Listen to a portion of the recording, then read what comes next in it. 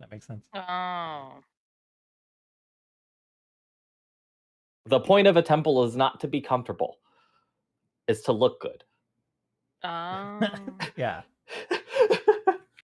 It's to be a statement piece. It's not And meant to fucking be inviting. It's meant to scare you and make you leave fast. Eridan's Right, temple imposing. checks none of these Oh. boxes. No, Clearly. They're not comfortable. Eridan's- They're not looking nice. Well, but they are really practical because Eridan's temples are like workshops, Yeah. places for medicine, like places you like are going to spend time at. And those are like their primary uses. Also, hi Connor. Hey, All right, you came in right in the middle of my rant. The rant could not be interrupted. No. I What if know. I lose my train of thought? What if it slips right out of my hands? Right, and then it's gone forever, and Yeah. we'll never know. Exactly. And then we'd be worse off for having missed one rant. I agree, actually. Mm-hmm. Also, you're home early. Yeah, it's because I didn't go to work today. What the fuck? Okay, I had a feeling, but Oh, you had a feeling you could sense it? well, because intuitive connection. usually when I feel like I'm kind of blowing you up a little bit, I'm kind of like I'm a little too everywhere. Oh, I'm a like- little too everywhere. And I 'Cause didn't I tell don't- you to fuck off. Well, also usually when I feel like you're being too responsive or responding too much or something, you stay home, and I'm like, I kind of had that feeling, but then I was like, maybe it's just slow. Nope. But then I think you went home, and then you and your husband read till midnight, and then you were like, I can't wake up in 2 hours because I have to wake up at the crack of dawn. No, it's funny. I had every intention to go to work, but then he convinced me this morning to stay home. And I was like, you know what? Yeah, you're right. It's not hard to convince me. It was also the first day I've missed this school year, so it's not a big deal. But yeah, That's I've so had a funny. He hard week. Convinced you to stay home. Yeah. He was like, please don't make me go back to school night, please. No, he's still going to back to school night, That's actually. fucking crazy. That's crazy. That's insane. I don't think it's insane. I think it's insane. I think it makes sense to not want to work a full day and then have to work extra at night.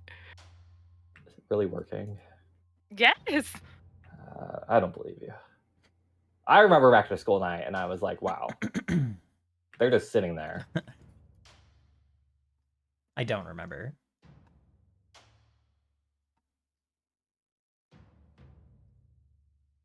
I don't think I've once gone to a back to school night.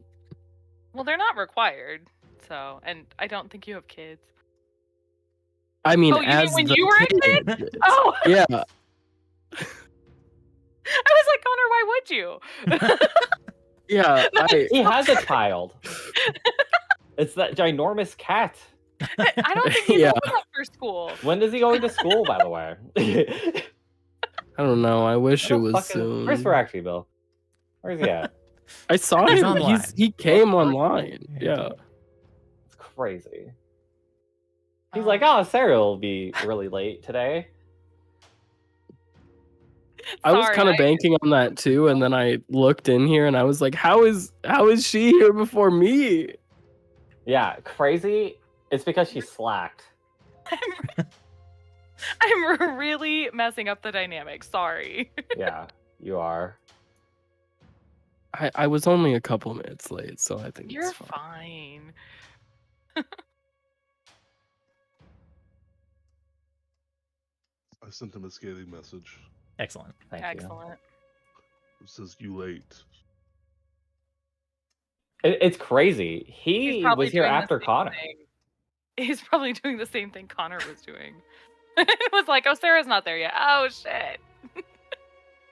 I wasn't doing that on purpose, but when I did get online and I saw that you were in here, I was like, oh, now I'm gonna be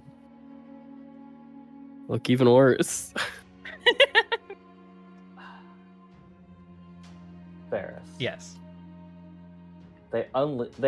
So there's like a fell elephant mount Yeah. that they released in the last patch, and I'm like, do I resub to WoW to get To get a Felephant? the mount to get a Felephant? You know, I've been debating something to WoW too. It's deeply tempting. I do want to actually do the current raid. It looks pretty cool. But I'm definitely not going to do it on Heroic, so I don't know.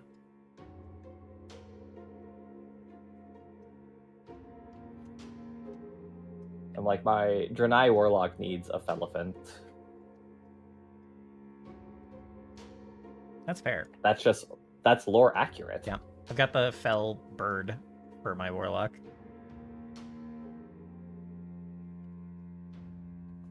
But the Elephant is better, for sure. For a Draenei.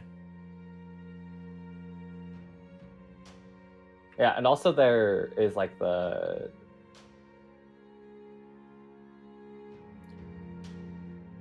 like 3 versions of it, and one of them is like shadow infused, and I'm like, man, Yeah. if I ever play Affliction, I'm never playing Affliction. Probably same, but apparently it's really good with one button rotation thing. So is Destruction. that's surprising to me, actually, but all right. Why do you think it's surprising? I don't know. I feel like it's less like. I feel like dot classes are punished by the speed slowdown less. Buddy. Oh, okay, so you don't know this, but they took away the like thing that you can cast as destruction while moving. Oh, okay. That's no longer a talent we have. Gotcha. So now you have like your 1-button rotation button, Okay. and then you have like I'm not gonna say all warlocks, but then you have like another button that is like a regular like your gainer button. Okay. Yeah. And what happens is your auto rotation, like your 1-button rotation button, auto spends your fell shards. Oh, okay. So as you gain fell shards, like the moment you're able to chaos bolt, it like will automatically cast a chaos bolt if you keep doing the rotation. Huh. Gotcha. So basically the way it works is you like keep pressing your 1 button to get your fell shards, and then you alternate the buttons as you spend fell shards. It's really funny. And yeah. Sorry. No one else cares about that, but I think it's really, really funny. So We can listen. okay, we're all here. I was gonna say, but can we? Who would like? Wait, I guess maybe we don't know if Varakti's actually here. I haven't possible technically heard him Varakti- talk. It's possible Varakti just came in here and was like, well, this will make them happy. Logged in and then went back to the bathroom. Make me happy, but I also want him to be ready to play. Varakti, blink twice if you're shitting your brains out. I knew it. I knew it.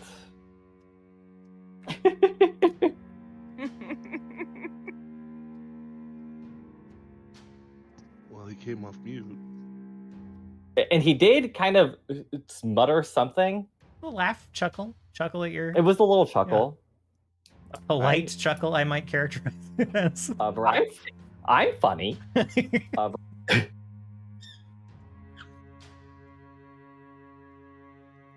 Well, does anyone have any quick dilly-dally before we get going? Any brief yap? Oh, yeah, I have a question for Connor. Yeah. What's up? how has your journey with note taking been going? Last time I did take some notes.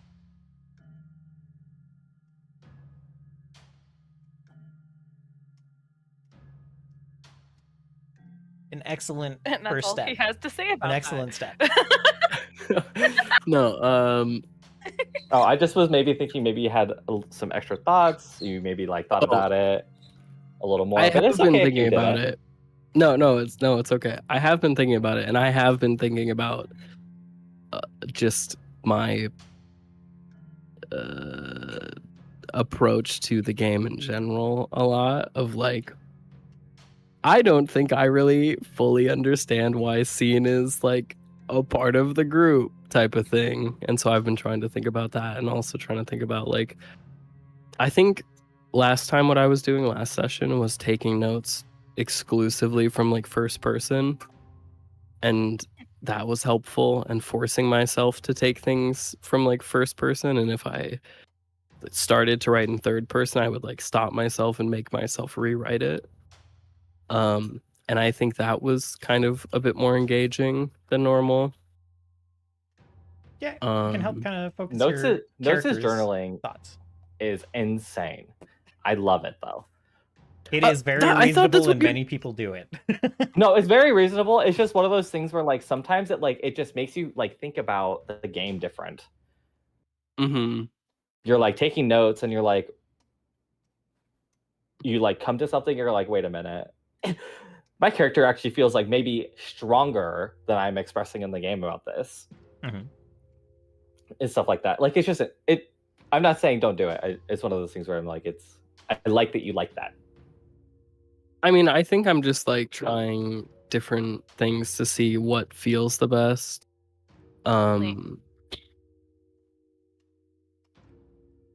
Say it again, sorry. I said absolutely. You gotta like experiment to find Yeah. what works best for you.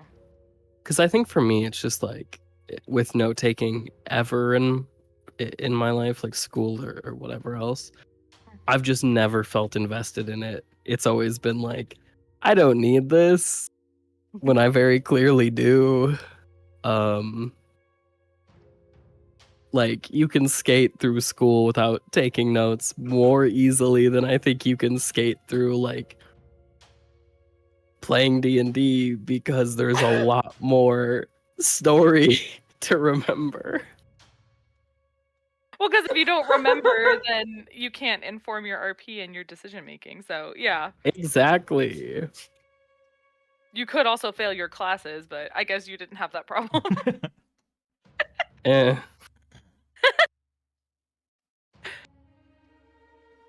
Well, I hope the note taking serves you, because that honestly is the entire point. You have to find something that works and makes you feel like differently or better about the game. Yeah. Hunter, do you have your effects panel turned off in your character sheet? Me? Yeah. No effects for scene. What? Oh, If you don't, what's if you don't know this? why you did that, I'm gonna just turn it back on. Oh no, I just turned it back on. I think I was like, I don't need to, like, I could just hover. Yeah. But no, I just turned off the ones that I didn't necessarily think I was ever gonna like touch. That's fair. Yeah, I mean, most of them makes total sense to turn off the biography and the Pathfinder Society stuff.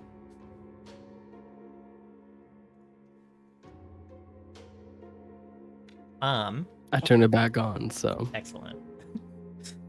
Just wanted to. You have a number on your little like. I have a new overview of everyone's characters on the bottom when I don't have like a token selected, and Oh just yeah. trying to figure out what one of the icons are, because it's Which- like a which fist one? icon, and everyone's stats are like 21, 26, 28, 20, and then Scene has 9. Is that athletics I don't or think something? so. Yeah, the fist is athletics. Oh, it is. Why is? Yeah, that's why I was trying to look at your Okay, effects. so it's our athletics DC Athletics. Oh, okay. because I have a 21. I have a plus 11 to athletics. I see. Because I'm the 21. I know that. Okay. I currently have a -1 in athletics. Yeah. And you're not trained, Yeah, it makes sense. right? Mm-mm. So you're. I need to it's- switch. yeah. I need to switch to other armor. Let me do that. I mean, it's fine if you prefer the protection rather than having to make climb checks all the time. I love climbing, so I will never do that. I Yeah. changed my armor and it went up by 1. Okay. Excellent. My little bit of yap is an apology to the audience and to you guys, because every NPC for the next like month is going to have like an Irish accent, and I just want to say I'm sorry ahead of time. He says Irishly. What? Can't wait to hear it. I cannot wait to put Is there a Irishly reason? in my notes. It's because these people are Irish. How much Quinn's Quest did you watch to practice your Irish accent?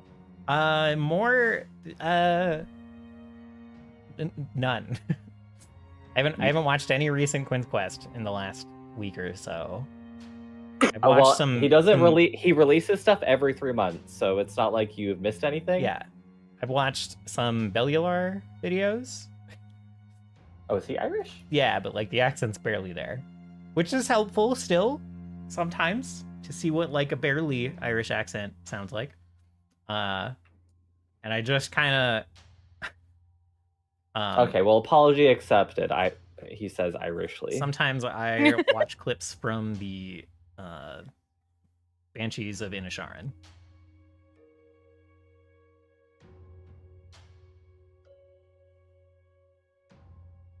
So that's my studying. I'm gonna have to talk a lot at the start of the session, and Joe is being so grumbly. Also, No, it's because he knows you're gonna have to talk a lot and not pay attention. I have one more thing. No. Okay, proceed. My phone, so I have a notebook that has like an app that like will read my notes and like digitize them. It cannot read my handwriting. That is a problem with those. Uh-oh. Didn't I joke about that last session? Yeah, you did joke about it because I talked about it, but I wanted to let you know that I tried because You did indeed fail. it has like it can like import itself to Obsidian. There's like a way to import it into like other note-taking programs. Yeah. And yeah. Well, you tried. I'm curious if you wrote in the double square brackets around something on paper and then you import it into Obsidian, if it would do the link thing Maybe. automatically. I have no clue, but that doesn't matter because it can't read my writing. Okay.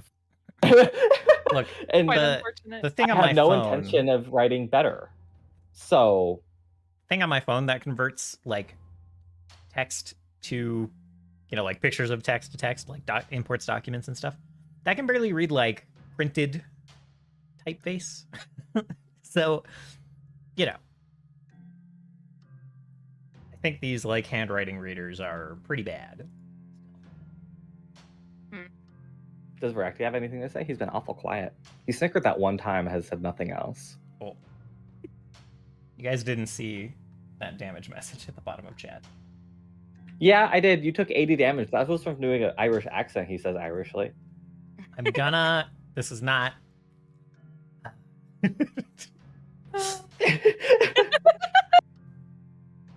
You're just starting immediedely with the.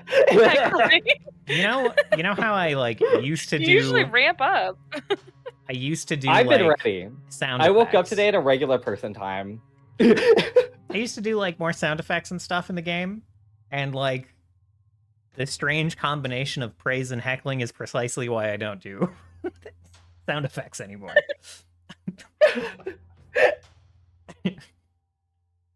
Oh, the consequences of our actions. I was like, did he used to do sound effects? Yeah, a couple of times Dallas was like, "Could you do that again?" And it was praise, but it freaked me out. It pulled me out of it. I don't remember. It was like a lot in campaign 1. But it's fine. You can't actually stop me from doing accents. So I can't. I could just says he says Irishly. It says.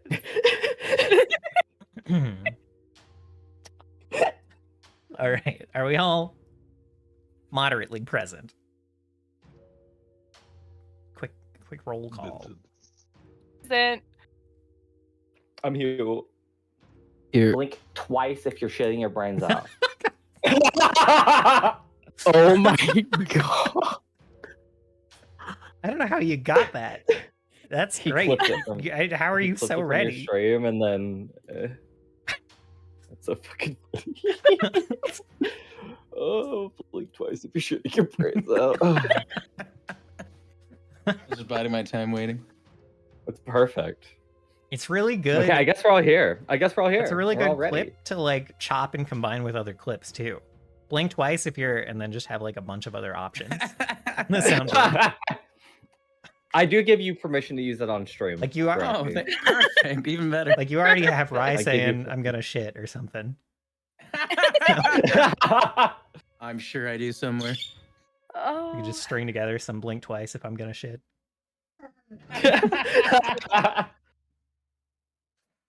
Would say something like that. Ridiculous. Certainly not me. Certainly not in a clip you've already grabbed. Anyway, who would like to give a recap for a hero point? I will happily do it. Excellent.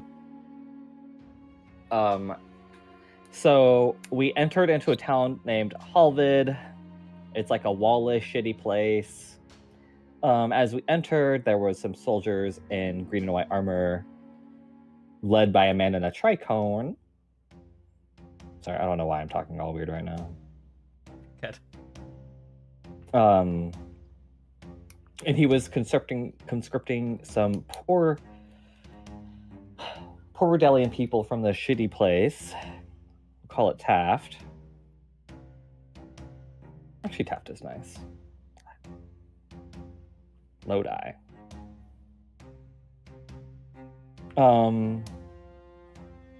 Scene approaches a family that had their daughter taken away. He kind of explains some stuff that's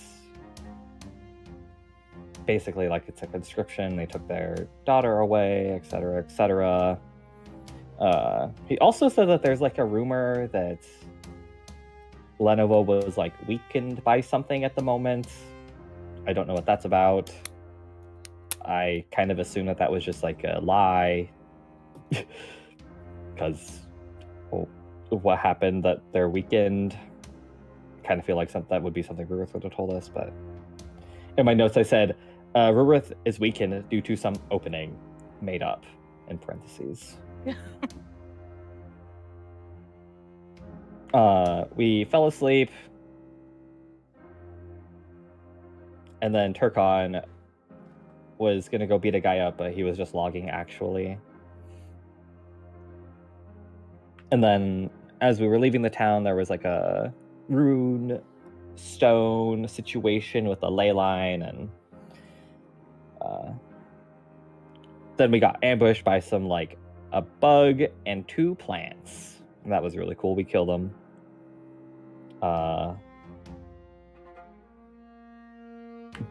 Varys told me something later in the week Oh. that Steris would have known immediately, by the way, Uh-oh. because she was the one who pulled the plant out of the guy, like out of the bug guy.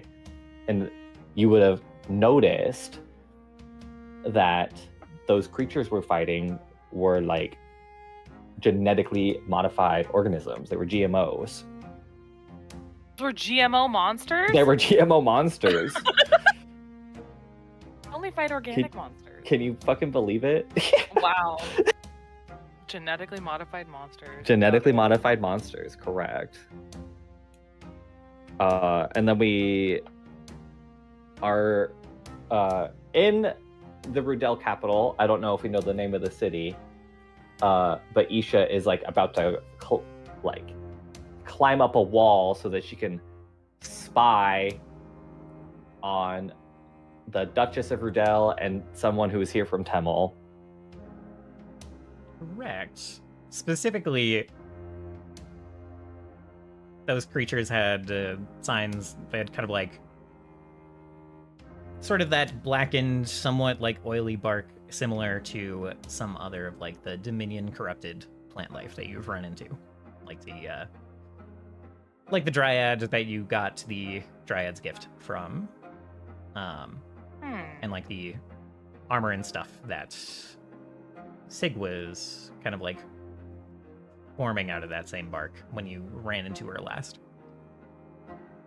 Interesting. Okay, that's good to know. Thank you. Yeah, I just totally forgot to mention it last time. You know, it'd be like that sometimes. That's why we have these recap moments. Yeah. Oh my gosh, dog. Okay.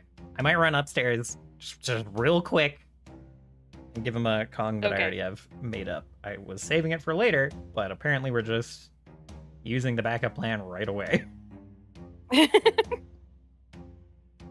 Using the backup plan immediately is crazy.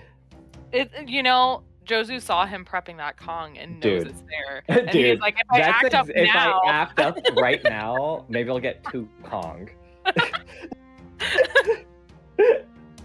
Little does he know, there's only 1 Kong.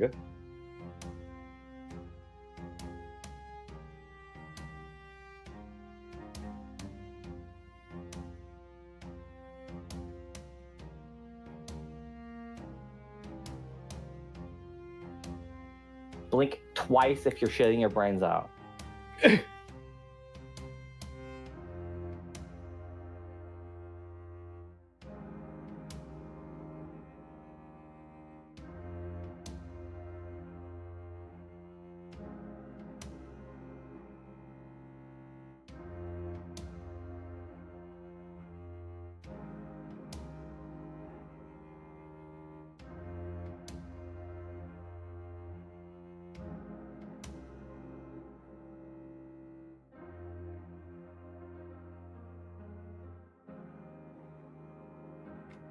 Sarah, Yeah. when we're gonna buy a camera that can capture Beyblades at slow-mo speed? Do you know what camera we need? Because I have not looked into that at all. Oh, I don't know. I've not looked. I just was wondering if you have looked. Or if you've No. thought about it. I have thought about it. We had like a whole build, like stadium build planned, and we just haven't started it.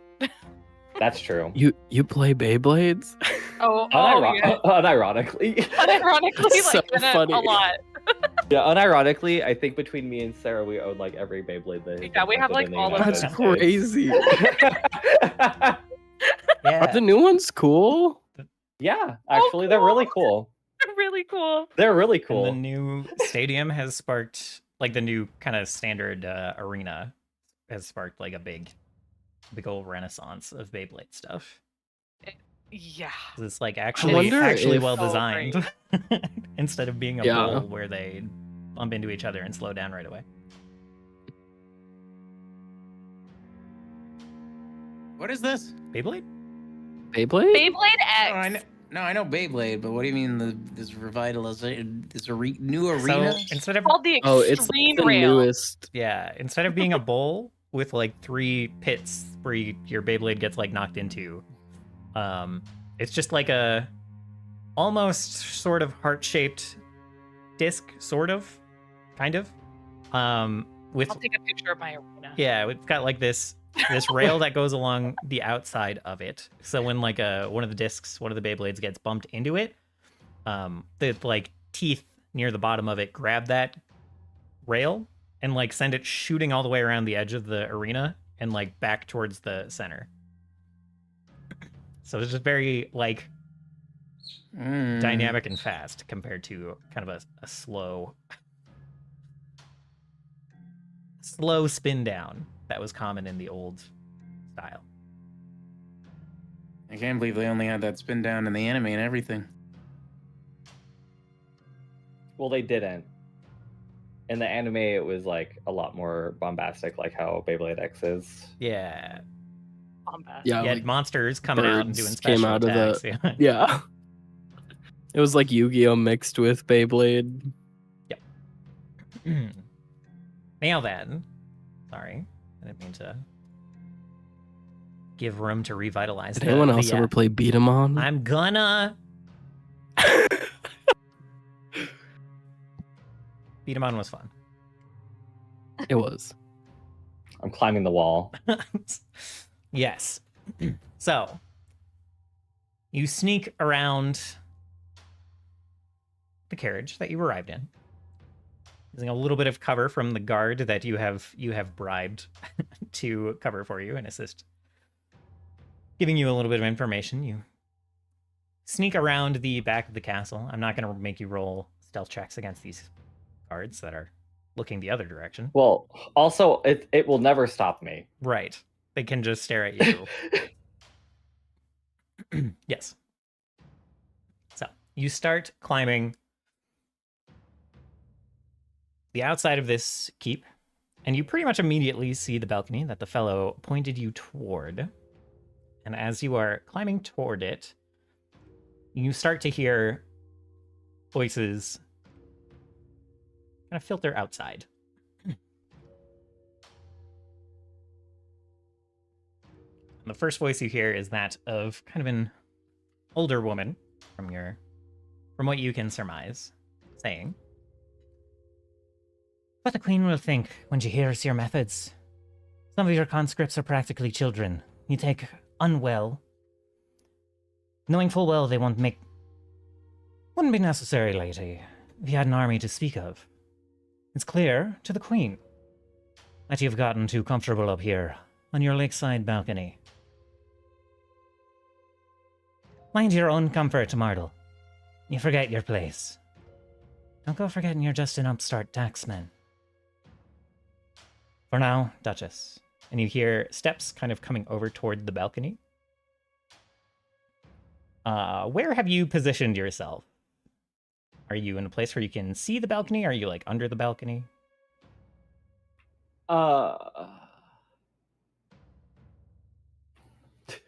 It is hilarious to be a bat and underneath the balcony. Okay. Yeah, I guess I'm kind of imagining that, like, she is sort of like, this balcony is like peering through the wall, or it's like jutting out from the wall, and Isha is sort of like long ways, like clutching to the bottom. Yeah. So you hear the footsteps, and then you feel vibrations like directly mirroring where you're hanging on. And if you can, like, if you're close enough to see the edge of the balcony, you might see like a hand grab the railing like above you. And then you hear the voice again. "What's that thing you like to say? The wolves have denned in Skalex since the cities fell. Well, less and less room for the old ways these days, aren't there?" And there's a pause for a moment, and then the woman's voice comes back, more angered. "Do you think there'll be something for you to pick over when the war's done? You fancy Rorith will give you some pick of the lot once we're all part of Lanova? Maybe you'll be nice and moved in by the time the Sorosans and their new god come knocking." "Oh, Ida, I'll relay your concern and waning faith to our queen. Don't you worry, I think we'll be around for a good while yet. Yeah. Myself and the queen, that is. Lovely afternoon to you. Get some tea. Enjoy the view. Take it in." And then footsteps start walking away from the balcony. Hold on. Mhm.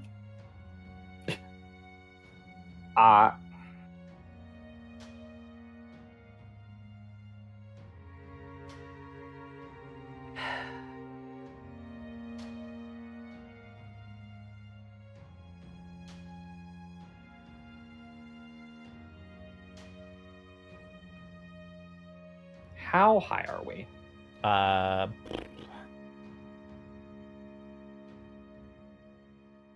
Gonna say 4 stories up.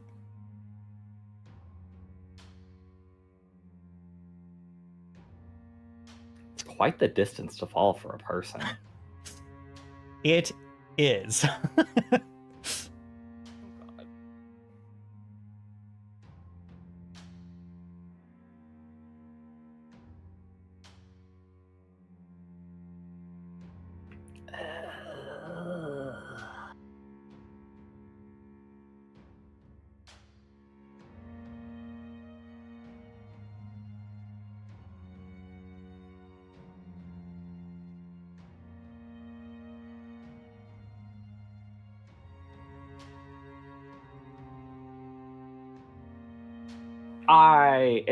I'm not gonna do anything crazy. I thought about it.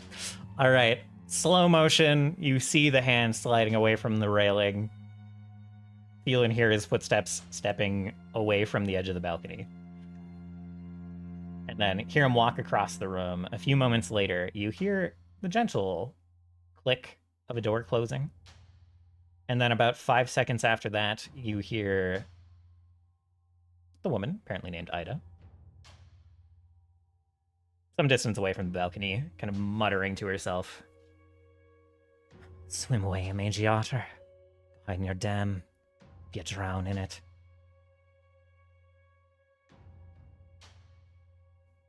And then Wouldn't that technically be a beaver? ask her. You don't know. Just Maybe wondering. otters here build dams too. Yeah. Beav otter. Okay, this is really crazy, but there was a cool quote about something wolves, skellig, something circling something. Yeah, so he quoted something she apparently likes to say about the wolves have denned in Skellig since the cities fell. And then he said less and less room for the old ways now, aren't there? And then she went on a tangent. I hate these young upstarts. And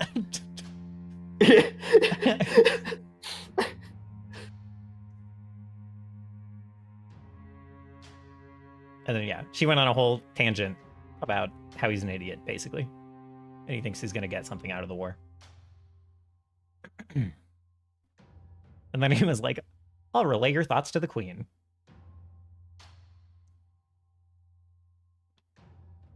So, a few minutes later, the rest of the group will see kind of a well-dressed fellow with like, And just to make sure, it's Martle. yeah, Martle, yeah. Martle. I don't remember if you got a name from the guard. No, he was just like, they're talking right now. I just want to. Yeah. It's Martle, this guy, and Duchess Ida. Correct. Okay, sorry. That was a hot start. What the fuck? Well, as far as two NPCs talking to each other, I tried to make it spicy. So yeah, the rest of the group from the carriage, if you're peeking out, see a well-dressed individual kind of like stepping out, attended by two others. He himself he's like affixing a bit of a kind of like flat-brimmed hat to his head. He's got a bit of a 5 o'clock shadow, kind of black hair, black stubble. And one of his attendants is like putting kind of a fairly nice coat on him in a kind of a like hurried manner, and then he kind of like snaps it away from them and fixes it a little bit as like a separate carriage is pulling up and they start to step into it and pull out to the drive. Isha, I imagine. Well, Isha, what do you do?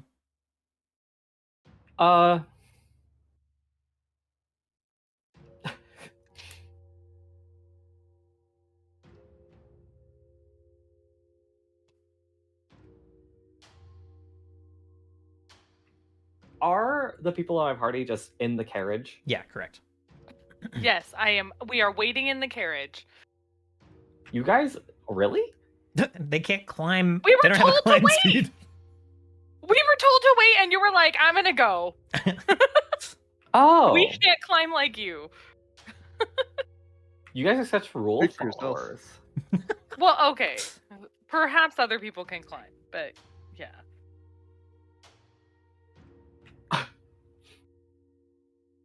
We're such rule followers. You know, it didn't go over so well the last time we busted into a castle. We're trying something different. Yeah, I guess I just kind of wait for her to leave. Mhm. And then I leave my friends in the carriage, basically. Okay. Yeah, I Well, guess. I feel like I would say once Steris sees that this guest is leaving, she would exit the carriage and approach the guard asking if we could now enter. Yeah, there's the one is still kind of like standing by the carriage. The one that kind of like told Isha about the balcony, you probably like heard it through the window of the carriage. He's still kind of like Yes. kind of glancing around the carriage, glancing at the guards at the door, and she looks at you and he's like, "Yes, of course. We'll make sure that the queen is ready. Or the duchess is ready. Sorry. You're still taking a moment to get ready, aren't you?" And he does kind of like a double look over toward the side of the keep where Isha disappeared to. Trust me, if the Duchess is now available, my friend will make herself known. Right. Well, moment then. And he'll turn and like go talk to the guards at the door, and one of them kind of starts walking inside. Isha, even before that, not that the timeline here matters too much, but you hear after probably 30 seconds after the fellow walked away, exited, closed the door, you hear like a knock on the door through the balcony door, and you hear Ida call, "What is it?" "Oh, you've got some more guests, ma'am.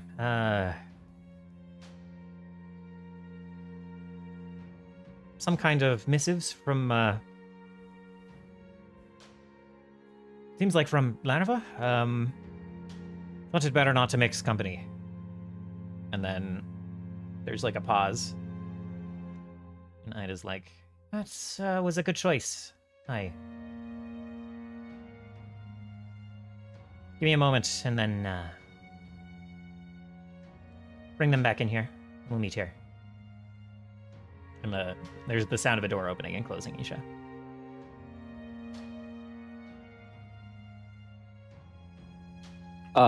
Just so you know, I'm waiting for everyone else to come in. Okay.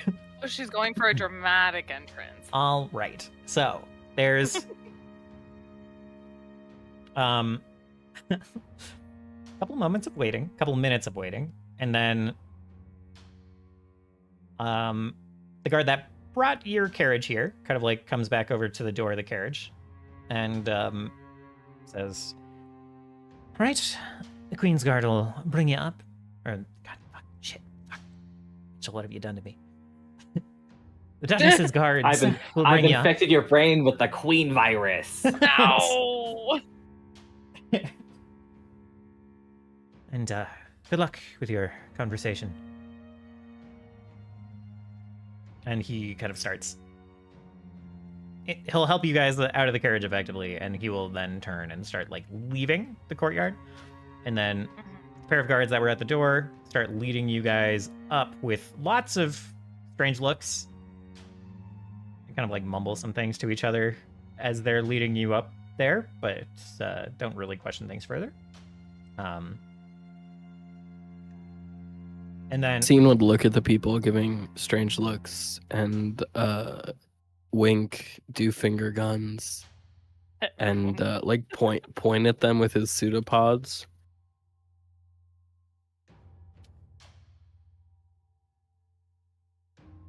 Can I make a charisma? He's eating Sure. up the attention. usually, yes. Yeah. Her performance. With the minute of silence, you can make an impression. I think. One sec.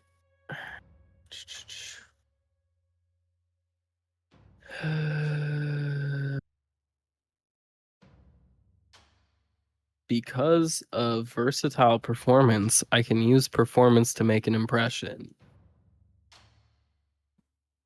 Sure. Instead of In this case, I would say diplomacy.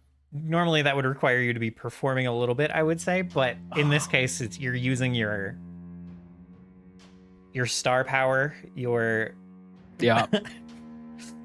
you know, to make the impression. So go ahead. Do you want it hidden or It public? can be public. You can know if you do bad.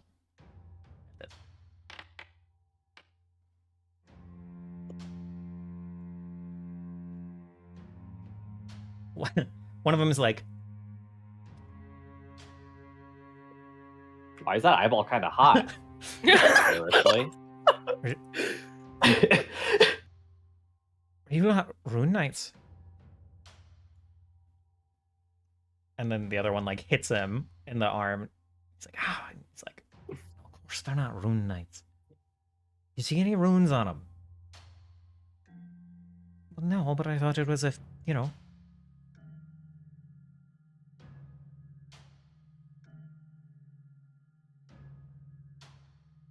And then if there's no answer, they just keep leading you. Oh, I didn't know we were within like talking yeah, he distance. turned and I asked if thought. you were Rune Knights. Oh, okay. They're like leading you through the hallways. Can I point? I don't know how armor runes actually like work. I don't know if they're visible. Can I point to it? I suppose, yeah, your armor could have a rune etched on it somewhere. Well, I guess it has a Or sewn into it. yeah. Scene will just tap it, and wink. They told you that Rune Knights.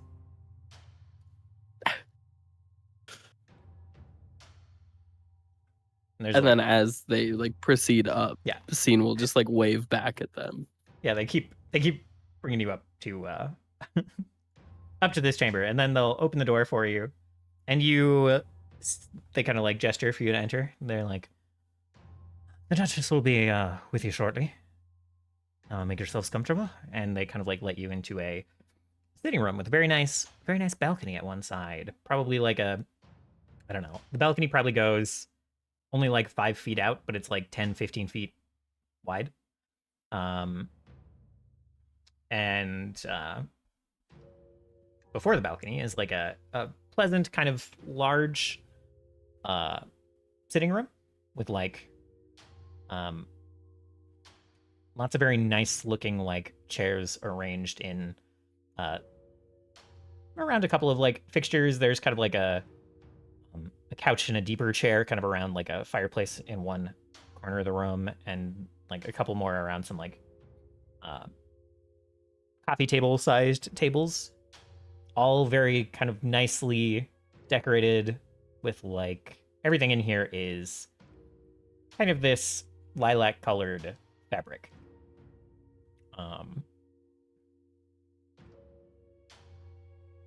And it seems like this room is meant for receiving or hosting rather large groups of people. So plenty spacious for your party, even with the likes of a minotaur. He can really stretch out in here. One of the guards kind of like peeks their head in, looks around, And I do. and like, yeah. Kind of like points at each of you in turn, and is like, I thought the fellow that brought you in said there were 5 of you.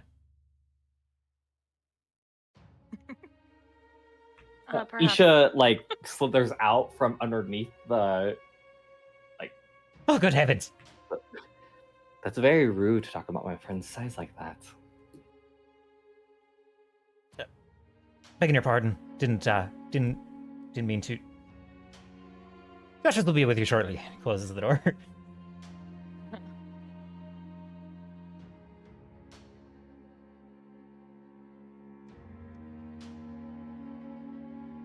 And then a couple more minutes go by. While we're waiting, Steris will ask Isha in a low voice if she overheard anything good. I think that you will need a slightly more specific question. Did you overhear anything useful? Yeah, Isha finishes casting See the Unseen. Okay.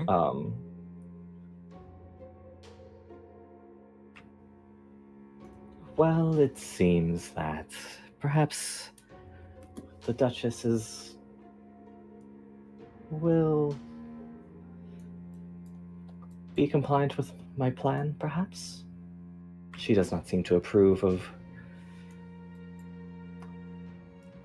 Temmel's current situation. That good news after all. With See the Unseen, you do not see any invisible creatures, any illusions in here. You do see there is kind of like a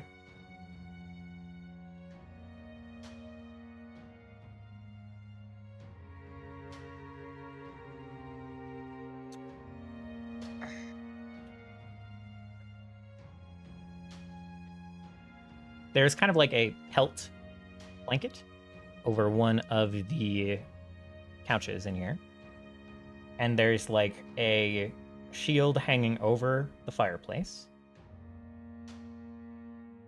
Both of them have ghosts phased through them.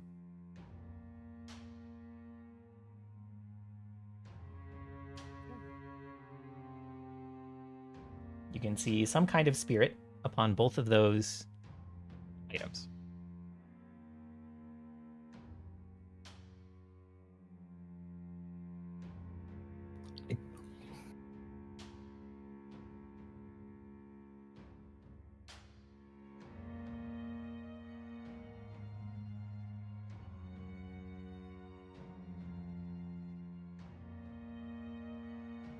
Like, they're connected to the item? Yeah, they seem to inhabit those items.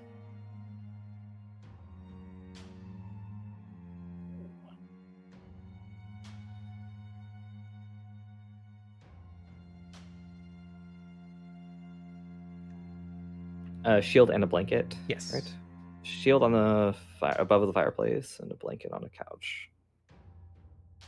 If you kind of stare at them long enough, kind of in your like peripheral vision, you can see the outline of like, and when you like snap to look at them, you don't really see anything. It's only when you're like staring at the objects you can kind of see them on the peripheral, if that makes sense.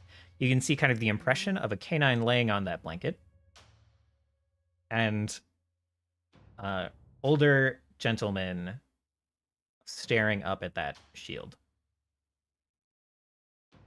But again, when you look directly at them, they kind of disappear.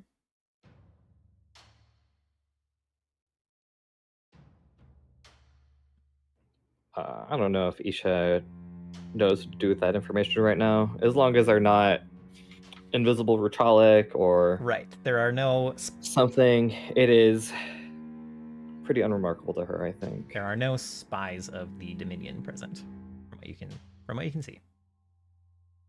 Mhm.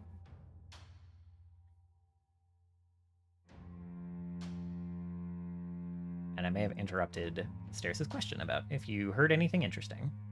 Oh no, you responded to that. Okay. Yeah, each already responded.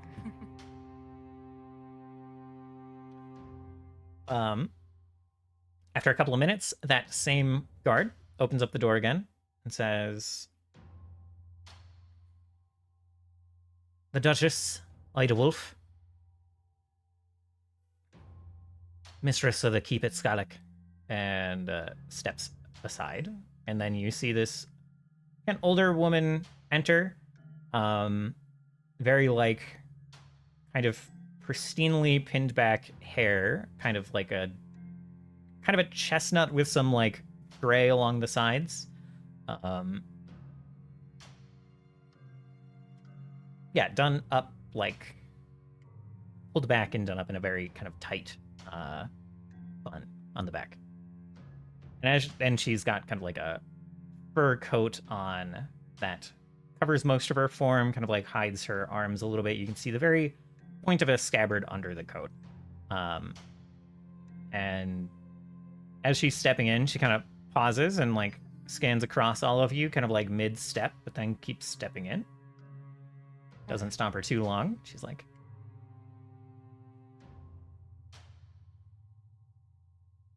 Oh, you don't look like natural-born Lenovans, anyway. Curious messengers. Everything's natural from a certain point of view. Well, except for maybe you, perhaps. Is that directed towards tourists? Yeah.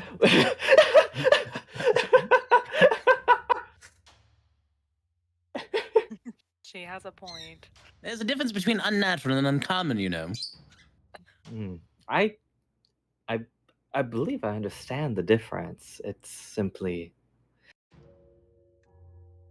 that I think your specific situations does quite specifically make you unnatural, rather than uncommon. You can be both, of course. Oh, he kind of blushes and is like, if this is your way of telling me I'm unique, I'll accept the compliment.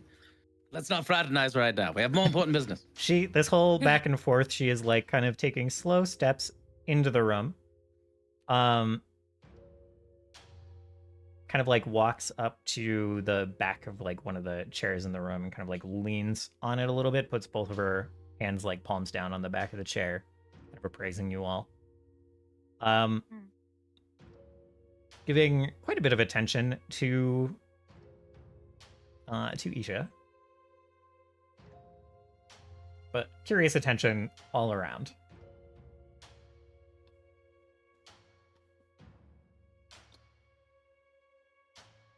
You come with a message from Lanova. It is more than a message.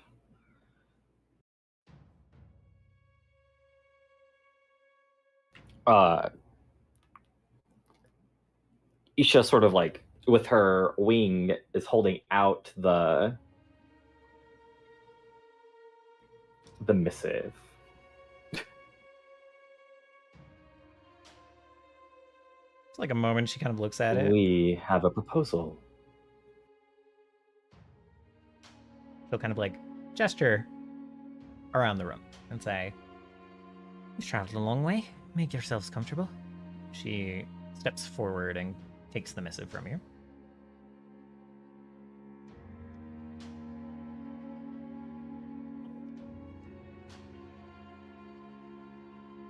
It is a proposal of cooperation. She kind of holds in one hand, looks at it, looks back at you, kind of looks you up and down again, Isha. Furrows her brow a little bit. Then, like, takes a couple of steps away and breaks the seal that I assume is on the paper. Unfurls it and reads over it.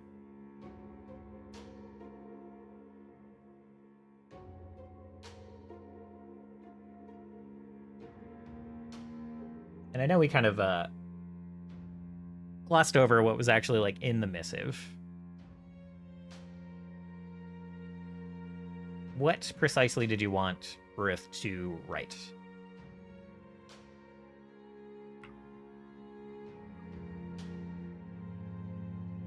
I wish you would have asked me this before. Well, it doesn't have to be what? Like a really specific shitting your answer. brains out. That literally me right now. It doesn't have to be precisely. You can give me the vibes. Basically that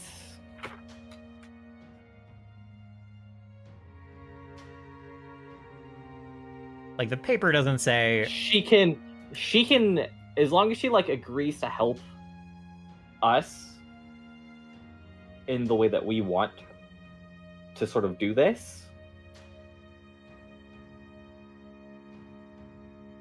that she doesn't have to like openly, basically like it's a secret agreement to like kind of stop Temple.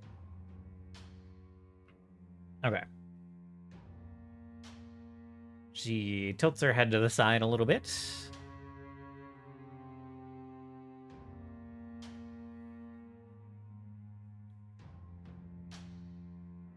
Giving you a lot of freedom, is he? War is not good for any country.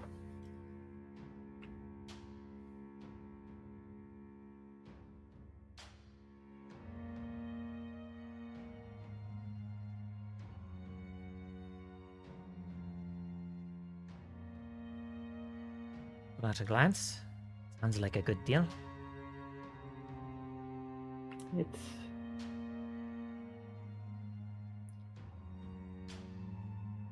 for now. Who's to say what happens after? It does rather depend on what you had in mind.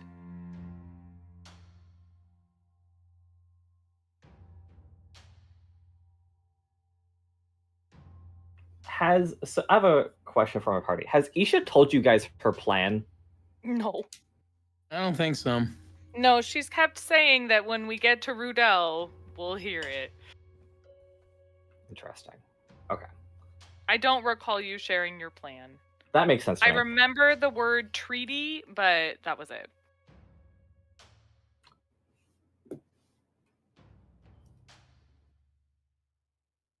We are currently guarding one of the Queen's guards. She is concerned for the safety of her queen.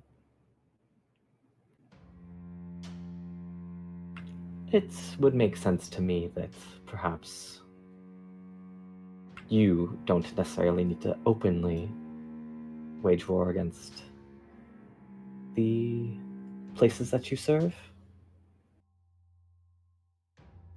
All I really am asking is for a small regiment of soldiers so that we can hold the castle.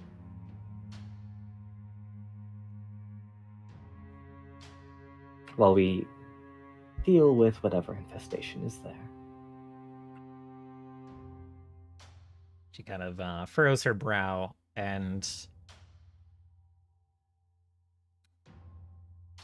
rolls up the missive again. Kind of like turns around back to the group, back to you. Says,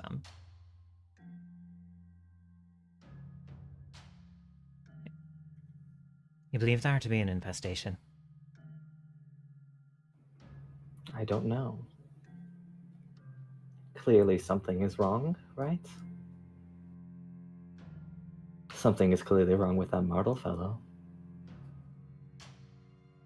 She kind of squints at you. And then after a moment says,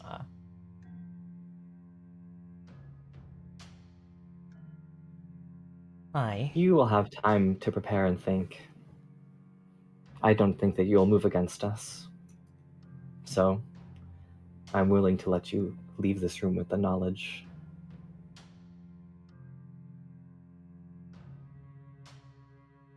The Oradines have certainly come up in the world of late.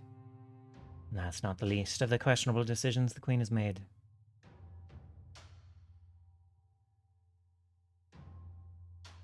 If you want, it is also possible that maybe we can replace you with the Queen. Her eyes kind of harden and she glares at you. And she says, it's a far jump, going from talks of an infestation to talks of replacing the Queen. The Wolves and the Redmoors have been Yes. allies for an age. I don't care. There are greater things afoot than being allies. It's like a sneer that kind of plays on her face before she forces herself to relax a little bit.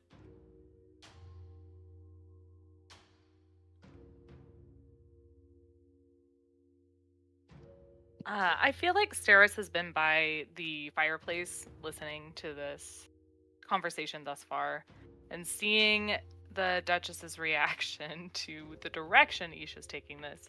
She'll cut in and ask the Duchess what she knows about the Seraph.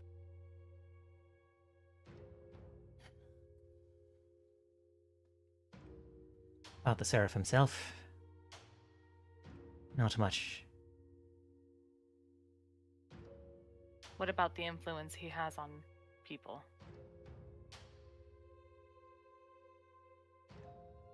Little of that either.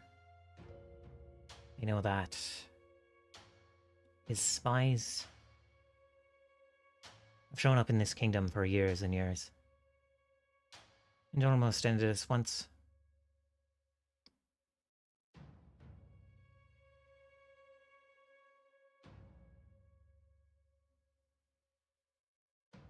Saris will kind of look to Isha for a moment before speaking again and telling the Duchess that we suspect that the change in the Queen's behavior could be due to the Seraph's influence.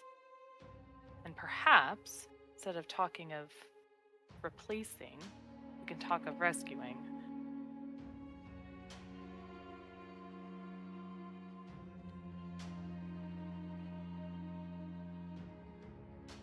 That I can get more behind.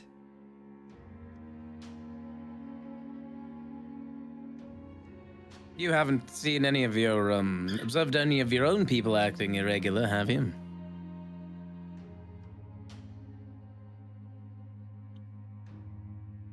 We are afforded certain protections that make it difficult for their agents to infiltrate our kingdom too far.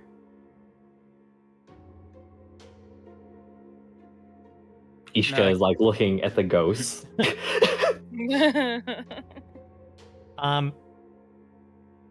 She like, well, stand by.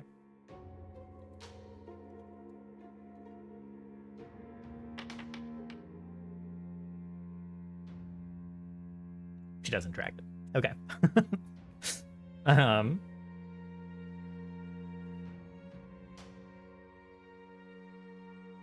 So to answer the question, yes, we have.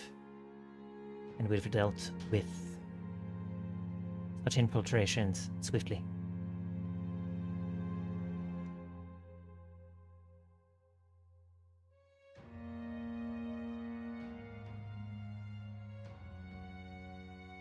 I always viewed as the enemy of my enemy is my friend.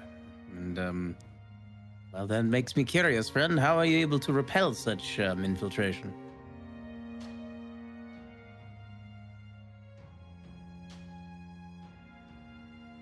I'm hesitant to reveal too many of our secrets.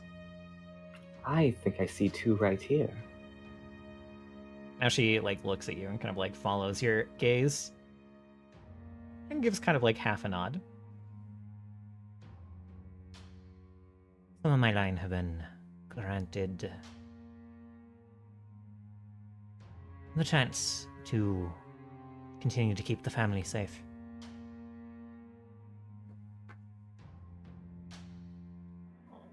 But that is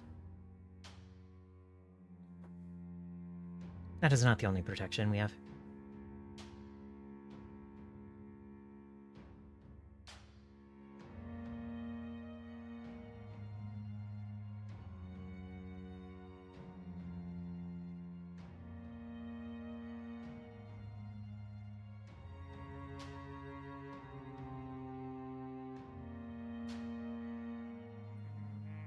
But I do. I wish my character could know about this, but I have nothing. Sorry, continue. But I do rather I'm hope sure to join those there will ranks. be something that will come up, Sarah. I doubt that it is so important that we need to know about it right now. Yeah.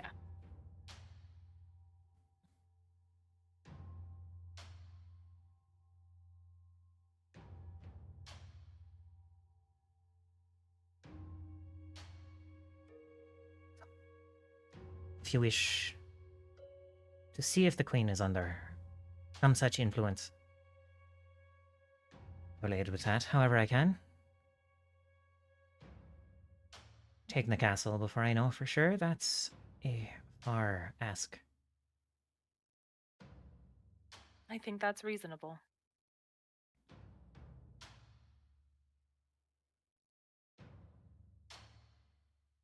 Well, if you wish, we can retrieve Luna, and you and her can discuss, perhaps, Luna. what should be the most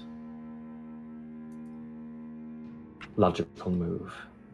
We have some business in this land.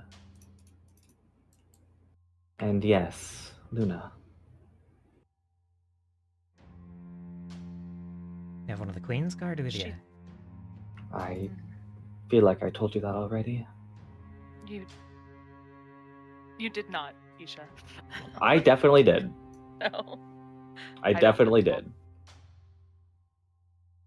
Isha did. I heard that part. Ah, okay. Luna's a good girl. I'd hear what she has to say. It will take us some time, but as I said, we have business here, and I think it will be nice for her to be able to roam somewhere safe that isn't just the tower.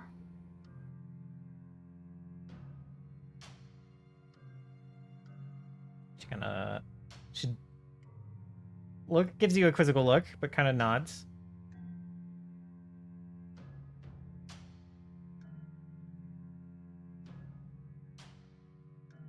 In terms of like side eye at the comment, just the tower.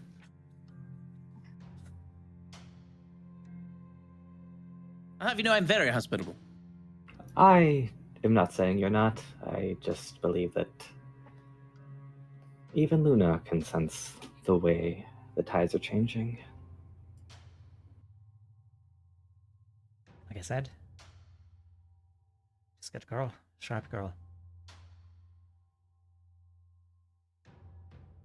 Perhaps you and her can come to a conclusion that I am not seeing. Again, I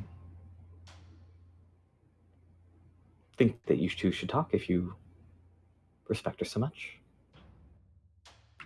She will perhaps give you more information than she has given us. Like I said, I'll happily hear what she has to say. It will take time. I have truly nothing more to say to you. That's fine. Are you well acquainted with Luna and the rest of the Queen's Guard? Mostly in passing. Light conversations. What about with the Queen herself? Aye, very familiar. But she has been sparse late. Won't make the journey up here. Not keen on me making the journey down there.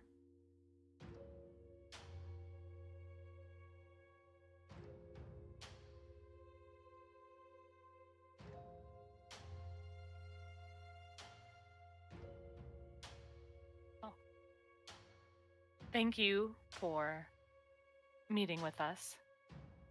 We'll bring Luna when we are able.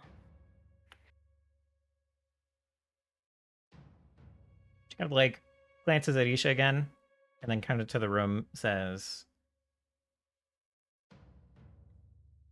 "Well, you're guests. Missives from a foreign lord at that. I'll put you up in rooms here at the castle if you wish."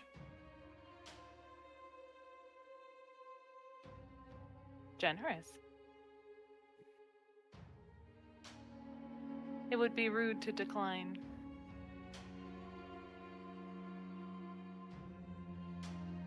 She kind of nods. We've got a wing overlooking the lake. It'll fit the lot of you nicely.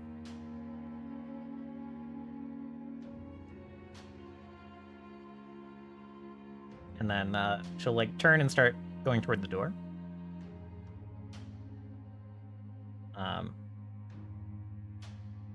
And then Guard kind of like turns and looks in the door when she opens it up. She says, "Take our guests to the eye viewing. Escort them in and out as needed." And then she steps out of the room. And he kind of like nods and then kind of looks in the door. It's like, whenever it all good and ready, I suppose. Sirs, ma'ams.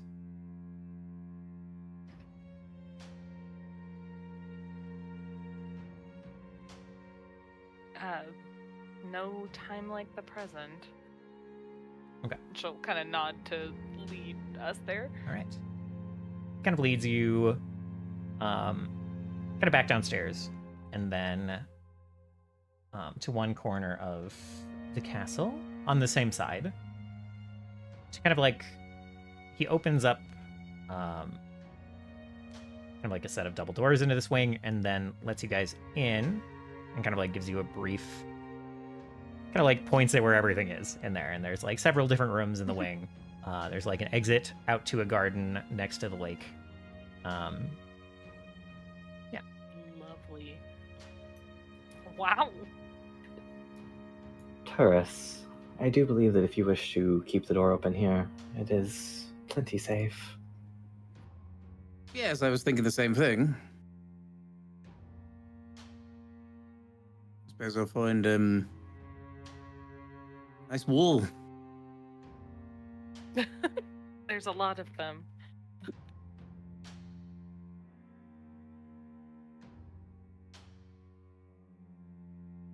We're in our like private quarters right now. Yes. Okay, cool.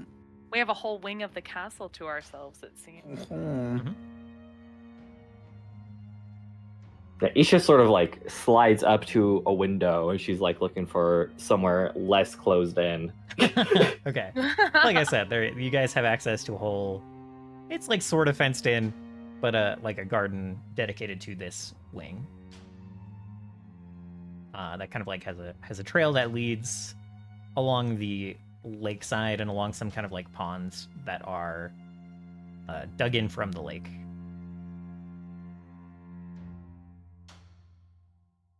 I imagine Isha's like at a window, or perhaps at the open doors to the garden, wherever she is. Sarah's will approach her and ask. So the plan was to ask for soldiers? I don't need the Duchess. I just need a small contingency of soldiers. What do you anticipate is waiting for us in Temel? Something to die, hopefully.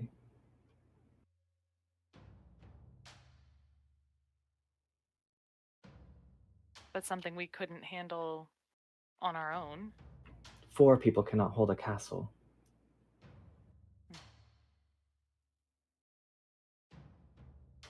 As you guys are talking, in this kind of like a, what do you call it? Kind of a sunroom, I suppose. With like big windows that kind of like overlook the garden. One of the walls, Isha, as you like turn around and start talking to Steris, the wall behind her has a rather large painting that kind of like catches your eye as you're talking.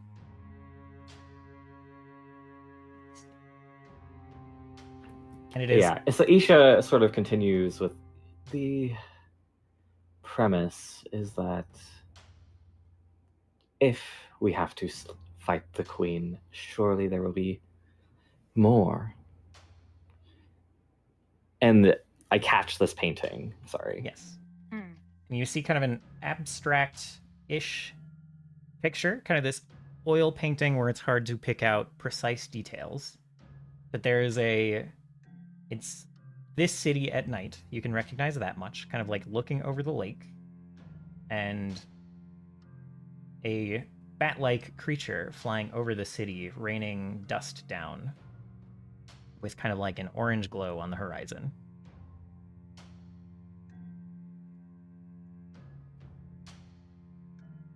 Is it our girl? Isha like turns her fucking like you guys don't know this, but Isha's head can turn like completely over.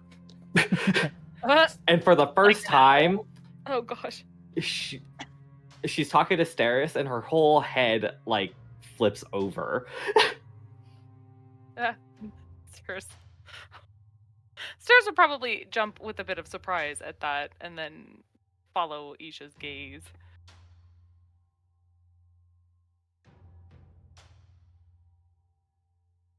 Do I recognize this?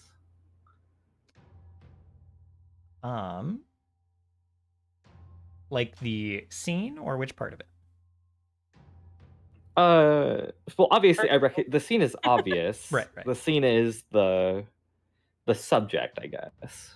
There is, like I said, it's kind of abstract. It is closer to a bat than anything, but there is kind of like this kick of recognition.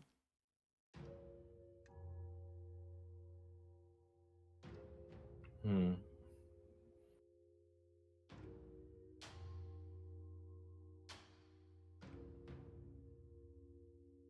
At the bottom right of the painting, there's a signature that says Gimlin Wolf.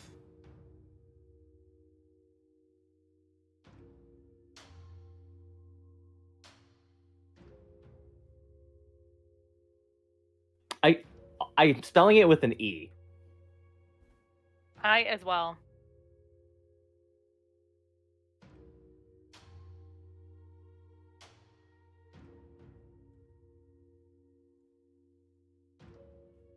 Spelling which part? The city name? Wolf with Oh, it. wolf, Yeah, yeah. no. Well, yes. Wolf with Wolf. an E. It is like that.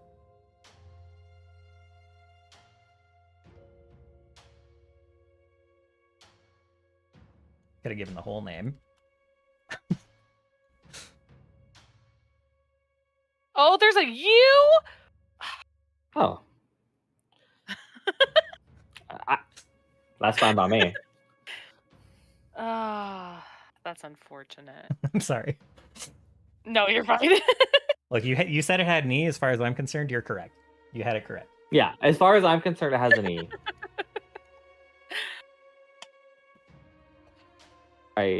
I misinterpreted how much room I would need to write this scene I'm having with Steris, and Yeah, sorry. city at night. Don't apologize.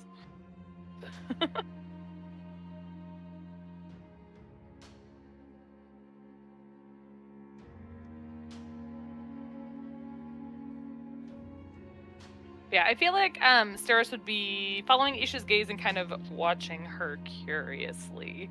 Okay. Either way, Isha sort of like her head sort of like turns back in the same direction. We might be able to hold a room, but if it ends up being a prolonged siege, 4 people will Yes, never. the soldiers are necessary to hold Yes. that. What caught your attention? I think I have found someone who I need to go find.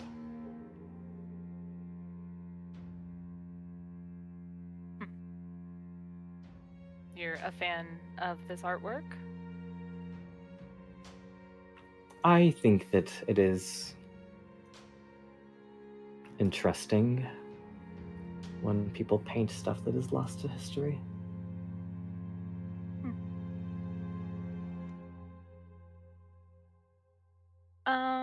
To that note, Turris, have you gone and started drawing the wall somewhere? Yeah, I probably wouldn't be observing this. I'd be drawing somewhere. Okay.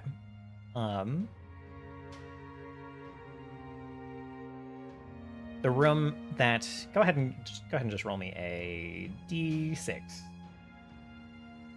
D6.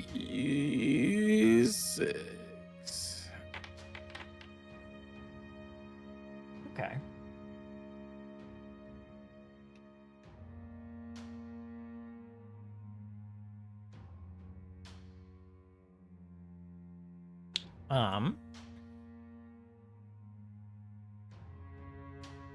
The room you are in, you start drawing the wall, or the door, rather. And there is a painting in your room of a young woman running, and kind of like a golden trinket around her neck, with like a light beaming from it to a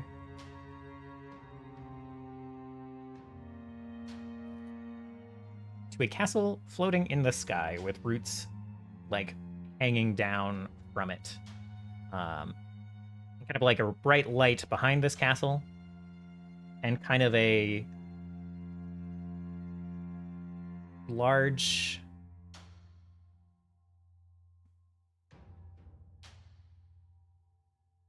blue gem underneath it that it is sitting upon.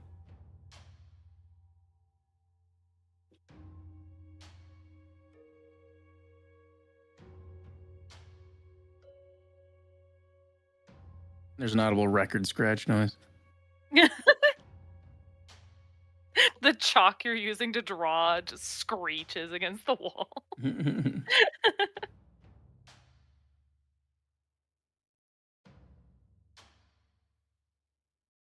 Take a moment to stare hard at the painting. This one also signed by Gimlin Wolf. Do I recognize that name at all? Roll a society check. Sure. And you recognize the name Wolf at this point. Yeah. Like as a last name or? Yeah. It's the same name that Ida Wolf has. And in that conversation, she repeated it several times.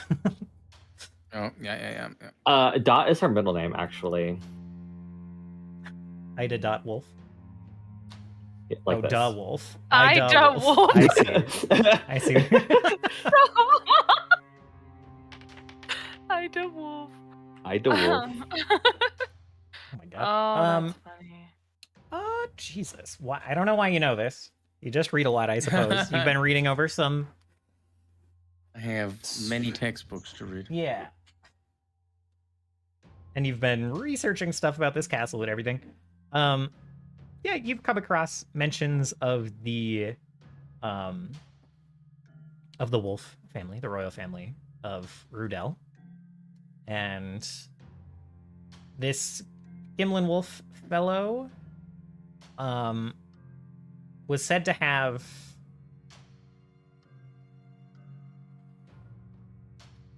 not prophetic dreams, but dreams that would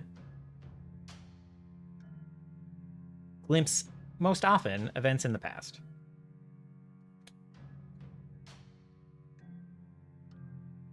That he was not present for. That happened like hundreds and hundreds of years ago. Like he would wake up, he would draw, he would sketch a thing, and then come to find out that it was an event that had happened sometime in the past.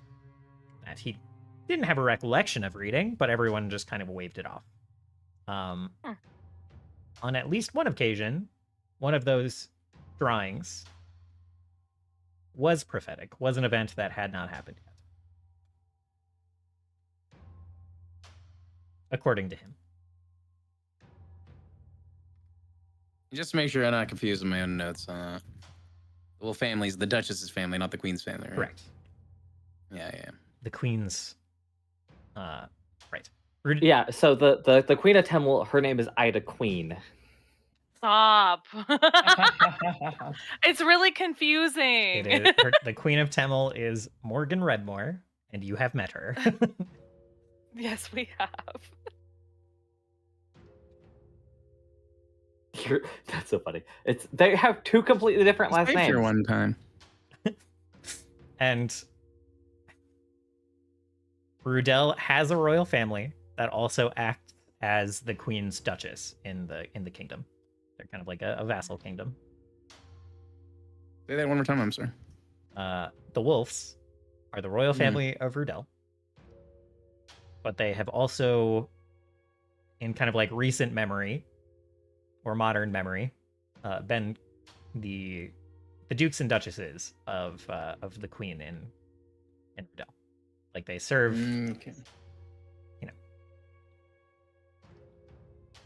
they're a tier below them. Yes, but correct. they're still royal themselves. Yes.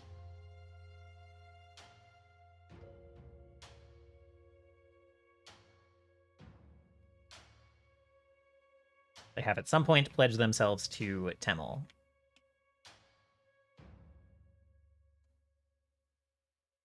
Okay. I'm gonna stare at the painting, recall this stuff, and Turris just drops his chalk and flies out the door towards the center of the castle again. To the party or just back into the castle? Back into the castle. All right, sounds good. The Just running amok. guard who is supposed to kind of like act as your attendant, you come like bursting through the door, and he does a double take, and he's like, sir. And he Don't worry, starts, you can stay with Armis. Armis, yeah, I can show you where you need to go. compare armor or something. I don't care. Where's the Duchess? And he just runs down the hallway. I think this card eventually will lead you to where the Duchess is. He will get in front of you and just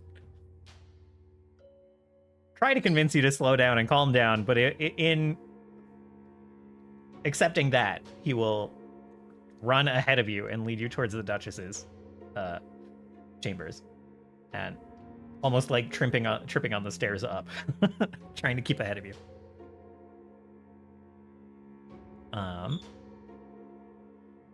Before we see what happens with that, can I try to determine how old these paintings are? Or the one I'm Sure. seeing with Isha. Yeah.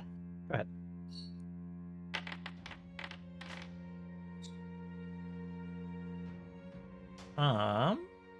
These are well preserved and like cared after.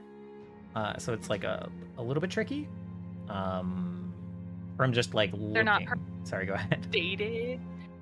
Um, Like under the signature, there's not like a date. there, That'd be convenient. there is not. Gimlin left that out. Okay. But like, I don't Hold know. on, before you say anything. Okay.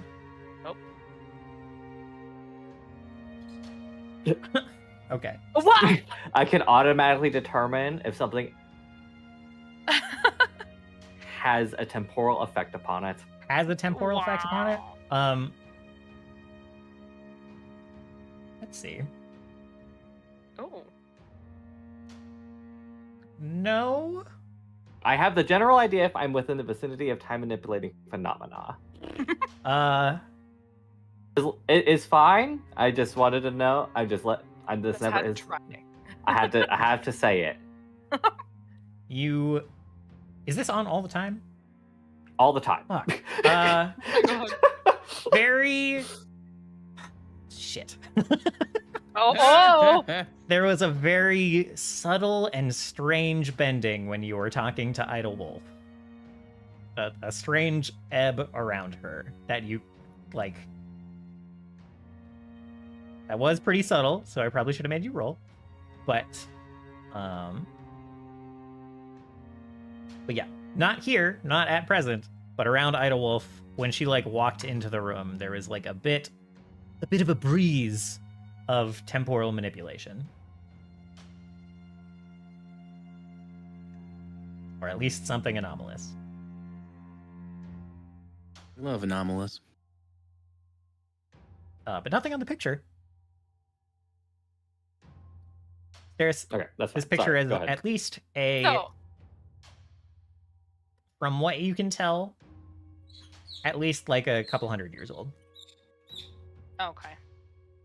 I'd imagine she was like perceiving that after Isha said that she wants to meet the artist.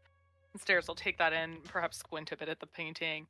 Like, I fear the artist may not be around anymore. I don't need him alive. Huh? She just keeps looking at you.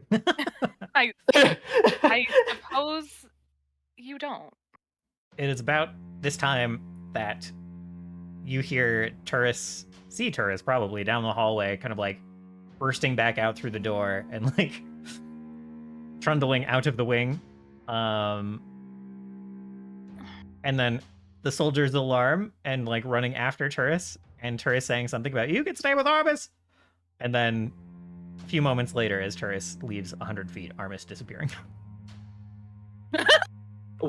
Saris and I slow turn to each other and We should- follow. We should go after him. But Stairs will peek into the room he ran out of first to see if he finished the door. No. No, you see like 5 bricks of door. No, literally, Isha grabs your hand. Not even close. Not even close. I guess we're hastening after him. There's a piece of broken chalk left on the floor. You are going double time. Isha is walking on her front limbs.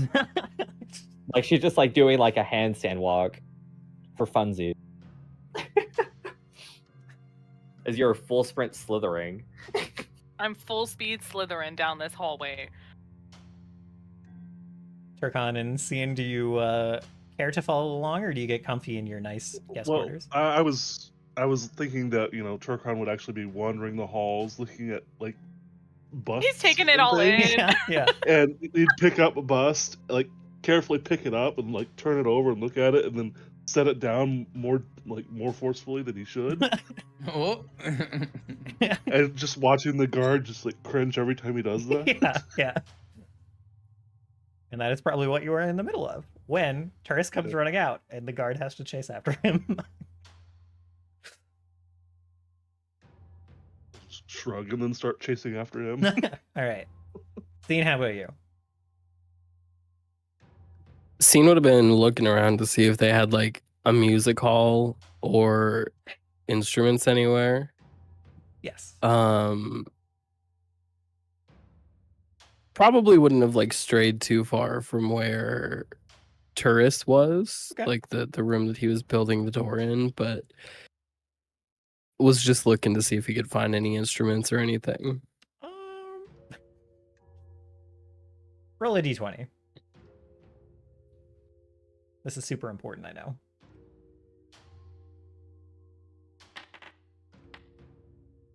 No instruments in the wing. Okay. But you can see a little amphitheater in the garden. Seeing that would have started to make his way there. Okay. Do you turn around when you hear the ruckus and follow the group? Or do you go hang out in the amphitheater? Yeah. Seeing would have turned around and had Okay. probably chased after. All right.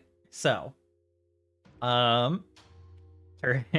Turris and guard arrive first, and the guard tries to get to the door before you and like gives 2 polite knocks and is like,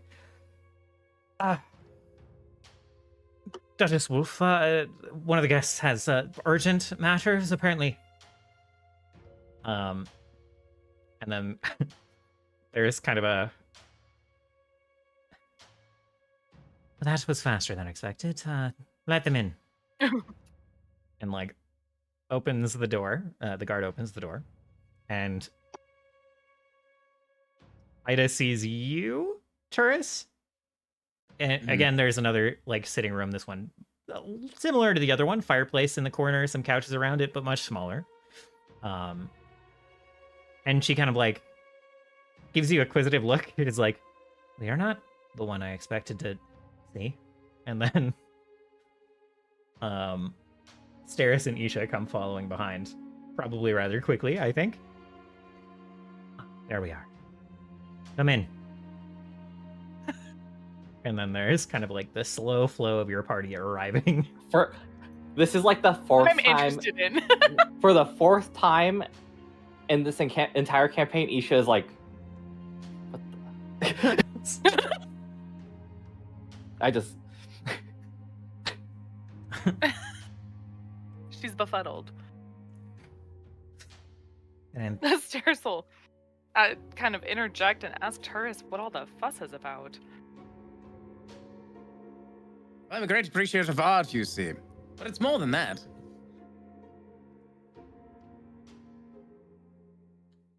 It's more than art. More than that. Well, yes, I think so. Like the music change there on that line.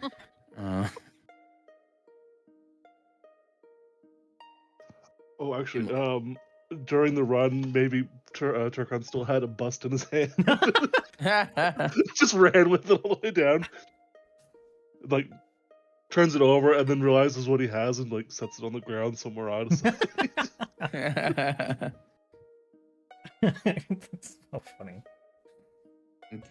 And Turris is like going along with his thought and is like, wait, why did you all follow me? I don't know. What? Because you get distracted easily. Oh, no, but this is most importantly.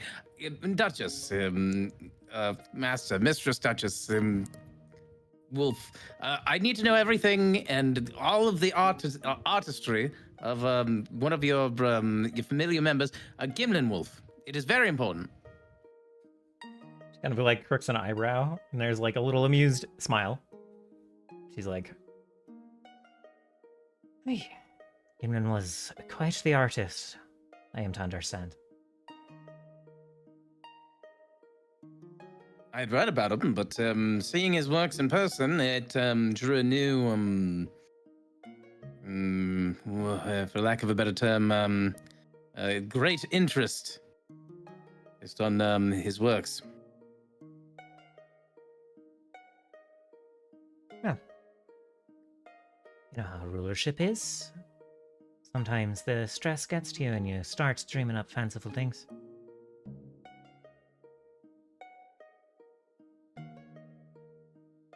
I don't know. Isha, like, I don't know if he would know that or not.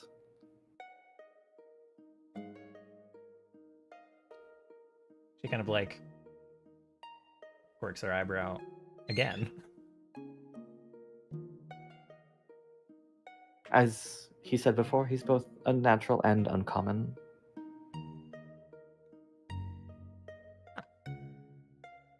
First blushes. You never have so much stress that you start hallucinating such strange things.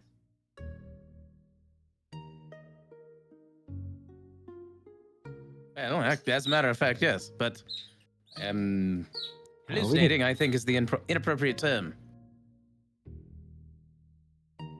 So it would seem. She kind of like glances again at Isha. So it would seem.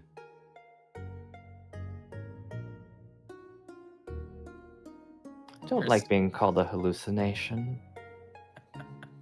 I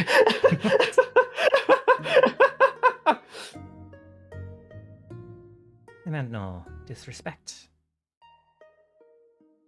It is fine. Taurus, would you just spit out whatever you're trying to get at? There was a painting in the room that I was taking a reprieve in.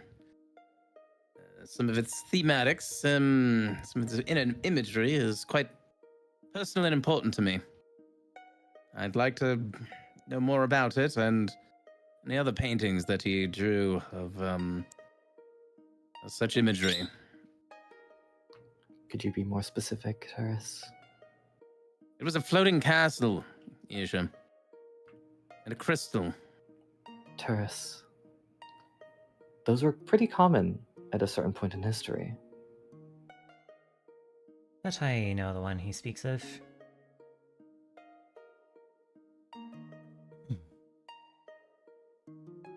Did that one have a specific name? Oh, let's see.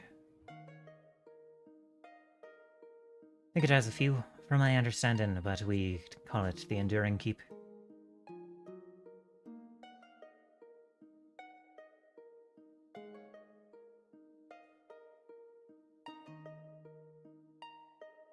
There's like a whisper. Sounds pretty relevant to me. Does it?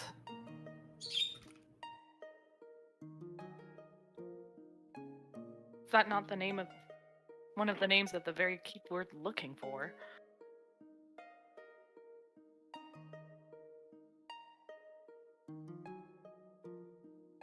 Is it?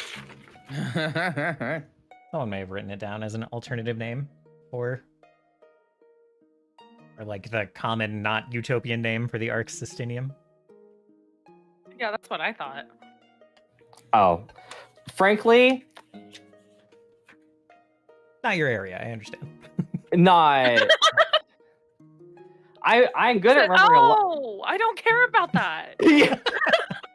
Yeah, frankly, as far as Isha is concerned, anything that it, like naming it the arcs, anything but the arcs is like to her it like also to Mitchell that's like that's probably something I wouldn't have remembered anyways.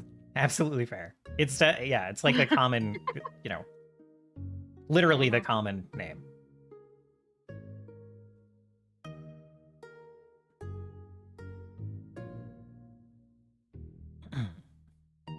Perhaps the Duchess has a record you could Perhaps. reference.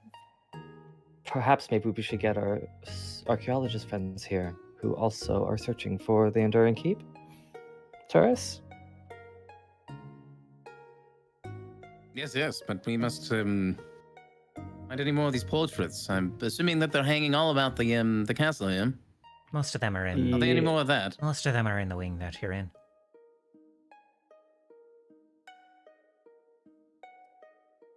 You have a written record of your ancestors' paintings? We have Catalog of sorts. most of our family was not so artistically inclined, but Gimlin is not the only one that was prone to dreams. We do Not have the only one, you say. some journals and some ponderings. She kind of like looks at Isha one more time. You know, not all If of you have them. something to Some think that you're some kind of savior. Some of my former family. Some think you'll bring us destruction. No one can quite agree. I am neither. In truth. So.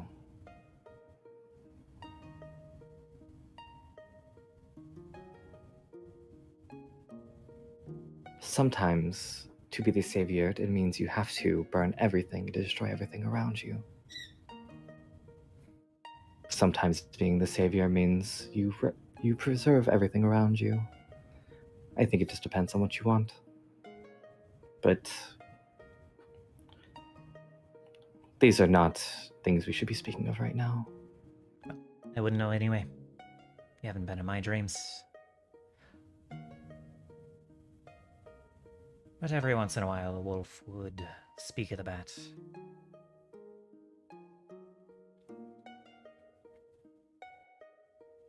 Bad. She looks at you confused. And then, Oh, well, you have to remember Isha doesn't have ears. yeah. So It's like it's like obvious to her. She kind of like looks at you, Turris, and then like nods her head towards Isha. Aye. Oh.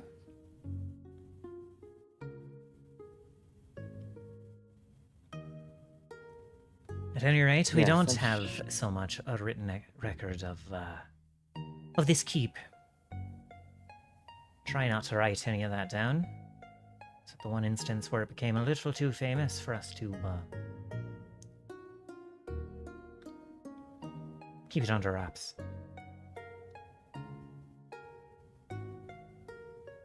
What do you mean?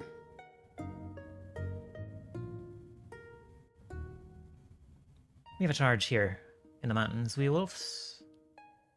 And our charge protects us. At times.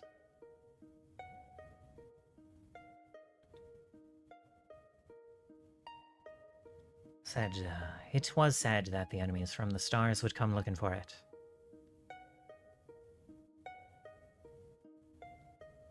And of those enemies, our nightmares never truly stop.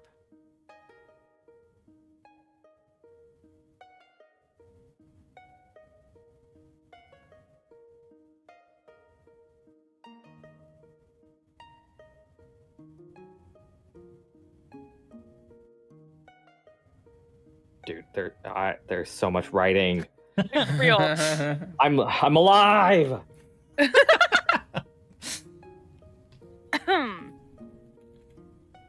So they have a charge. She said, like a Yes. Like someone who protects them, like Yeah. a guardian deity. yeah. Related to the Enduring Keep is what she's saying. No. Well, yes. Well, You get the impression that it kind of related to everything. yes.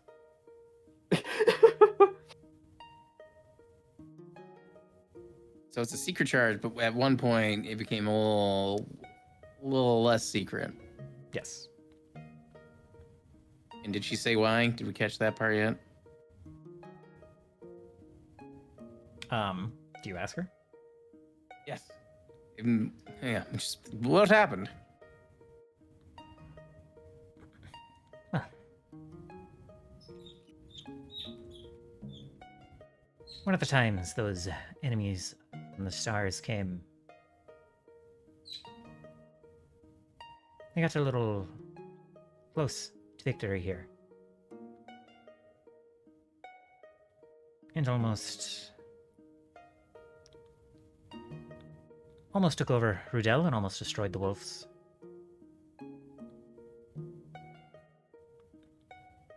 So, one of the family's daughters fled to our charge. And it eradicated all of these enemies. This keep that you're looking for.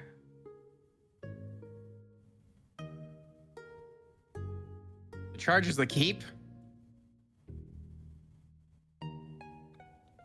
Aye. Is that what she just said? Yeah. Yeah.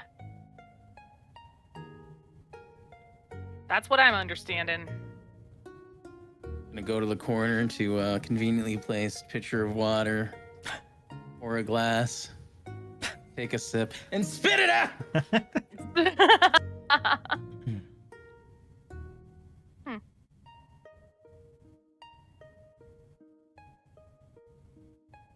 I mean, Ty the Negwin did tell us the keep would be in Rudel. Well, they had a number of locations. And But then this looks through promising. further research, yes.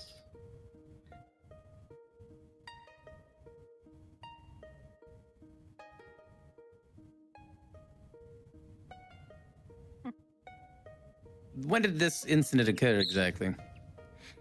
She kind of like waves her hand in the air. She's like, oh, some time ago, before we allied with Temel.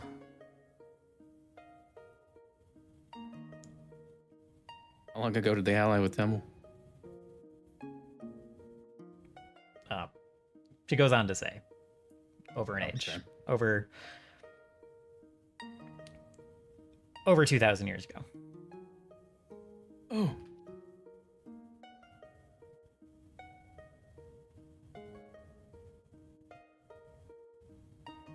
So more than likely, the painting that I saw was a captured event of that particular incident. That is correct. Seems to be one of the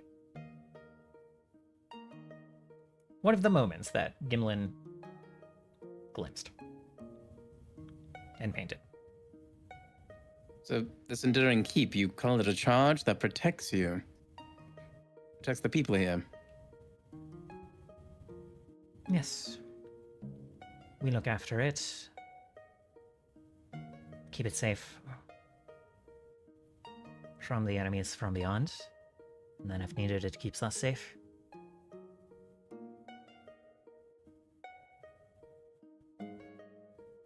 A charge is normally a person, yes, an entity, but this is a castle. A Aye. floating one at that. How do you... Does it speak to you? She kind of like furrows her brow. It's like, well, some of the stories say a castle had a voice. I never really gave that much mind.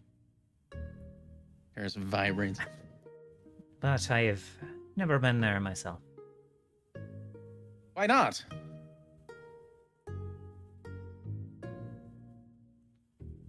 We keep it from the eyes of these enemies. If we were just casually walking there every day, they could just follow us. It is our charge to remain vigilant. Keep them from these lands as much as possible.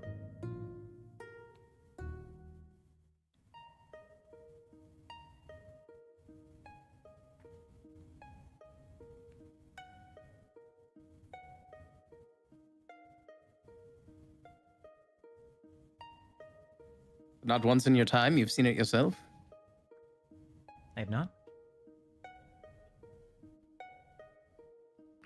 It seems that maybe perhaps beseeching the arcs is sort of a last resort.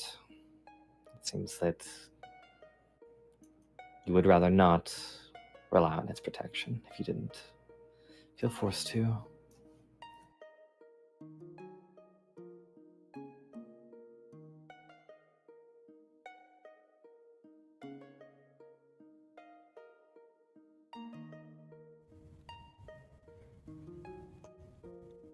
Well, as understandable as that is, I must beseech you, Duchess. I wish no I need to see this enduring keep myself.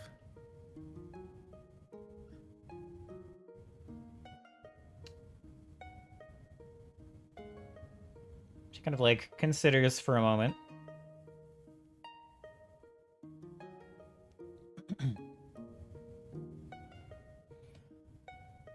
As you said, it is something of a last resort.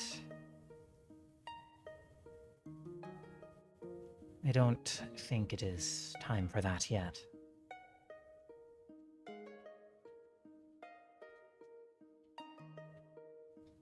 It's not exactly quite like that, you see.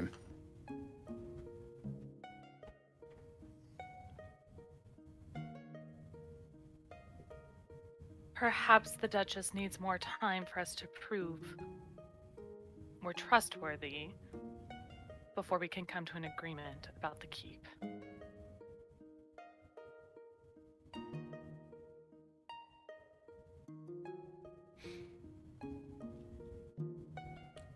If you want...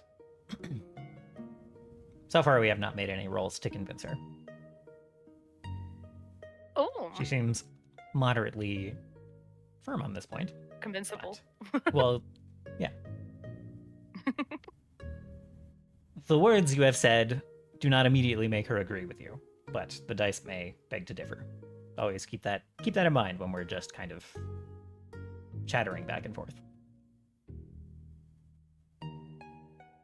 I'd like to make her reconsider. Okay.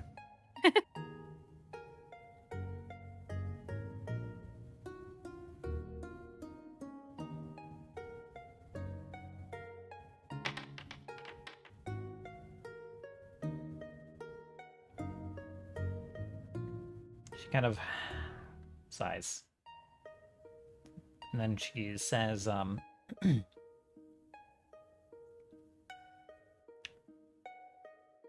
I, at present, could not show you the way, even if I wanted to. Furls his brow. There's an artifact, you see, that we keep in our family crypt. That leads us there. If you believe our stories, it is a gift from the Lady of Time to confer the blessings of her compatriots that she could not grant herself. And this artifact was unfortunately stolen by my foolish son some time ago.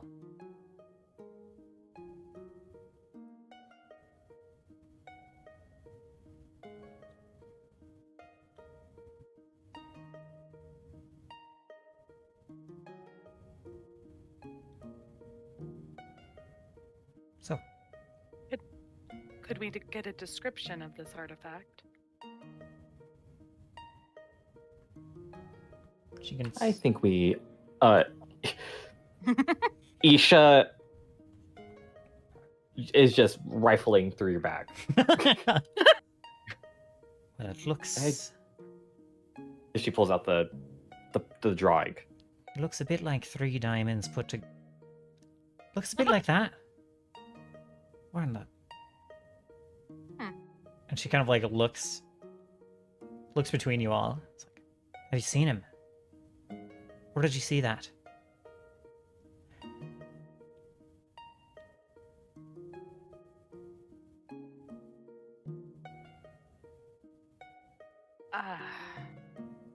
We received this description from the giant kingdom to the south.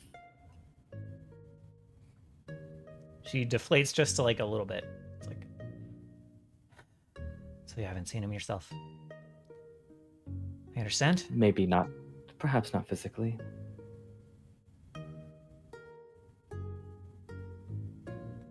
She gives another kind of inquisitive look.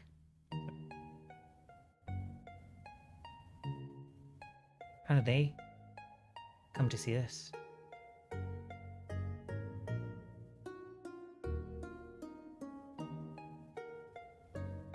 We had asked the help of the giants to get us this description. We suspect this individual is tracking us. She kind of like tilts her head back and kind of like looks up somewhere towards the ceiling and gives like a slow nod. That kind of like furrowed brow deepening a little.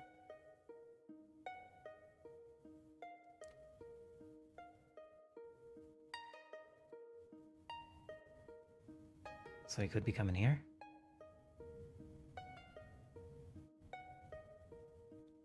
There was a lot of distance, and our traveling erratic enough that I wouldn't count on it. She kind of nods.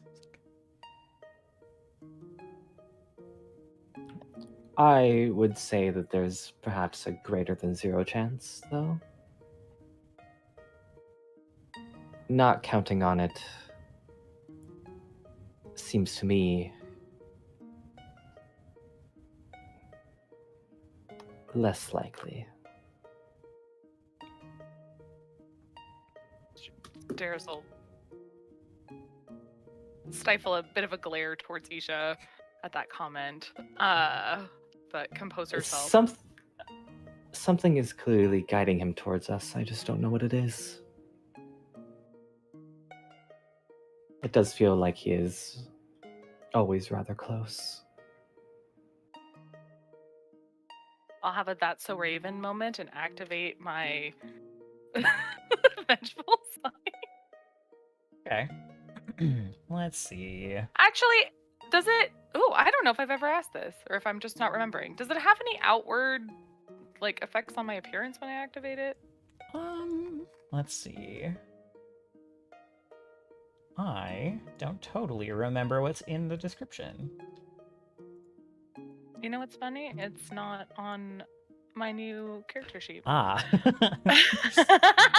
Let me, If I didn't have it written in there, if it's not something that you took particular note of. Yeah, it just says you always know the direction distance towards the nearest creature that has wronged you, and those four gone unpunished. So I would say you can flavor it however you like. I'm not going to impose a visual tell upon you.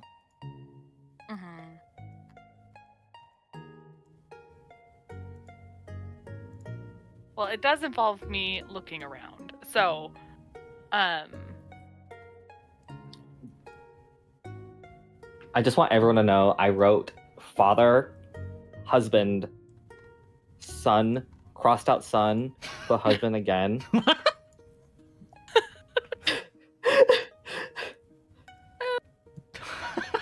I just forgot who that person was completely. It's fine. Okay. Well,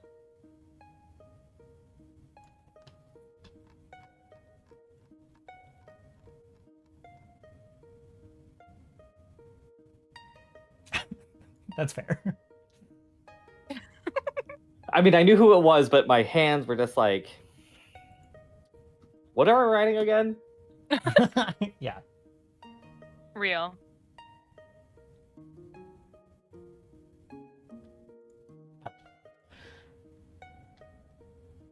And you activate it. Let's see. I think at present, the closest presence is southwest of you. Yeah. And not the fellow who's been following you. The one you've been creeping your way towards for the last however long. Yes. For the last arc. Yes. So no, I do imagine that her eyes glow a bit with a smoldering kind of ember heat when she activates it. She is of course always wearing her veil, so it does diffuse it, but perhaps somebody who's looking would notice. And then she'll just confirm with the Duchess afterwards that he, as far as I can tell, is nowhere nearby. You can track him. In a sense. Curious entanglement you have found yourself in. Indeed. She kind of gets this kind of worried look. Not overly worried, just kind of a bit of concern, kind of mulling something over, and then looks back to the rest of you. It's if you do get news of him, I thought he would come home when he was ready. But I think things have changed quite a lot since then, and I think we're past that.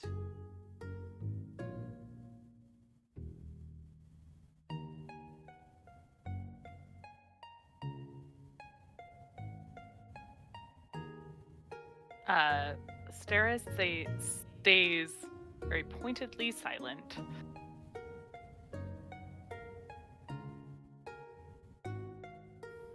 What's true now doesn't have to be true forever.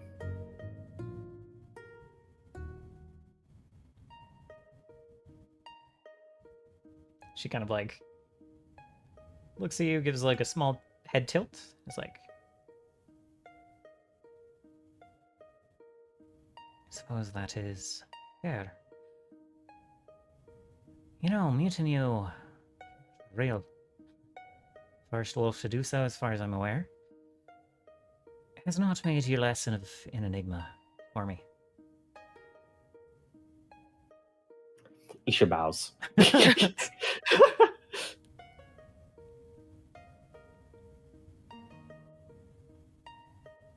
She kind of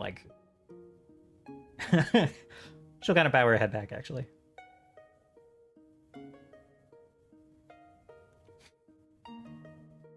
Are you satisfied, Turris? Well, I'd very much still like to read any of these murmurings about these strange visions and dreams the Wolf family has. Any of those others that might be related. I'm sure that can be arranged for you. You do, for whatever reason. But for now, I think it's more important that we uphold our end of the deal and get Luna here. I'd appreciate that. I will make some of these resources available to you. Some of these journals my family has kept. I don't know if we're on the same side of everything that's going on, but I think we're on...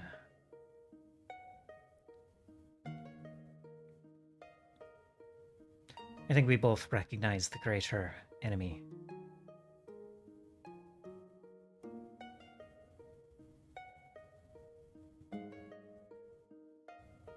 I'm sure we align far more than that, Turris says warmly. And smiles at her. I hope so, but I won't take it for granted.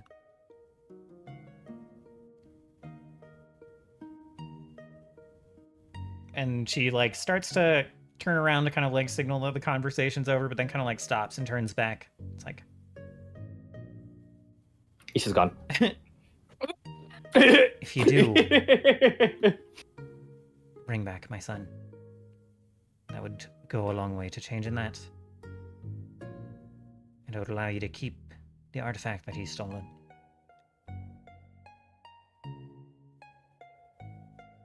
She kind of gives each of you kind of a pointed look and then goes back to turning away. But not before kind of like looking at the spot where Isha used to be standing.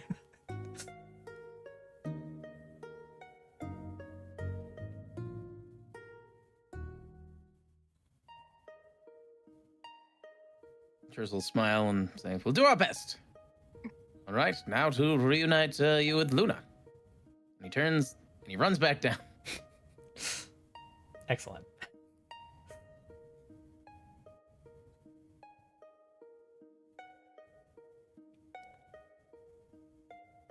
So, two of you disappear.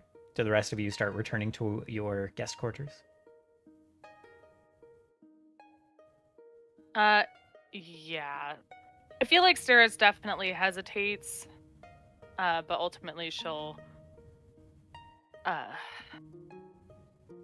compose herself and return. Okay. All right. So you guys gather once more in the guest wing. Although perhaps Isha is outside, perhaps Isha is on Mars. Who knows? Isha discovered Mars.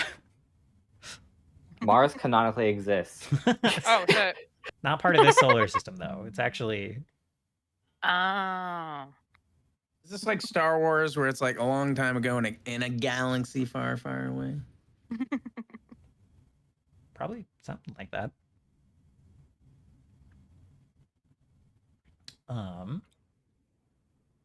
And Taurus, you reset drawing the door, abandoning your 3 minutes of work earlier, and starting again. So, of course, the hour passes without much issue, unless anyone wants to have any follow-up conversations anywhere. Does Scene go outside when he sees the Emporium? I thought the Emporium, the amphitheater. I'm gonna call it an Emporium because I'm gonna put all the pseudopods out there. So maybe a pseudopod Emporium. Pseudopodoporium. A pseudopod emporium.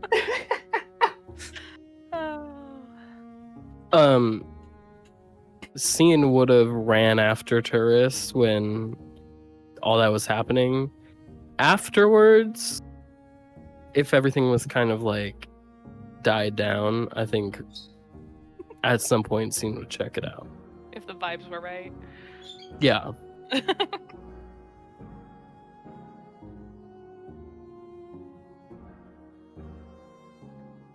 GM, are the vibes right? Yeah, I think 10 minutes later, the vibes are right. Are the vibes right? Yeah, yeah. I need to know. I need to know. The vibes are right. Proceed. Yeah, so Cian would go check it out. As you're sort of like, I don't know, it's really interesting because I imagine that this is sort of like there's like a little bit of a hedge maze, but it's like low, so it's not really a maze, Right. at all. I don't know. Yeah, nice. Waist height hedge maze, child size hedge maze. Isha sort of like ambushes you from behind Scene as you're walking out. Hey, what's up? I'm interested in what you were trying to do when we were in that village.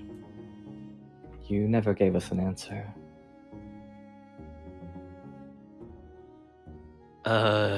Didn't I? I don't think that's...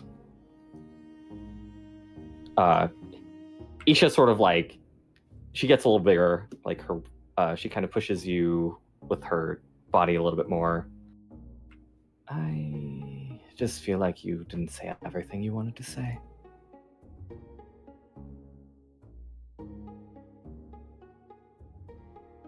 Plus, I'm still definitely curious about this orphanage, and why you needed one.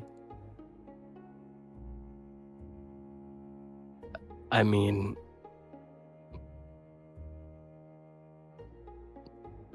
what's the main reason that people need orphanages? I don't know. I've never really seen one.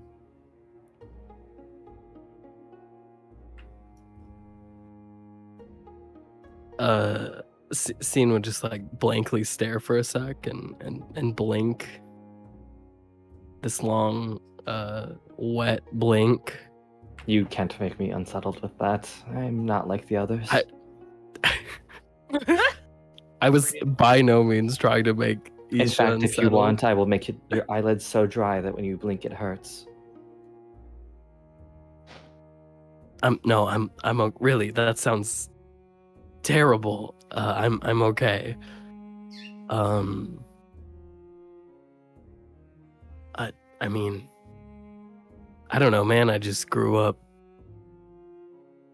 alone without parents, so where does an eyeball like me go?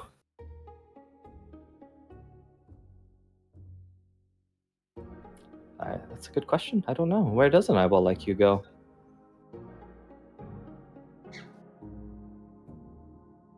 You know, I thought that was a little more self-explanatory. The orphanage. Oh. Interesting. Are there others like you there? There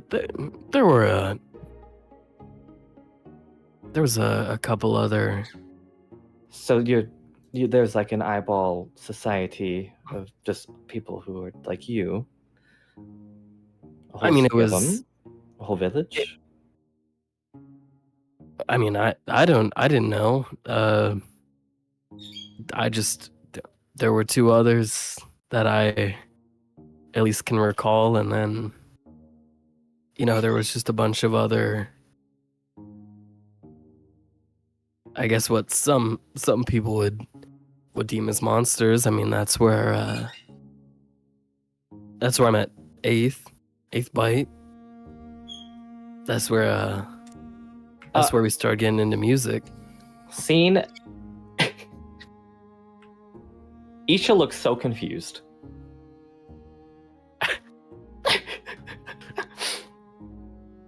Scene is just gonna keep going. He's just gonna not. Seems pretty used to that look. Still doesn't really know exactly what it means, or it doesn't at least know to stop. Yeah, I mean, Social cues. yeah, he's not super adept at that. I mean, that's where we started jamming. I mean, not much else to do. That's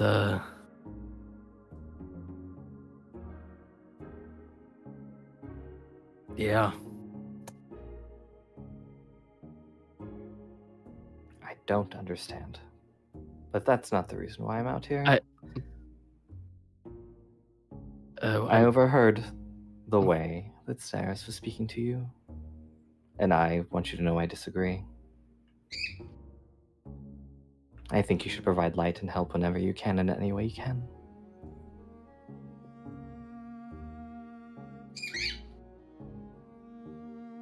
Scene will kind of like just blankly stare.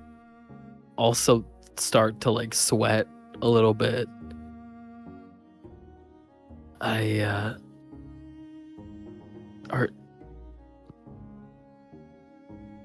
you okay?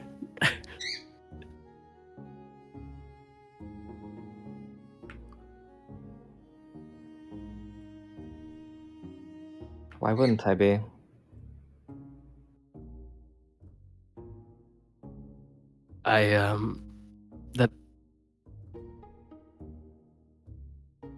That's just incredibly kind of you. When you say kind, I mean, she turns and walks away.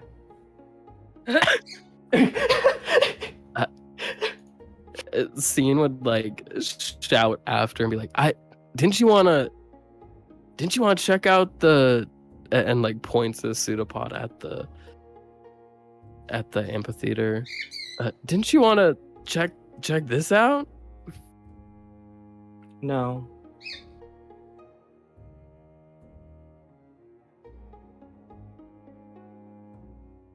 Well, thank you for the kind words.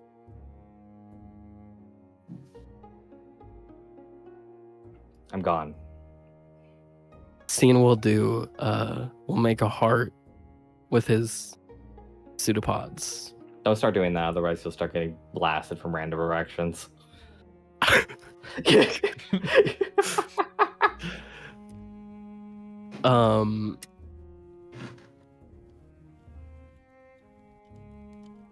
Scene would kind of just like be like stopped in his steps for a little bit, for just like probably 30 seconds or whatever. I think it's hilarious because I love the idea that like the eyeball monsters cannot take care of themselves immediately. Like They have to be raised. they have to be like raised and like taught how to like use their power. Like I think that's so funny. An eyeball monster, yeah. I mean, hey, No, maybe I love Scene it. it's It's hilarious to me in a way that I don't think really matters. It's just I one of do- those things I do- where I think if you were to ask Isha what her upbringing was like, you would be like, "What the fuck?" She I had definitely and was like, is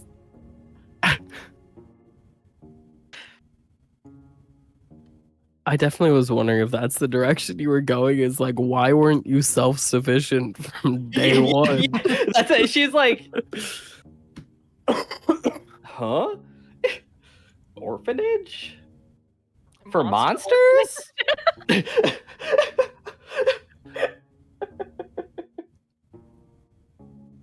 um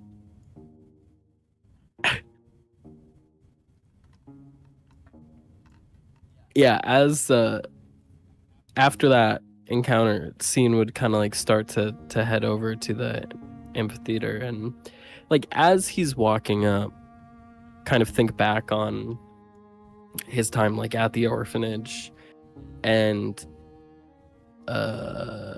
specifically like the things that he can like at least sort of vividly remember. Like he knows that he met Eighth Bite there. He knows that that's kind of like where he picked up his affinity for music. The other stuff is like a little more spotty and like doesn't really remember it as much.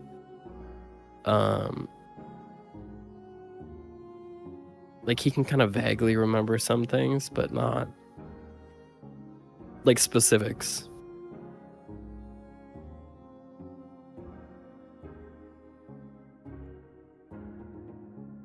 Love it. And then you go into the music room. That doesn't. They don't have the a. music room you didn't find. Oh no, sorry, no, the Amphitheater. Yeah. I think it so fucking Already converting to his Scene, room. he's like this is the same thing. Yeah. Any room can be a music room. Sometime later, perhaps to the sound of music flowing in from outside, you finish the door to the tower Woo. and are able to step through.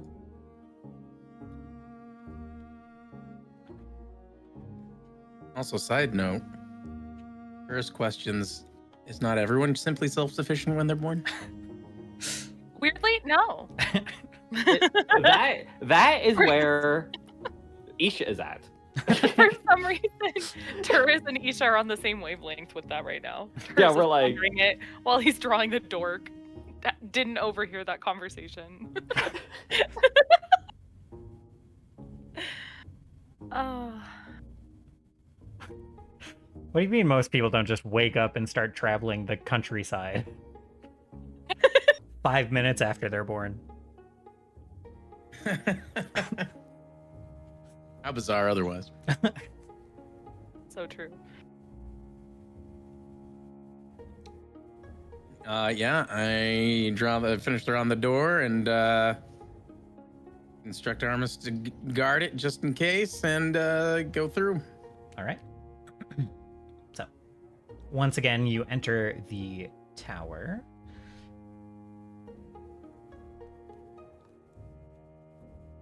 Bit of a colder day at the tower. Bit of a brisk day, I would say. Otherwise, everything is basically how you left it last time you stepped through to retrieve the carriage. I don't remember if Facilia had returned by the last time you were here, but she has now. She has returned. And you can retrieve whoever you like from the tower. And it sounds like... What's up? Sounds like Luna is on that list. Is it just Luna or all of the Tamil soldiers, is my first question. And then it also sounds like it's the archaeologist and historian family. Yep. So yeah, as like Turris is finishing the door, Isha sort of walks in behind you as well. And lock it behind me. You lock it behind me. Just kidding. Armis is like, no cats allowed. No cats allowed. Hold a picture of bat. No, none of these allowed. You don't serve your kind here. Oh. Should we take all of... We should simply ask the soldiers if they wish to go, right? Suppose so. Yeah. Or is it not to? I don't know.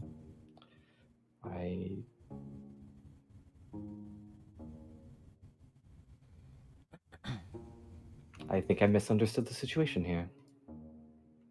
How do you mean? I still feel like I'm waking up, like I'm groggy. It has been months, but I still feel like it's just...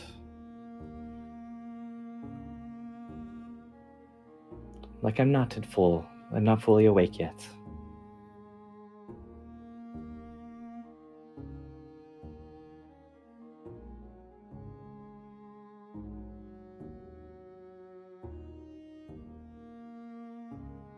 Well, is there something you need? Well, maybe more time.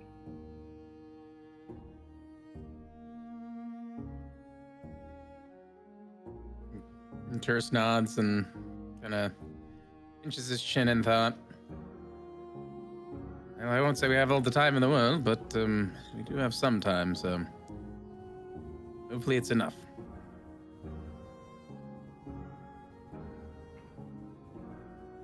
Yes, let's get these soldiers.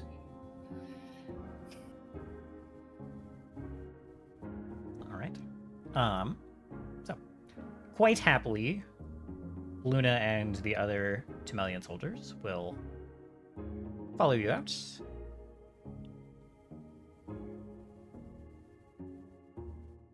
And we probably should get... I worry about...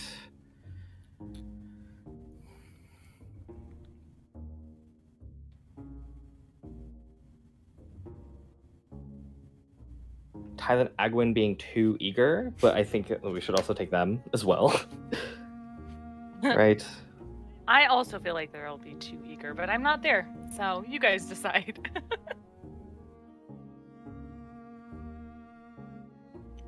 All right. Would give them something to chew on, that's for sure. Yes, and I'm sure they have other projects as well.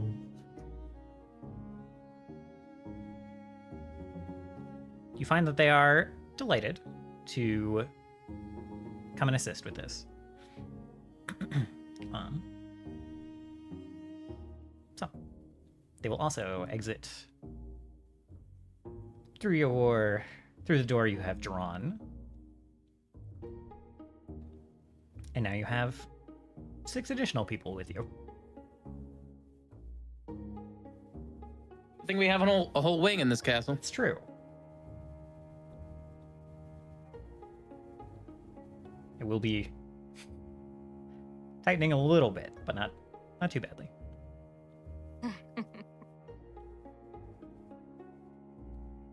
So, once you have retrieved them, what would you like to do first? Probably just instruct our archaeologists, point out the nearest painting that has the picture of the keep, and tell them about how there's probably similar pictures throughout this wing of the castle. I will say, well, as I guess Turris is leaving, for once, Isha actually stays at the tower. Okay. So, Turris, you go.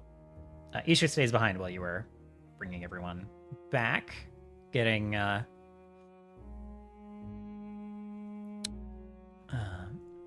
sec.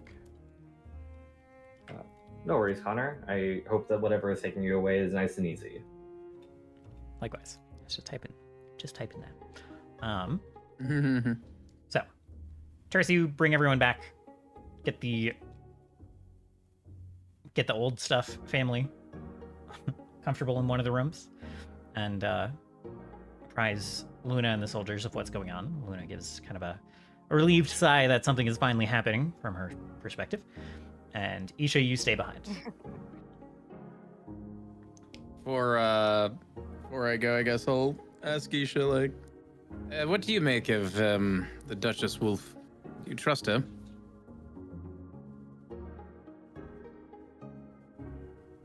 I think that's a complicated question to ask, and an even more complicated question to answer. Yes, especially with the with her son and Steris. Yes. It seemed to me like she was willing to make the hard sacrifice, but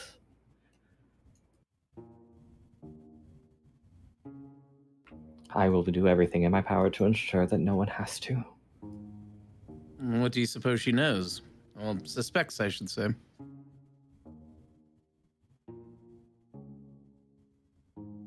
That perhaps her son is an agent of the Seraph.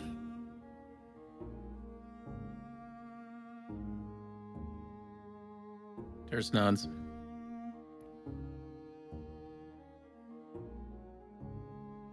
I would certainly endeavor not to be as hasty as we were last time when we do finally meet him.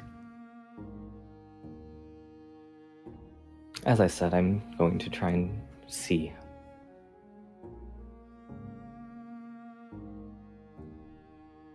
Turris will give like a give a nod in agreement, and then that's when we'll depart with everyone else. All right. Isha, what would you like to do at the tower? You can do Bracty stuff, that's fine. Sure. Bracty, what would you like to do not at the tower? Yeah, no, just instruct the family, the archaeologists about the paintings and stuff, and then lead lead Luna and the soldiers to the Duchess. Gotcha. Yeah, they very eagerly jump on investigating all of these paintings. They're like, yeah, they start kind of babbling back and forth to each other, like, I heard rumors about Gimlet's painting, but never knew it was so clear. Never knew it was like this. And they just start immediately going to work. So, and then you lead Luna and the two soldiers out of the wing, and the Rudelian soldier once again is like, can I to the Duchess again? To the Duchess again. Right, and and he leads you there after the circular Batman wipe. We are after the stinger. We are at the. He brings you this time to that same sitting room. They take the moment to be a little more formal and bring you back to where she met with you and where she met with the Oradine fellow before. So leads you inside. Says the Duchess will be right there. The Duchess is, in fact, right there. After about 2 minutes of waiting, she arrives. It's like, Luna. Where in the heavens did this fellow materialize you from? Have you been in the city? And Luna kind of shakes her head. It's like, I'm not sure it's my place to tell, but they have a very unique method of moving things around, let's say. And the Duchess kind of nods. It's like, well, thank you for bringing her.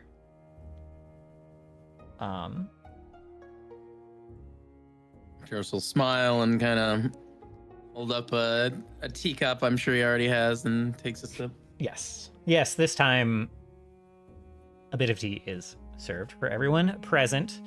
And they go back and forth a little bit about like what they know, what Luna has seen around the Queen. Kind of like reflects the same thing of like shortly after returning from Montecalana, they had some kind of like visit with the Ordine family that like Luna escorted the Queen to. Since then, the Queen has been very like close with the Ordines, has been holding their council more than pretty much any of the noble families in Temel, or any of the old families, they say. Are the Ordines the royal family in Sarosa? No. They're just like they're a kind of like minor noble house in Temel, basically. Okay. I don't remember the Sarosan king's name off the top of my head, but yeah, just a group here. Once upon a time claimed some kind of like lineage to the throne, basically act as like kind of they kind of managed like collecting taxes and some other like moderately menial tasks in the kingdom. They like kind of just quietly assisted with logistics for a long time in the kingdom, and have some like mercantile connections. How do you say that, or how do you write that name again? Oridine?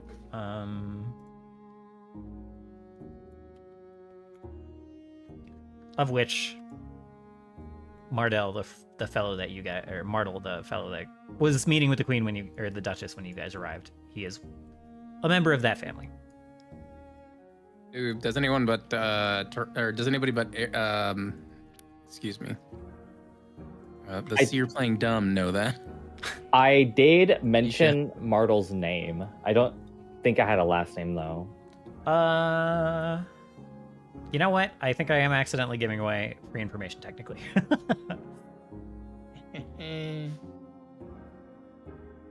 Well, Luna did say that she would tell. I always knew that Luna was hiding more information than she was willing to tell us. Yeah. So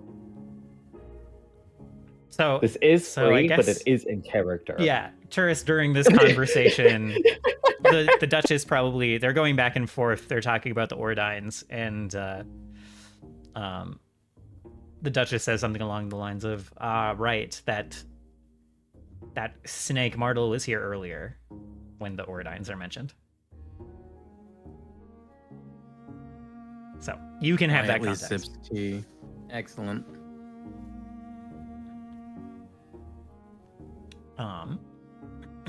Yeah.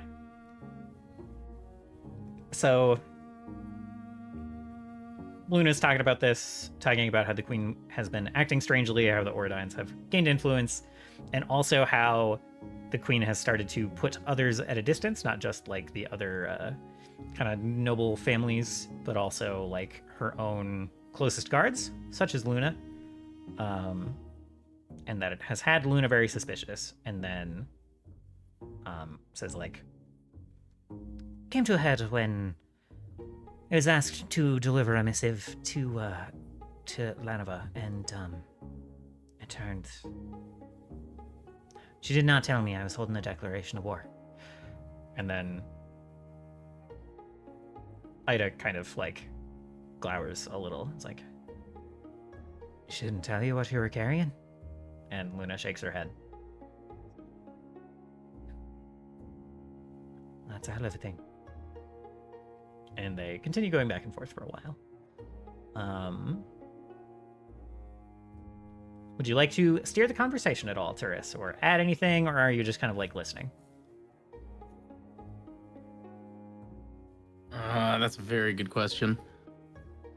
I'm mostly listening. But if there's any chance of asking anything more about the Ordine family, kind of more discreetly during the conversation, I definitely would try to pluck that information from either of them. Sure. Yeah, there's definitely opportunity to do so. What would you like to ask? I guess when like the Duchess says something like that, or about the Martel Ordine, I'd probably ask the Duchess, does this new information provide you any insight with this into this Martel Ordine's visit to you? Well, it certainly makes more sense why he is suddenly in charge of conscripting forces, building an army, not a Rudelians, usually quite far outside of his prowess.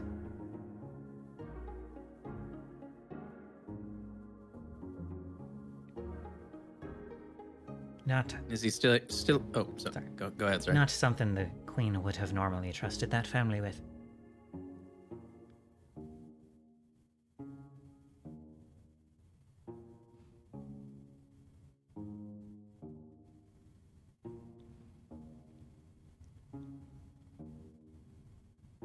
They normally help with logistics. Was there any news of anything the Orodines may have found recently that was out of the ordinary before all of these strange turn of events? Even now, they keep to themselves for the most part. It is unusual for one of them to come up here and start reigning.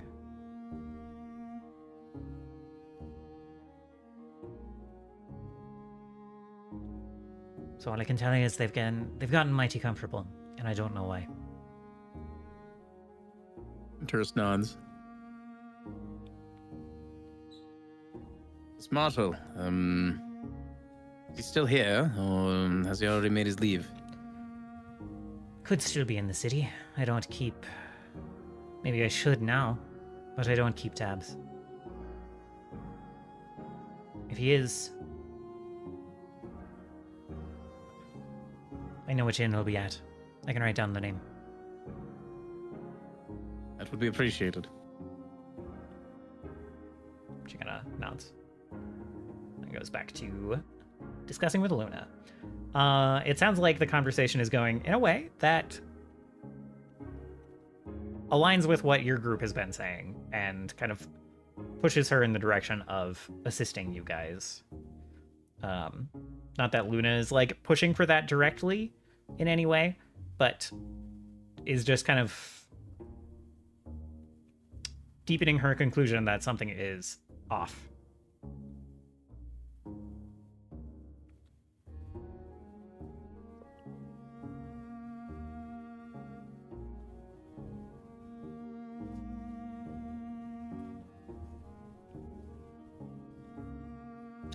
Anyone else? Any oh, sorry. Go ahead. I was just gonna say it would be more of a what's the word I'm looking for? I would take any small opportunity in the conversation to kind of like reinforce the fact that we're on the same side and kind of be very also sympathetic to the Duchess's kind of point of view and things like that. Just kind of very diplomatic during the conversation in any possible way, just to kind of help foster a bond between our two sides. Okay. It sounds like you would like to, let's see, make a diplomacy check to to improve your standing here. Yes. Okay. Go ahead and roll that. Do I roll invisible or public? It can be public, I think. Yeah.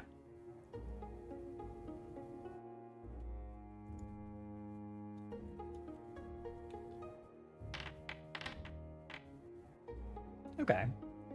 Yeah, so she was already... Sorry, the actual name of this is just still make an impression, even when you have already made an impression. I would say...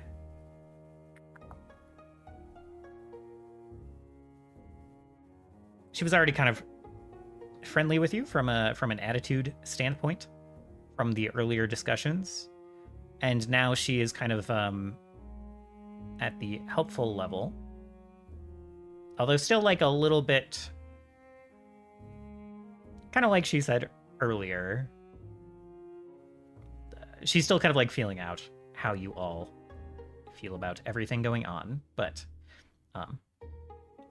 you get the impression that she is willing to help you with various endeavors now. Just out of curiosity, since I got a 29, would a 30 have made it even sweeter? It wouldn't have like bumped you over to a critical success or anything. Oh, okay, then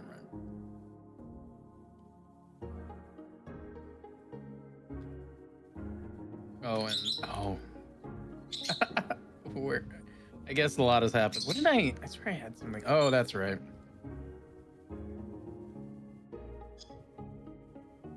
And basically, obviously there's already a lot going on with her family, and kind of any inklings of Isha's being and possible prophecies and whatnot.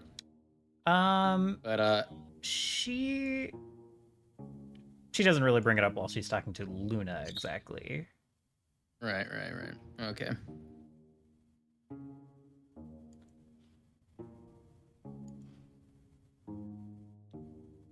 I guess my distracting flattery feat doesn't really help anyhow right now. That would be more in the moment. Okay, cool. Yeah. Okay. Yeah, I'm satisfied with that. Yeah, it's for when I make a social faux pas, and then you come in with something witty. No, she'll only eat your face because it's so gorgeous. All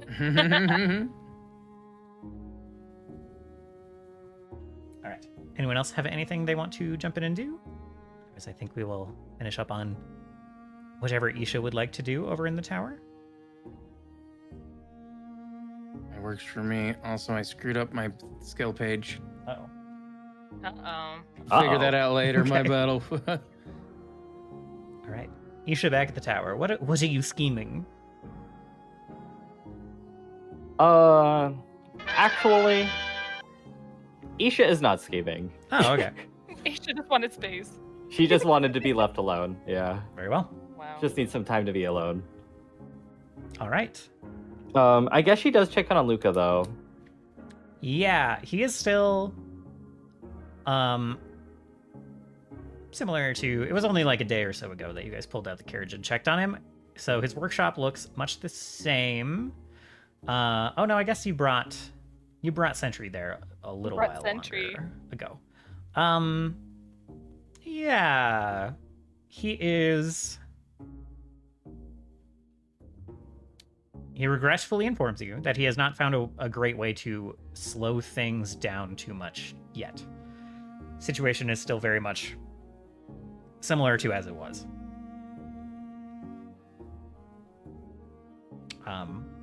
But Sentry lets you know that he has started to more easily be able to pluck thoughts from the heads of the people around him. And he says it with... He sounds concerned. I can only imagine. Oh, okay, never mind. Yeah. That's good. Hey! A win's a win. A win's a win. Yeah, he's not evil yet. Mhm, correct. Not yet.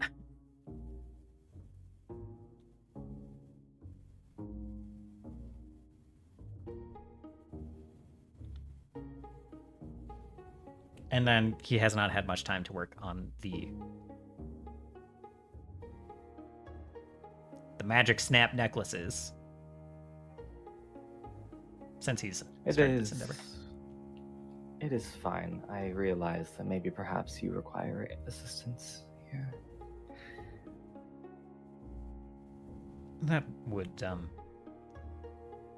help with either endeavor. I am a little bit of a novice when it comes to the arcane side of tinkering, and both of these tasks that would be helpful knowledge to have.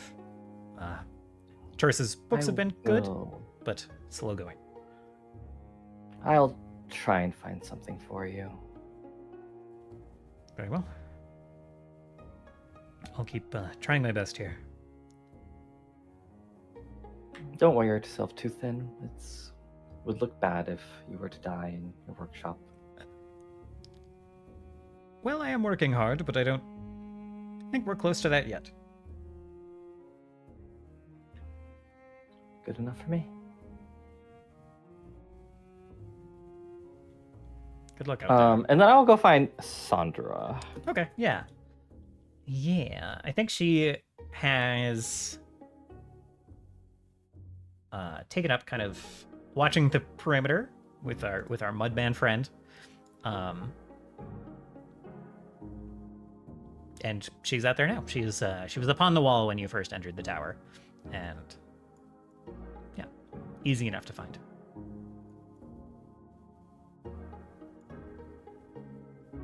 She kind of like notices you approaching.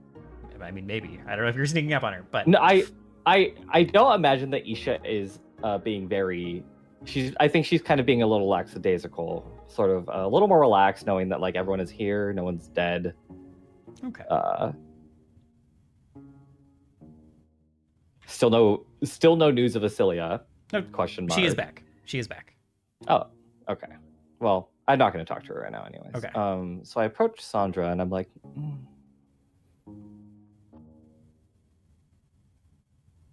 have you seen a glint in the desert? She kind of furrows her brow and kind of like looks north. It's like, well, there are a lot of trees between here and there. I think that I thought that I saw some sort of flash. I don't know if it's a glint exactly, and it was quite possibly just a trick of the eye.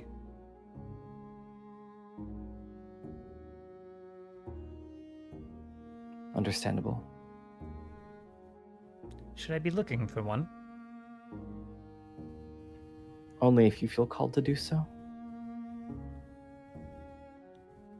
She kind of like opens her mouth to speak and closes it, furrows her brow. It's like, I haven't felt a call since. Feels weird to say, but since I answered the one to come here.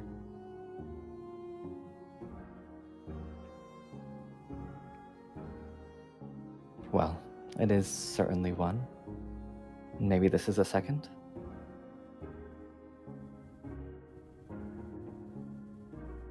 She kind of like looks north again. And I should. If it feels like a call, I should go. If it feels like a call, you should go.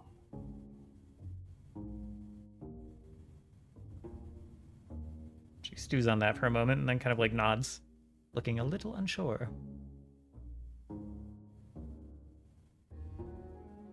I trust you'll make the decision that is best for you. Historically, not my best point, but I suppose I am here. And not stuck in Indeed. Serosa, so. Well, I'll look for a glint. And Isha just leaves her as she says, I imagine she like kind of turns towards looking out again. She says, I'll look for a glint, and Isha leaves. Okay.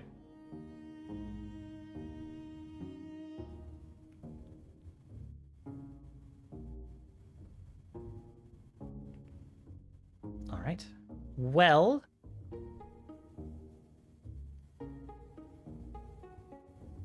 Oh. Yeah, that is, and I have to leave now. Okay.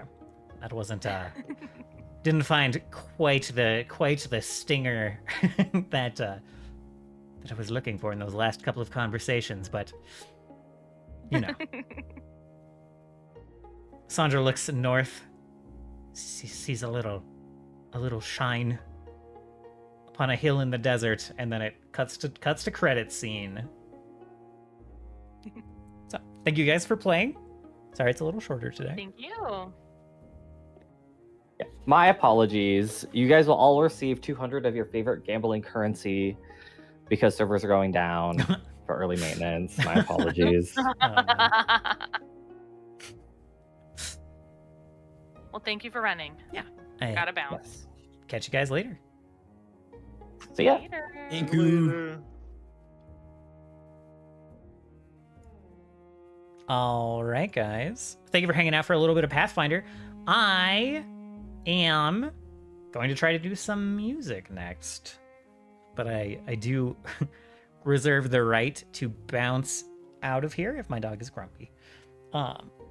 Give me a couple of minutes to kind of reset things and move things over to the music side. And we're going to work on converting some stuff to 16-bit. Lots of sound design stuff. So we're going to try to do that. We have I have a release scheduled for technically Monday, but we're going to try to work on it a little bit now. So I'll get that all switched over, and I'll catch you guys in a couple of minutes. Thank you.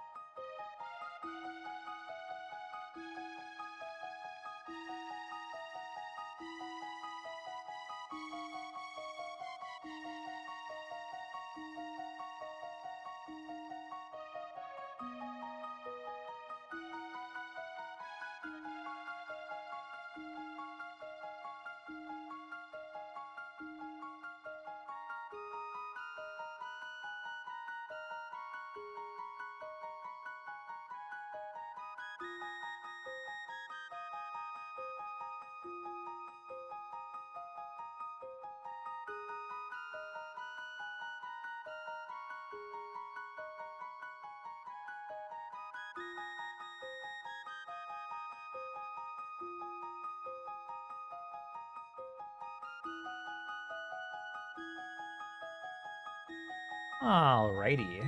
Sorry about the longer break. Sometimes when we don't have a break for the entire Pathfinder session, even when it's a shorter Pathfinder session, it leads to a little bit longer of a conversion time afterwards. So, thank you for being here. We are going to work on a little bit of music, work on converting some of the songs that are already done into 16-bit. Now, of course, what we are listening to right now is not my music yet. This is Chrono Trigger. But it's just to get us in the mood a little bit, get us thinking about the kind of Super Nintendo-y sounds that we're going for. I've already converted 2 other songs, but they are...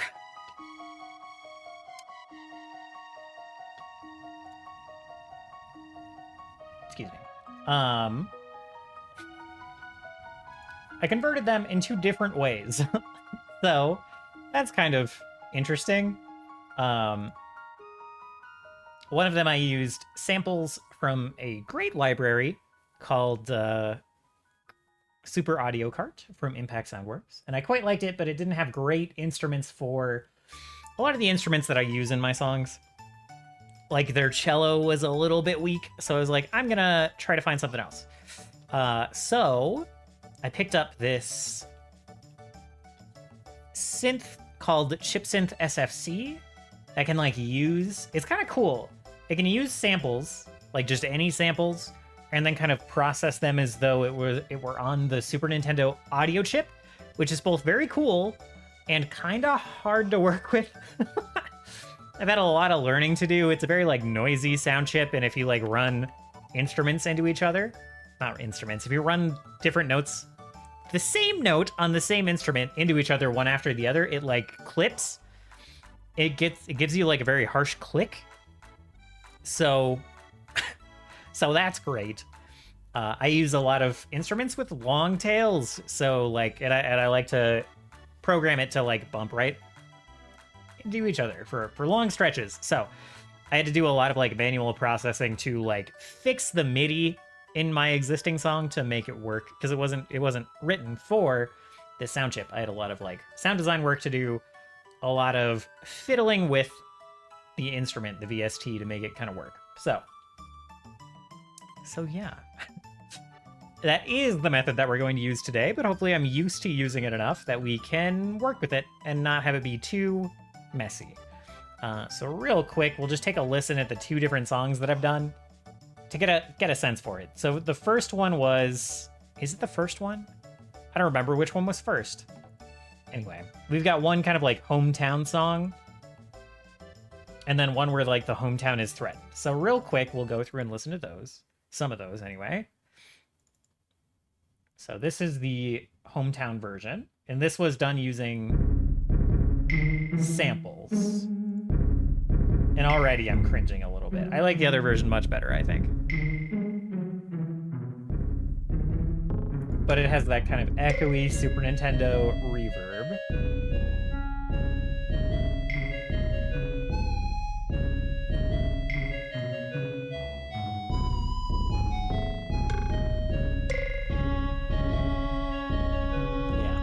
skip into the middle a little bit.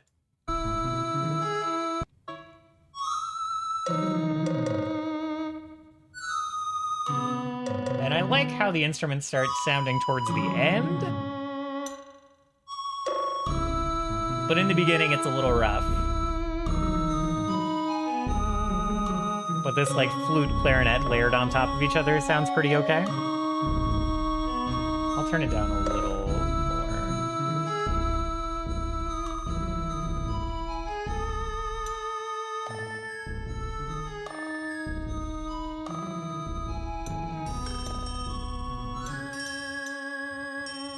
And the percussion sounds great. But like this doesn't sound my favorite. So we're probably gonna revisit this.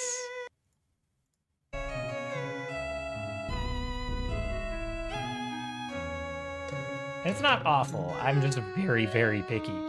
So, the original version of this song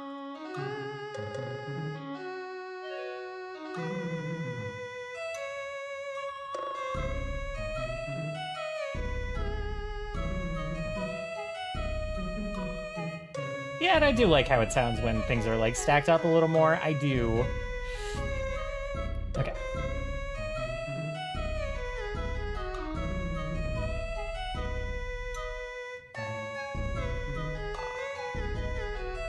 To give you some idea, this is how the end of this song sounds in orchestral.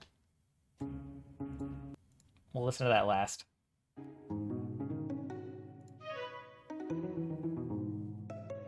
I'm seeing like flashes everywhere today, I swear to God.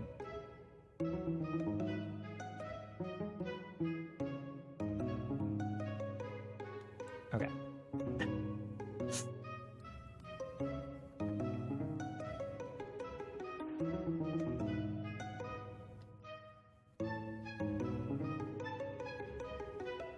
So yeah, some of the stuff I've had to like rewrite a little bit for the 16-bit version, and that's expected and totally fine.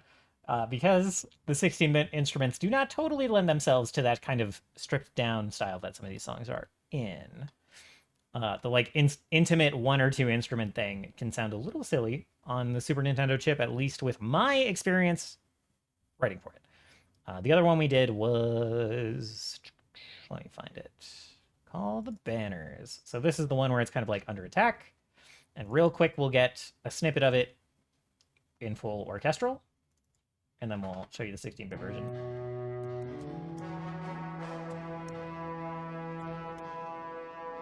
So we have those big drums in the back.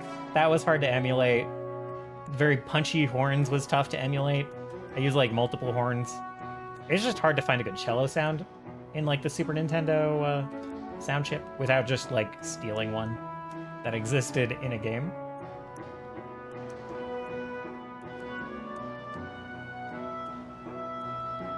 Jump ahead.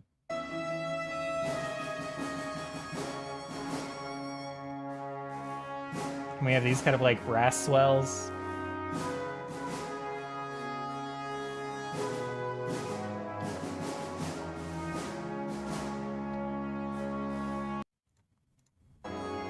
And lots of violin. The strings in general kind of like are tough on the sound, the SNES chip.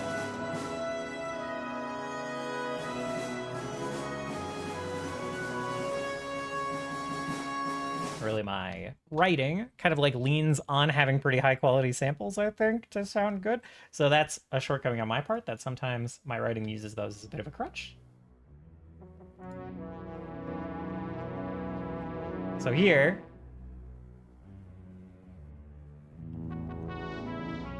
the cello sounds like a little bit robotic, but the drums are down there deep pretty nice. And the horns sound pretty all right.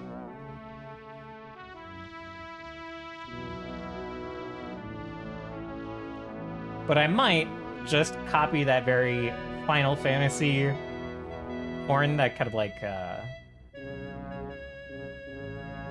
auto tremolos a little bit after a second or so that you hear in like Final Fantasy V.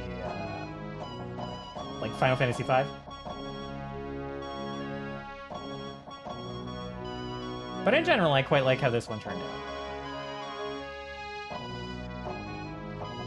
So using this, even though it was kind of harder, using this ChipSynth SFC plugin quite helped me out with converting this one. And I think it sounds pretty decent. The other one needs more work, I would say.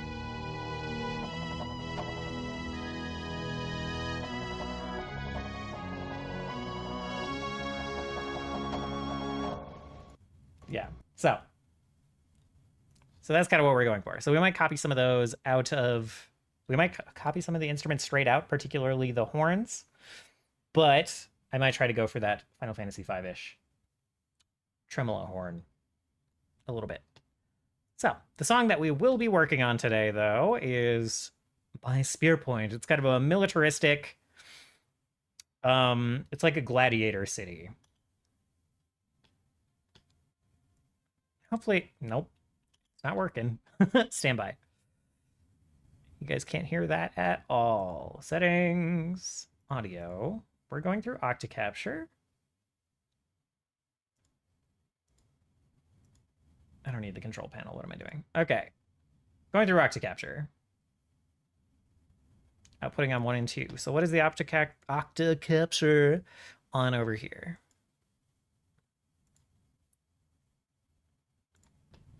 Default. Great. Not correct. And now you're hearing me double. Sorry.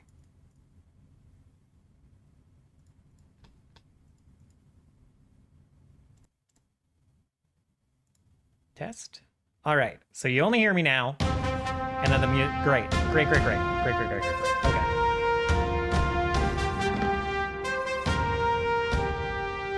Turn that down another 2 decibels.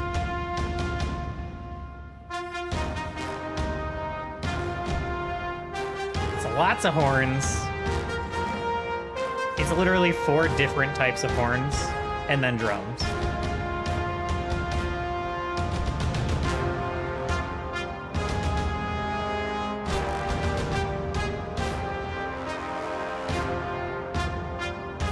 So we need like 2 different sounding high horns. Like we've got a very clear trumpet, even though it's called flugel. I mean, it's flugelhorn, but whatever. We're gonna go for like a trumpet-like sound.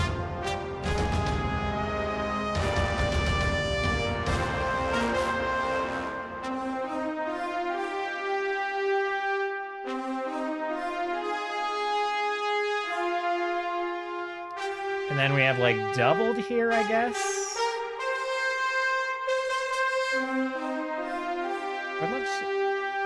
Curious. So we've got like a French horn and an Alpine horn. And we'll go listen to those separately.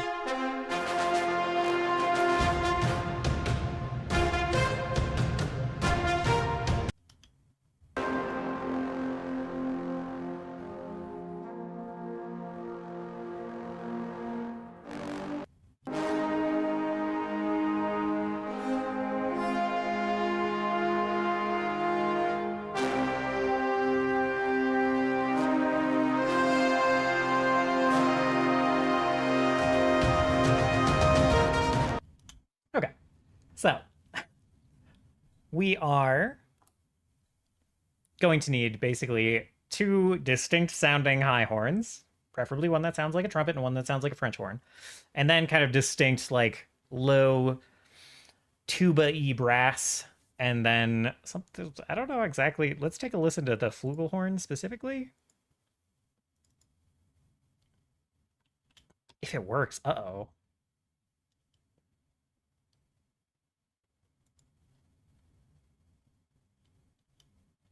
Did it break? Stand by.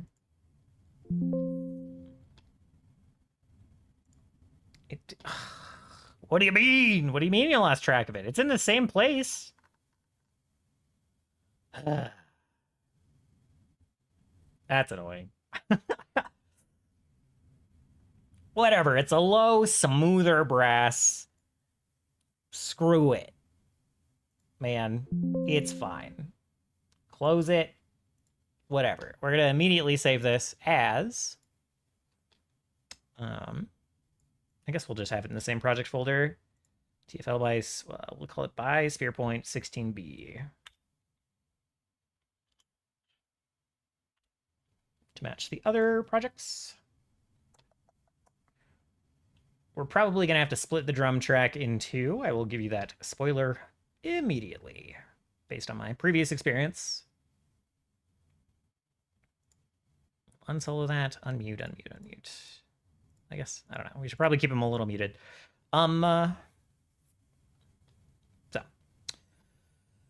So, I think we'll copy these directly over on top of kind of what's there. Can I copy them here, or will this mess with the clips? Oh, I can't copy. Oh, yeah, I can. There we go. Copy. And hopefully this doesn't F up. It pasted a brand new one. Gosh darn it. Can I undo that? Sick. Okay. Copy chipsynth SFC. And paste that right on Opus. Okay, I guess I won't paste right on Opus. We'll delete that. We'll delete the EQ. Maybe I'll just turn that off for now. And then we will grab this game verb as well. Copy that over. See how this sounds. It's going to sound a little whack as we listen to the automation because the automation just isn't tuned for this synth. This is going to be all warbly, but that's fine. We'll get there.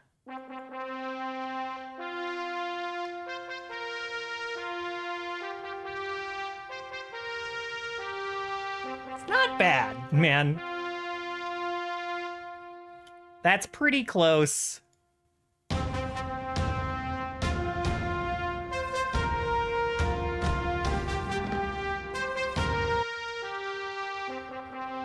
That's pretty good. What'd I tell you? That flugelhorn, this one's already tuned to sound like that instrument pretty well.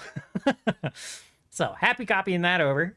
Low brass ensemble hopefully will be about as pleasant, and we can spend most of our time on the other stuff. Instead of retuning these ones. Delete, keep the EQ muted, although since I will not use it, copy the game verb. Wish I could copy these at the same time, Bitwig. But it is pretty cool that I can copy and paste between project files at all.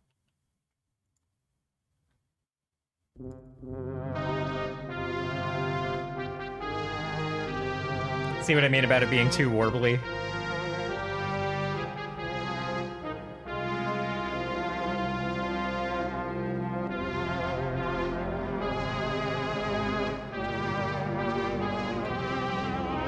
That's pretty wild.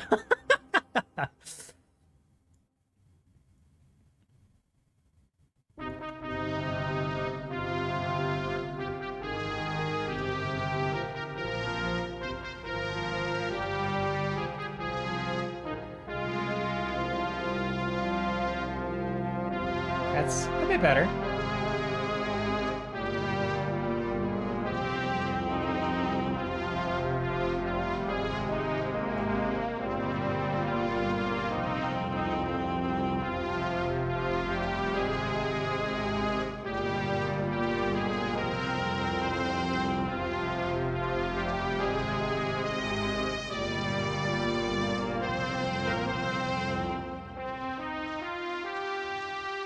Okay, cool. That's not a bad starting place. The other two are going to be trickier, I think, but we'll find them.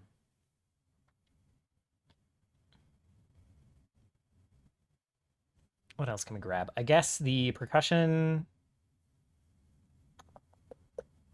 I'm going to need to look at which notes these are on. But this one is my nice deep drum. So we'll paste that in here. And then the high ones we'll have to replace. You know what I should try on one of these, though? Is just grabbing... the ones where I can, I should just rip the samples right out of Contact and dump them in chipsynth and see what happens. I think that would be fun. Not going to do it right now, but some other time.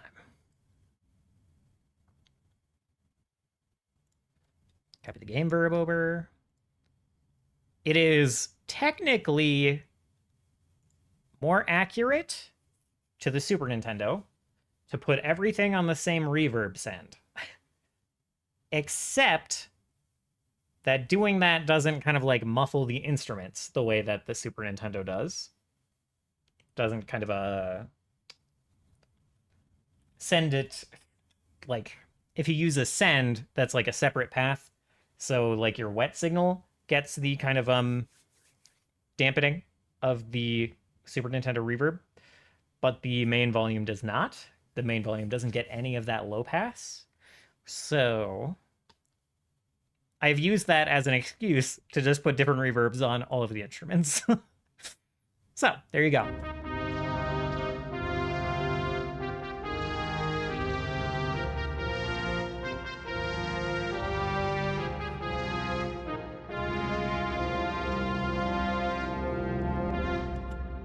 So there we will need something more snarey because this is just like a bass drum that I've copied over.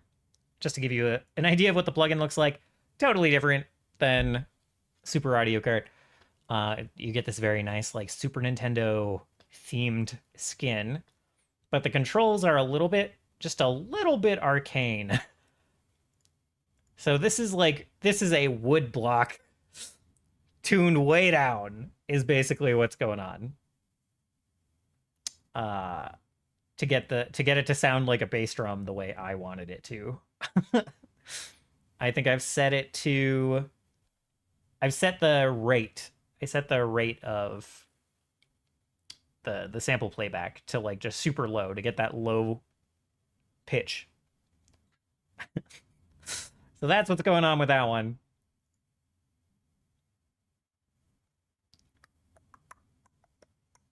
So we will make a new track. Actually, I'm just going to duplicate this track. And instead of, let's see, we'll rename this like snare. And then we'll delete chip synth, delete game verb, delete basically everything. And then we will copy those back in from field drum. Can I do this? Copy? Does this work? Paste. Yes, it pasted both of them. This is going to sound bad.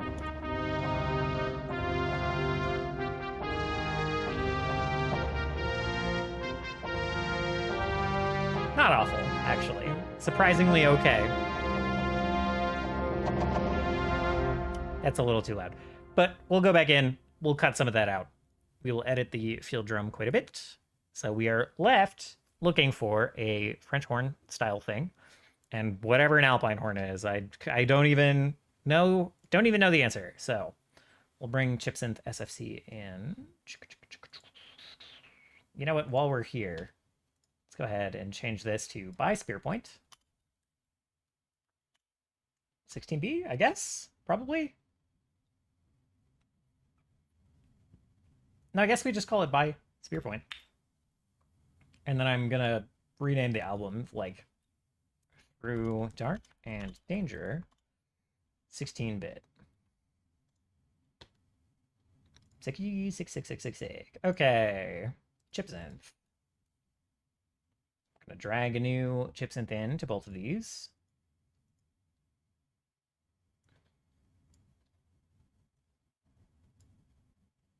New game. Do I want a new game verb?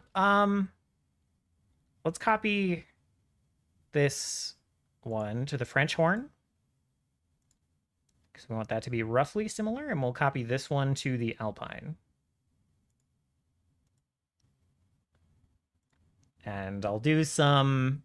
they're already actually thrown pretty far in the panning. Like the French horn is way left, the Alpine horn is way right, which is not the opposite.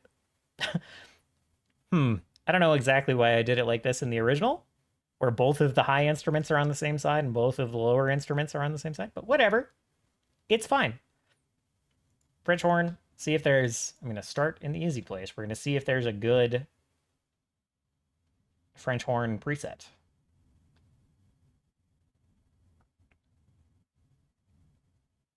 Pressure brass. Regal horn? Maybe.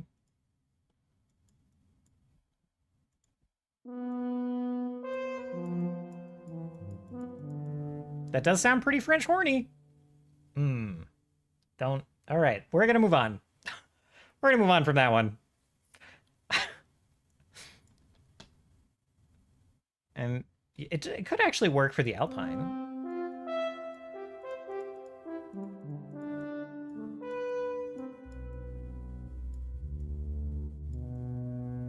No, I want the Alpine one to be a little smoother, and I don't know how to do that. I don't know how to make that happen, but we'll just see. Brass strings. Pressure brass? What is pressure brass? Oh. We could? That's so synthy.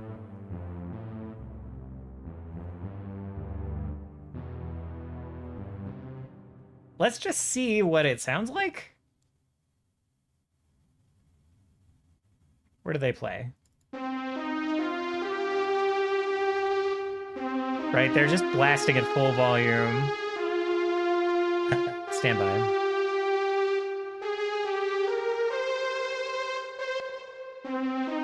Whoa, dude, what the heck? Just disappeared.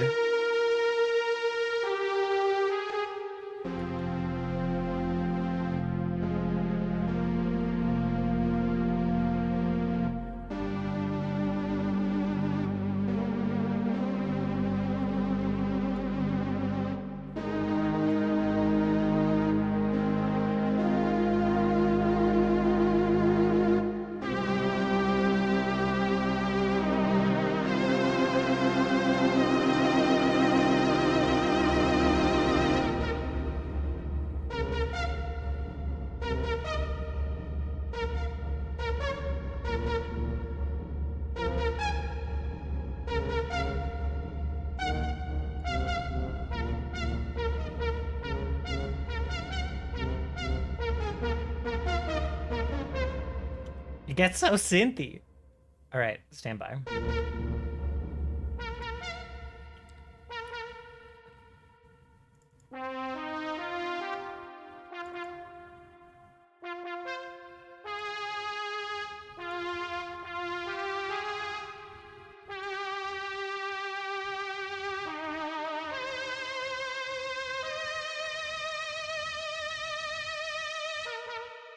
Oh, is that just because of this? Hold on.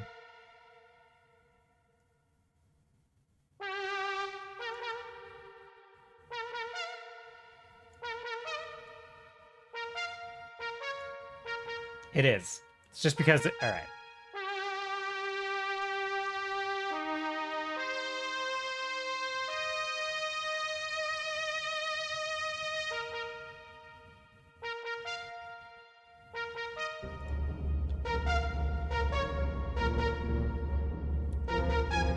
Okay.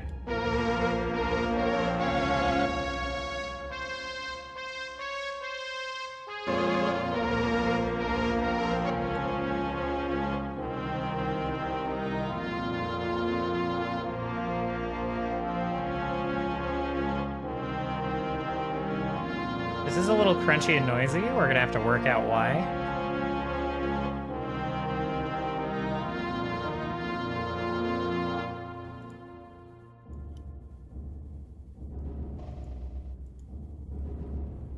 So is that drum, and I think that's just overlapping notes.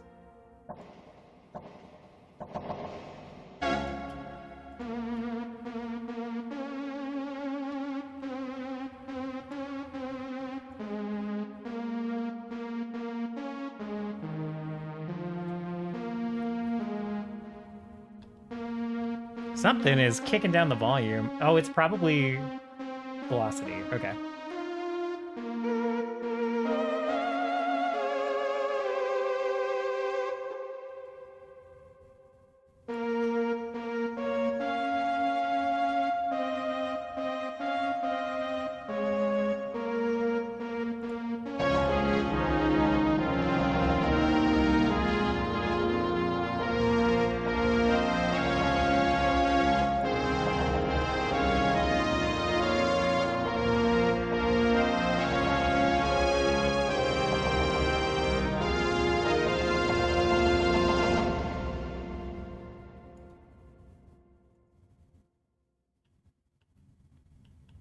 have to hold those notes a little further at the end because there is literally no tail on these instruments.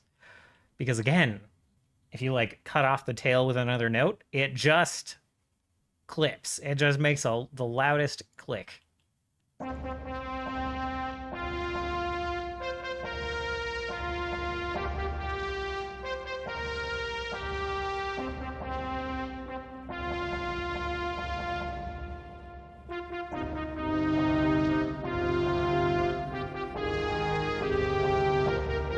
All right, we're off to a really good start, actually.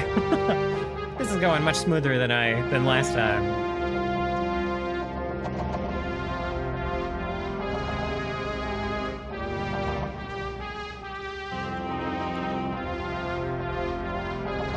And you can already hear this is just like too much.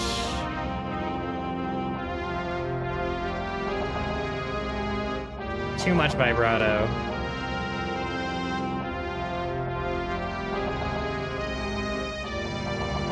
Also, this expression channel is just like doing nothing in this song.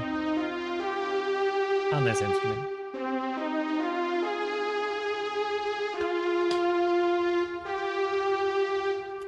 So, let me just go.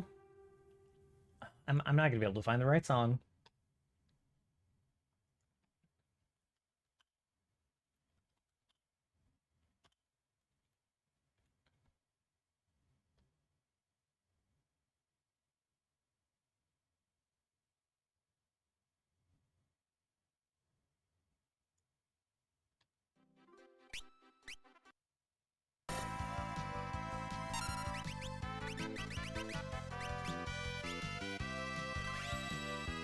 So yeah, after these horns kind of like hold a note for a moment,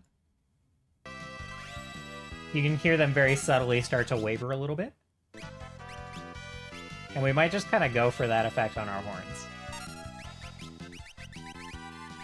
Do I know how to do that off the top of my head? No. Do I want to go search it up right now? Not totally.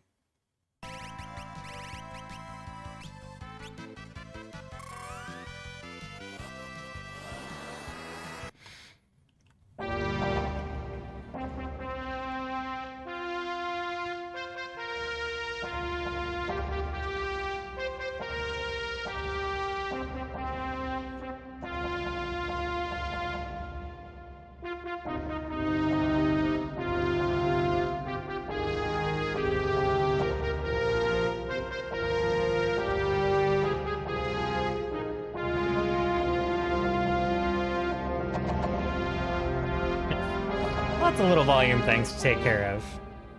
So maybe we'll just go in and look at that first. Not gonna be very interesting.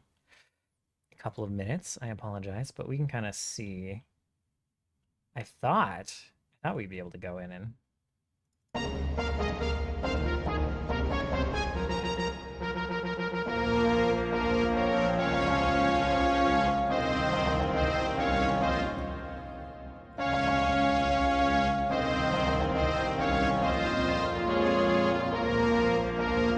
it's not modulation making things quiet. Unless.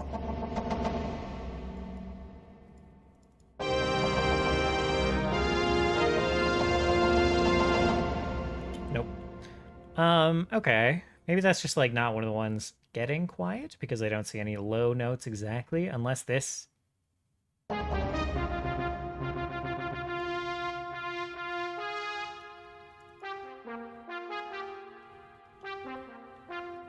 This note is so quiet. Until it's not?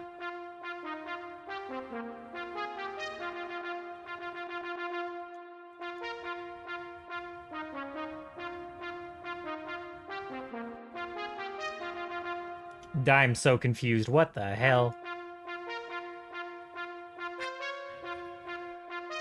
I love when things behave differently on separate playthroughs. Like, that one was quiet.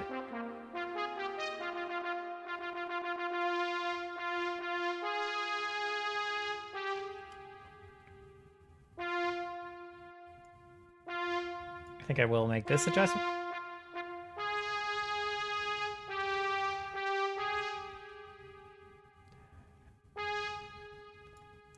I'm gonna get in the weeds and start doing something completely different than what I said I was gonna do.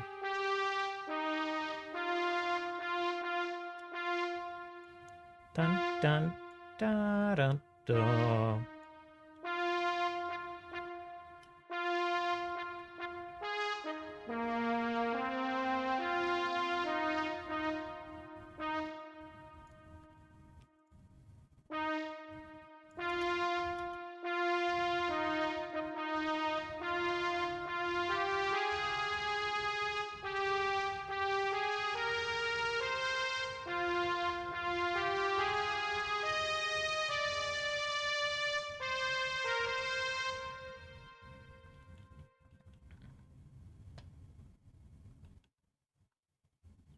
Okay, time to go do that in a million other places.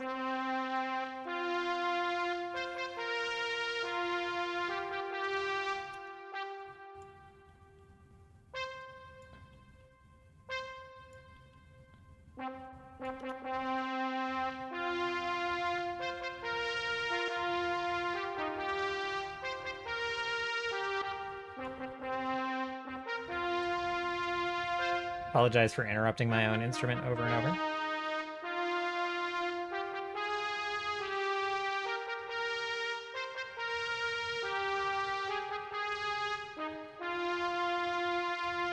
Which is what perfection demands.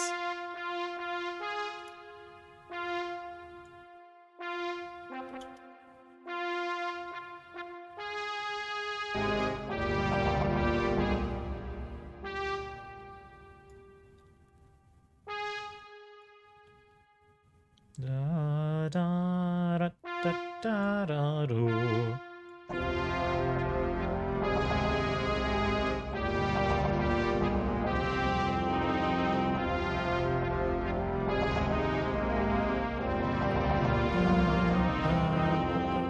Oh, that's gotta change. Okay.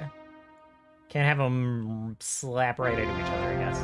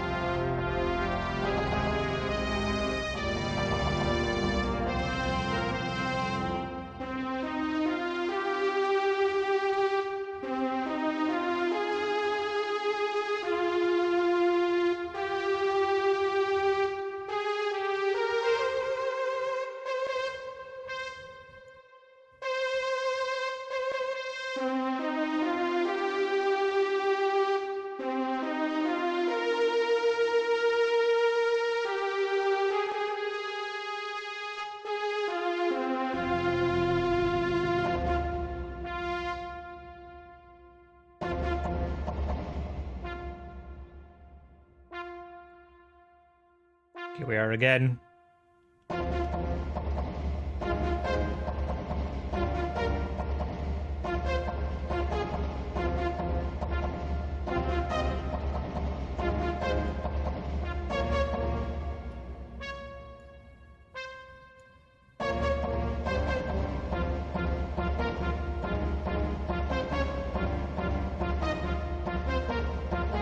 That drum stuff has gotta change.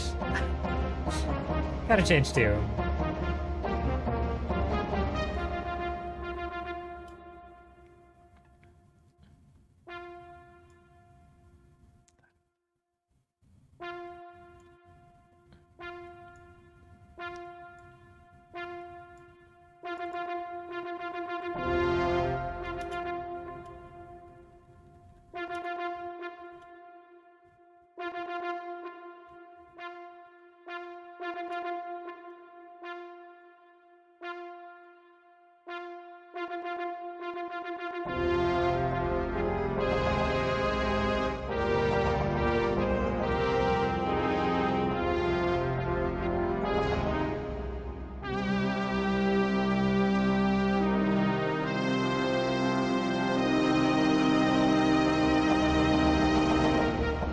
A little loud.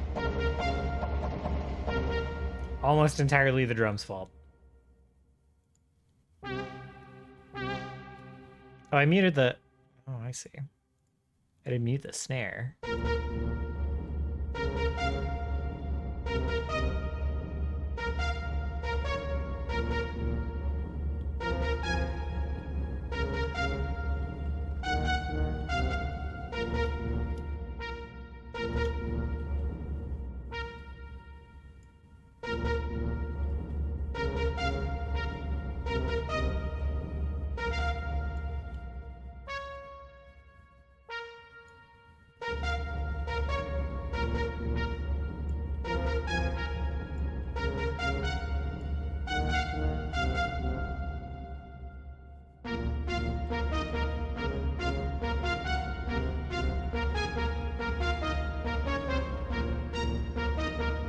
Okay.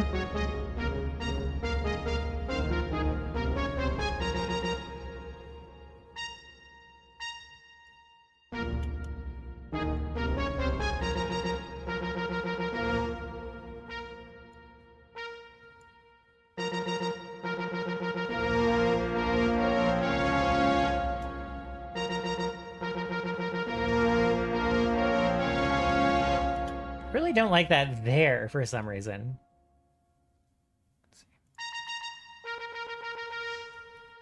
That like hard clip on these notes doesn't. I like it some places.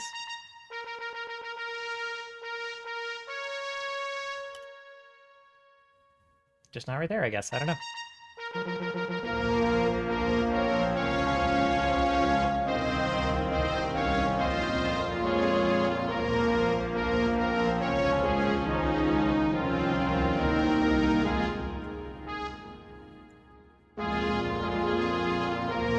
Pathfinder went great.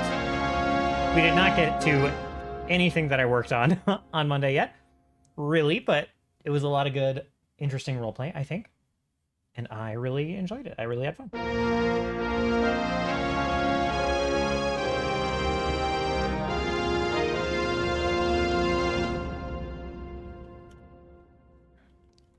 So, yeah, it was a good time.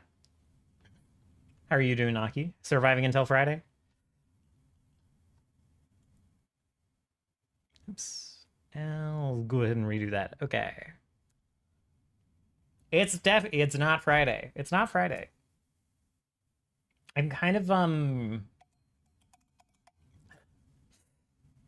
don't know. It's nice that I have tomorrow at work. I'm kind of glad that I don't have just, you know, I have tomorrow at work to just fill the day and also to like get some stuff done and out of the way. So it's just definitely not an issue on Friday. So I'm excited for that. I'm off tomorrow and Friday, so it kind of feels like Friday, but it's not. Got you. Yeah. I'm hopefully going to just be all buttoned up with everything tomorrow, so I can just hop on Path of Exile on Friday. I'm also going to try to get up a little bit early, so I don't know like when the queues come online exactly on Friday, so I'll have to look into that. But I'm gonna try to start streaming a little bit earlier, so I don't feel like I have to pick between streams and like evening plans with friends or whatever. So I can like do some stuff in the evening. So I don't know that that's gonna happen on Friday. 1 p.m. PST. Okay.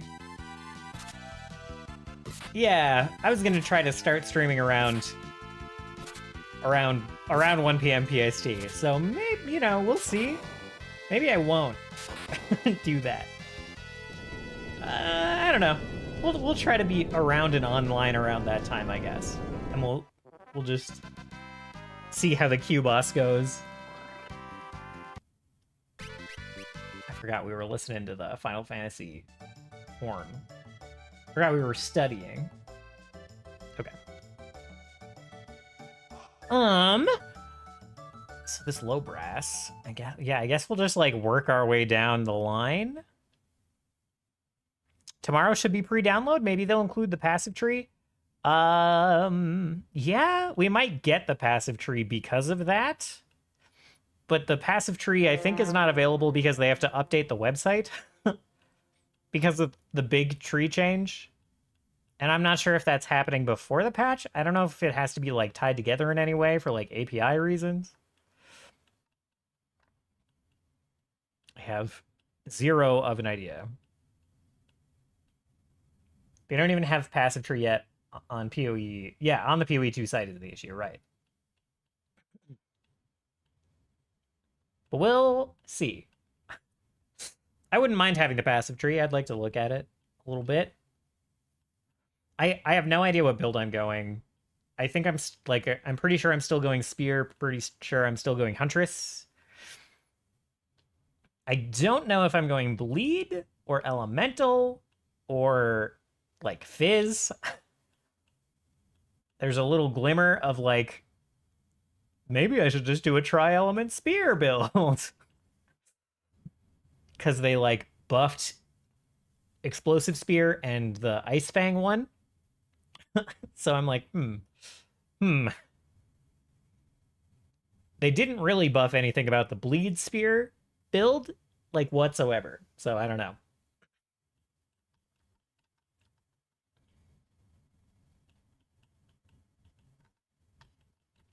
I think we just listened to this through.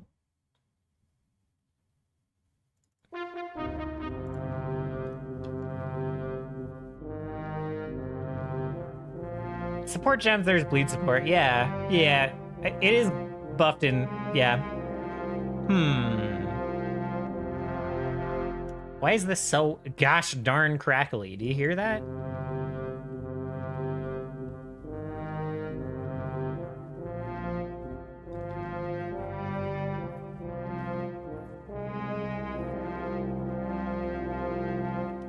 Why?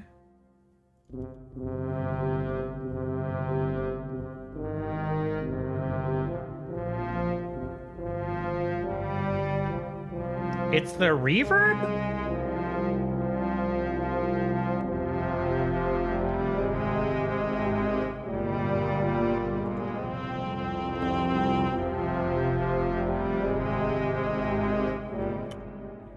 Like, I know I turned off the reverb as the first thing to test, but only because it was easy. I didn't think it would be the reverb. What?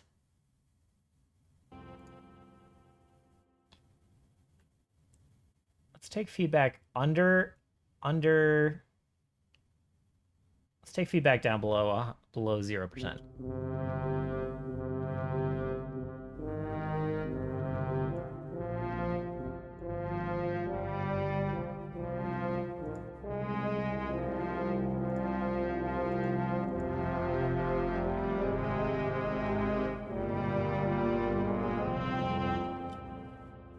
I think it's because it's...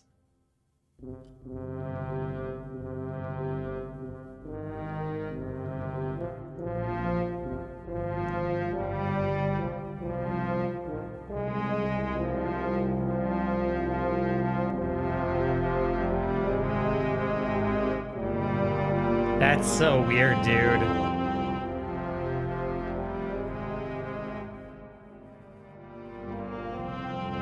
Okay, it's not a game thing.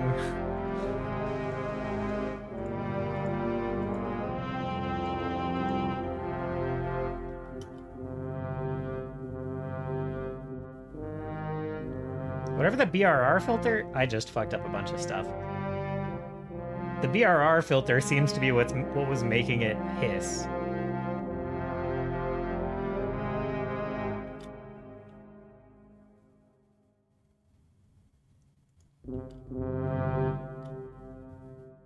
It's still reverb. It's still verbing a lot. Oh my god. I have Phoenix Verb on. Son of a gun. Son of a gun. Turn this all down. Get out of here, Phoenix Verb. The song's gonna sound completely different. Ah.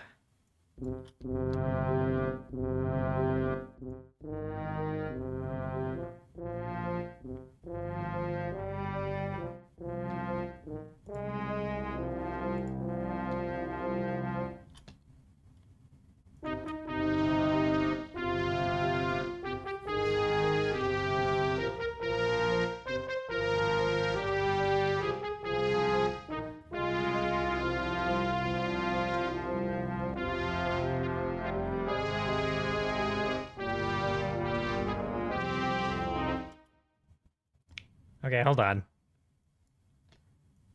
Is it cheating to use?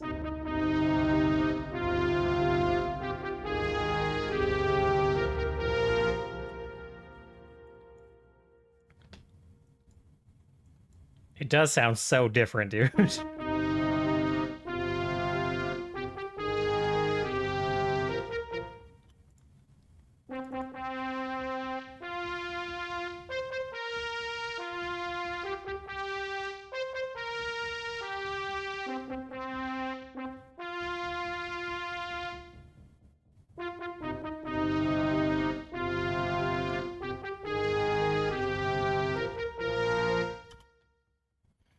Okay, let me grab this again. Copy this game verb. Delete this game verb.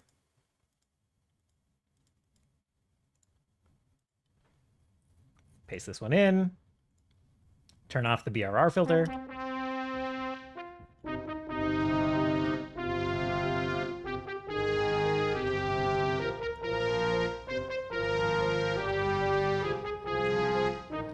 Okay.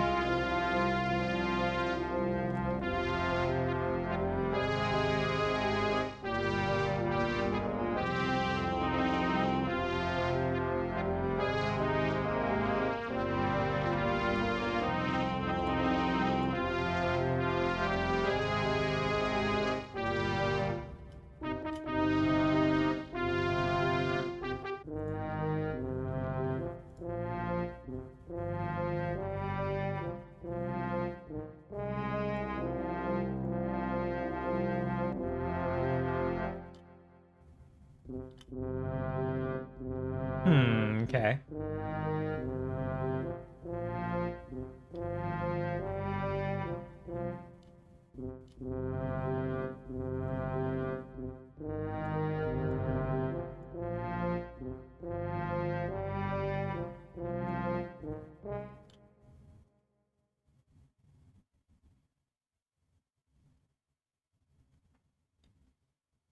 Okay.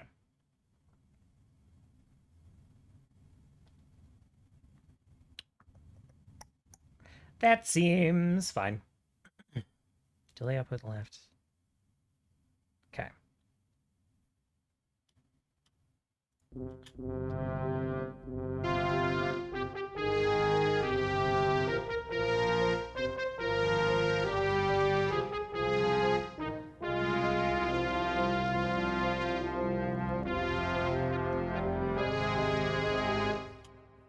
Glad the whole song sounds different.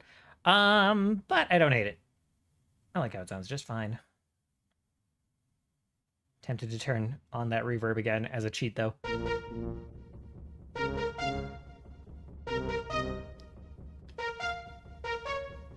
I need a bit.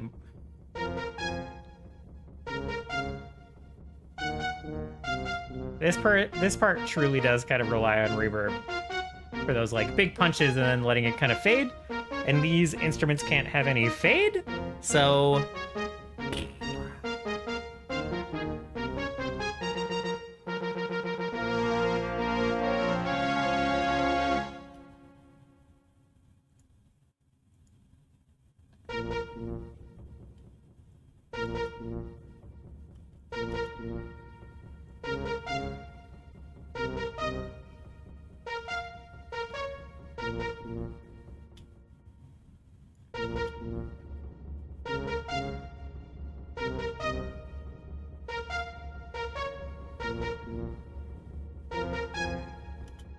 all right, guys. It's not gonna be bit perfect.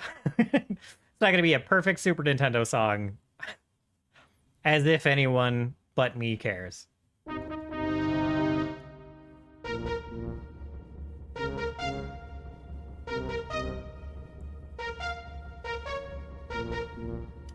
Okay. Gasp! It's not. I know. Okay, let's go back to soloing this. That was a long side tangent.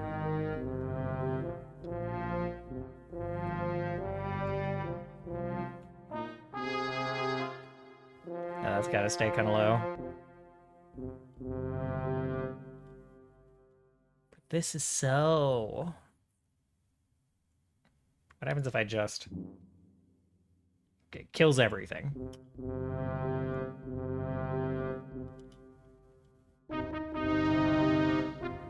It sounds fine in the mix. I shouldn't care.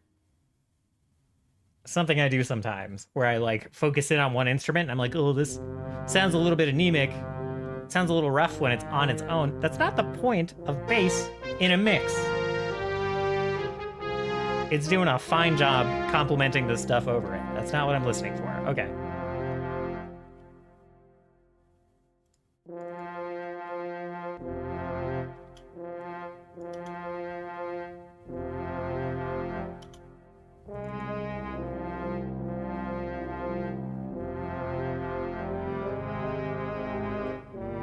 So you heard this one had a...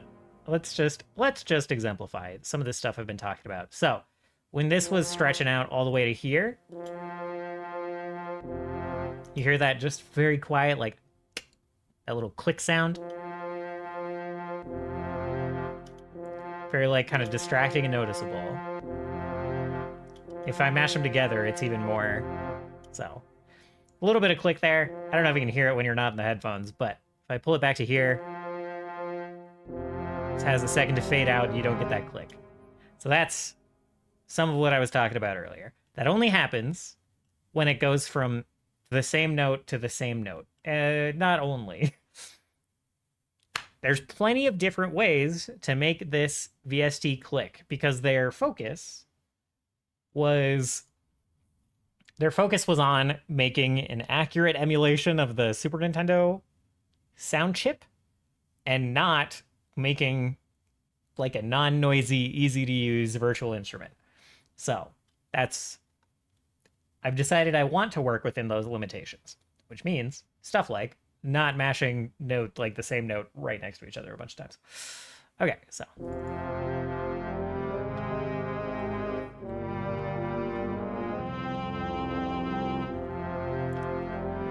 Thought it was just you pressing keys.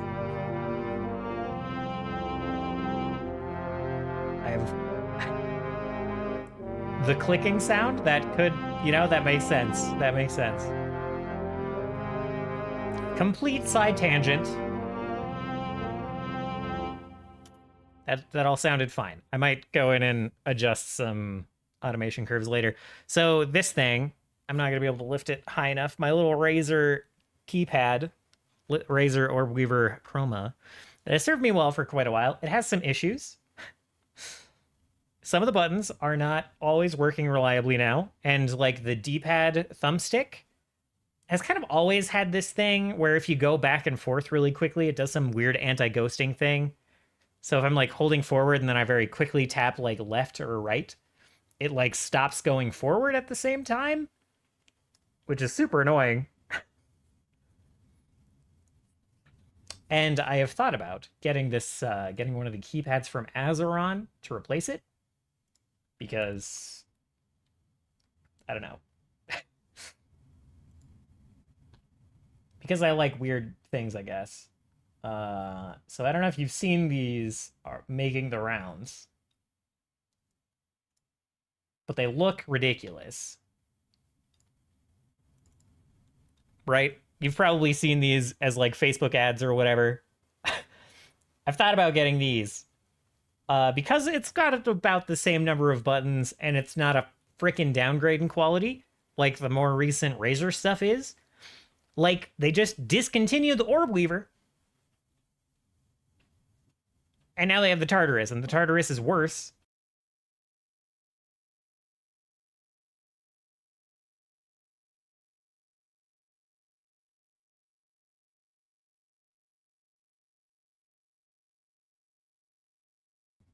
He might bark again, but whatever.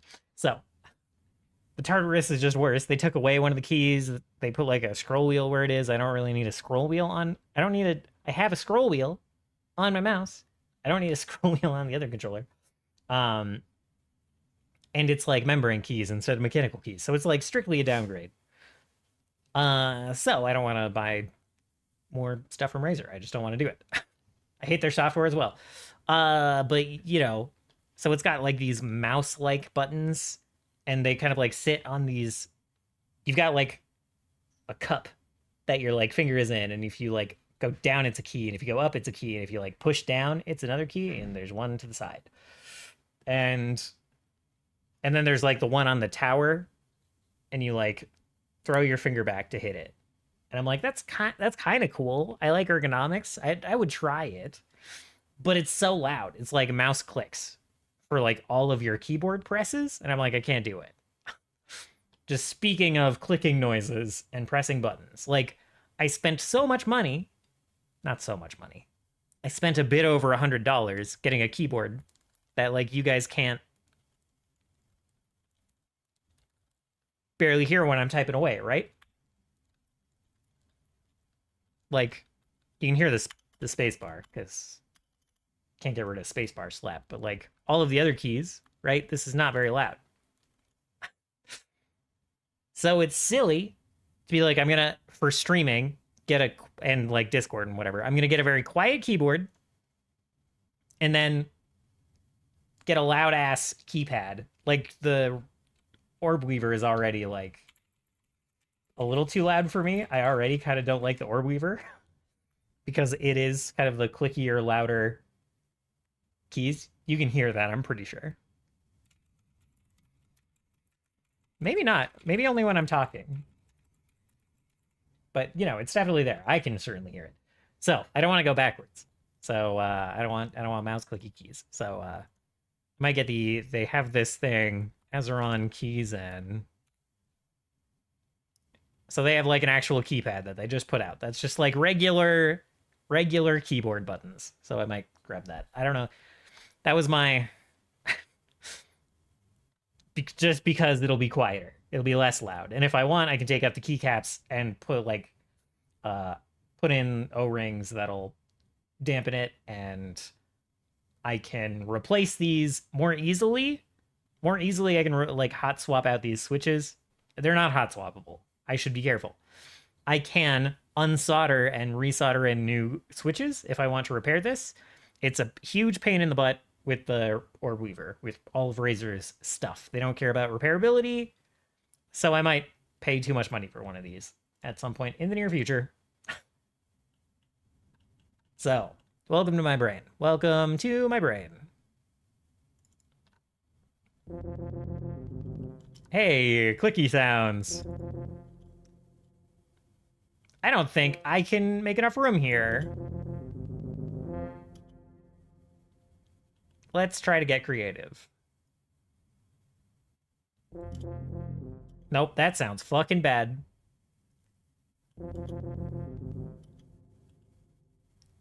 Dun dun dun dun dun dun. Halftime?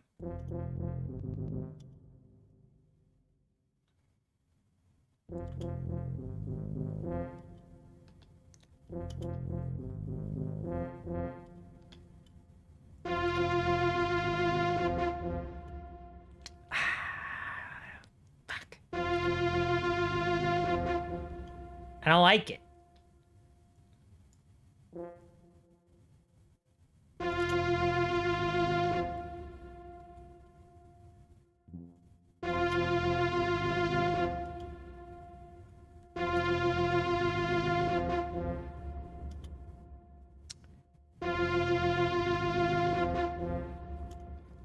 Okay, well.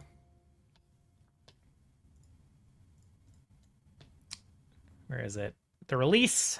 The other way you fix this is you get rid of the release entirely so that there's no overhang.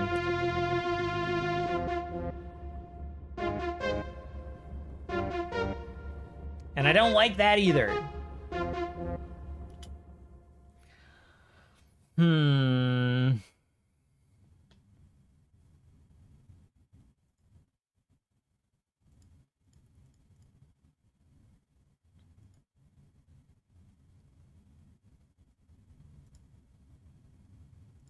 Various changes. That's pretty funny. Okay.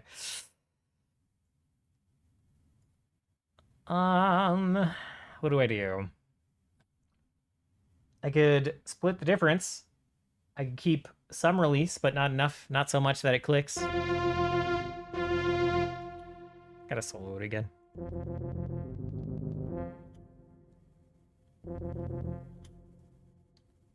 Try 5.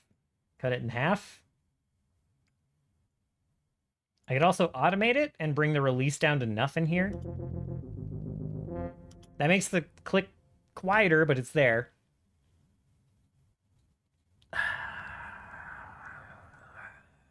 Okay.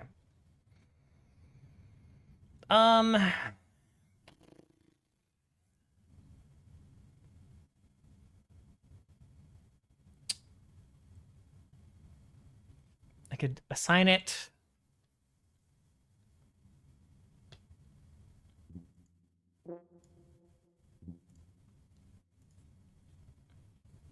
Hmm.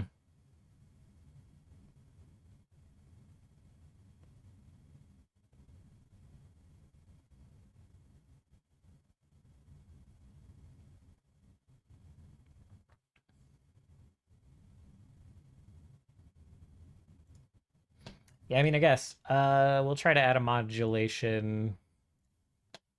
Source, MIDI, CC.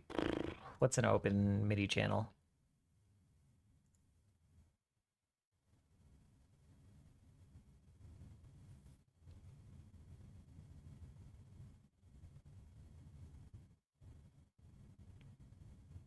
I can directly automate all of the R, all of the release. But I need to do it layer by layer, and that's a little bit annoying. So we can add a mini lane. Number 3 is unused, and number 9 is unused. General purpose 1. I wish I could tell if any of these were automatically mapped to anything in ChipSynth, but I kind of don't think they are. Kind of think I need to manually set it up. We'll put it on 20. Feeling 20. Control change. All right. So MIDI 20. Control none, I think. Function. I don't know if I need a. I don't know. I don't know if I need a function. Okay. Channel 1 R. Okay. We want it to end up around 9 most of the time. So we're going to do this for all 4 voices. I wish I could duplicate each layer a little easier, but I cannot. So MIDI. MIDI 20. Control none. Destination channel 2R.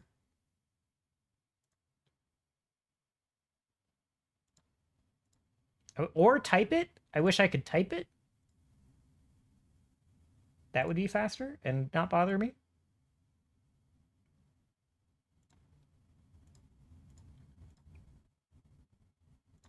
Okay. All right. So that's all there. I might need a function. I need a control. Like CC20. I guess. Yeah.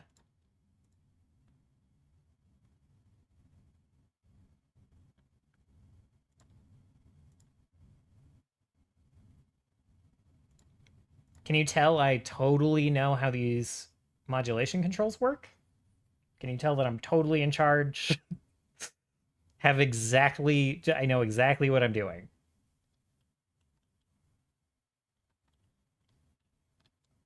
Okay, controller 20. Let's... 0 is the easy spot.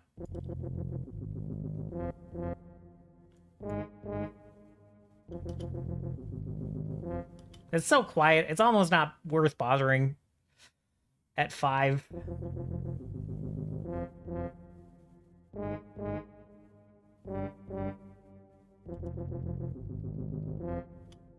Bothers me a little bit. It bothers me a little bit. I can kind of hear it, but it's a little annoying.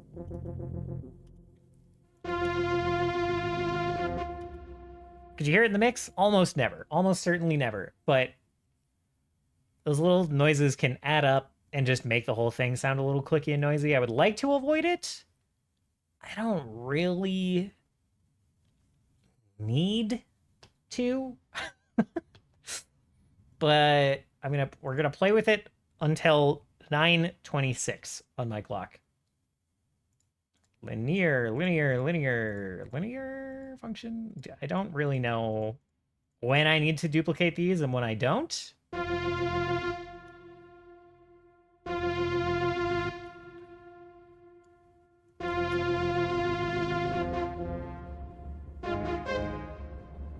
Wait.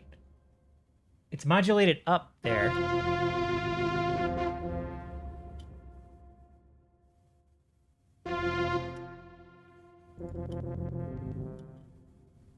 Oh, it's like not. Oh, God. Okay.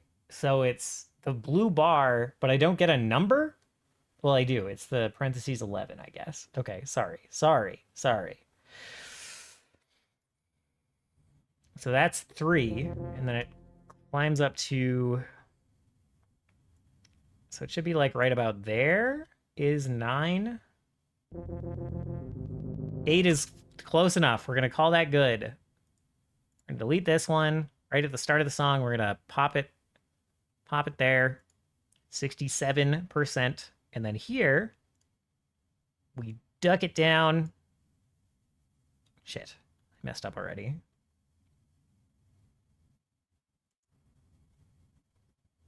There we go. Down to 0. Okay.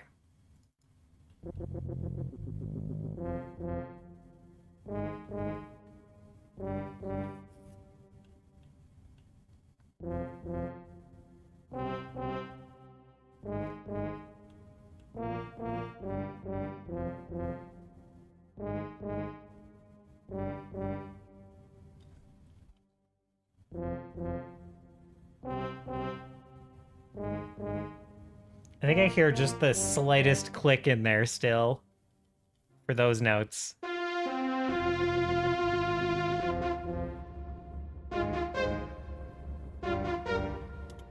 And I'm going to choose to ignore it. All right. Sick. We've got to find any other places where we have those rapid notes. And I don't think we repeat them anywhere. Okay. It doesn't look like it.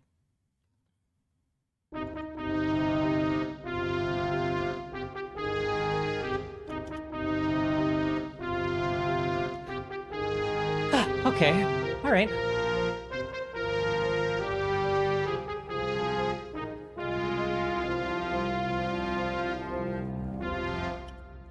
Can hear it a little bit on the drums. We'll get to it. I think I am primarily mostly happy with the low brass.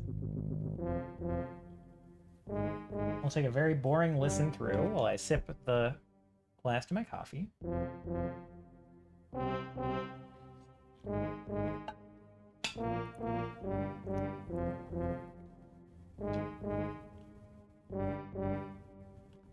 This is going to be a real boring stretch.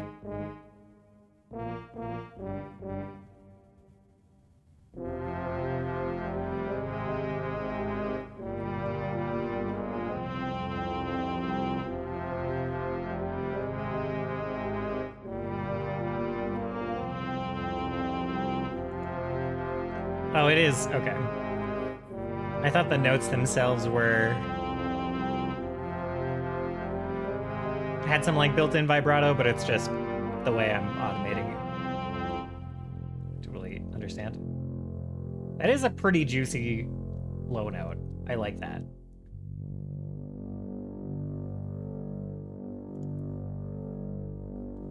Stand by.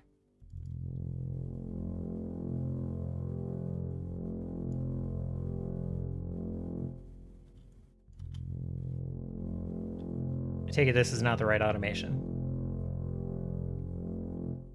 It is not. Modulation? Oh, both of the modulation channels are going into that. That's not good. I think it's mostly number 1 we're concerned with.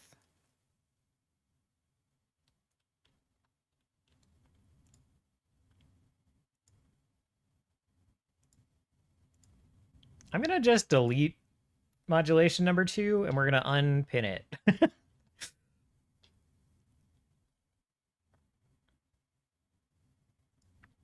To explain myself, in the original version of the song, I used 2 different samples. I used a short.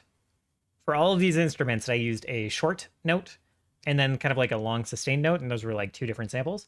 2 different channels of MIDI, so we had automation for both. And now there's just one chipsynth SFC is listening to all of those automation channels at the same time.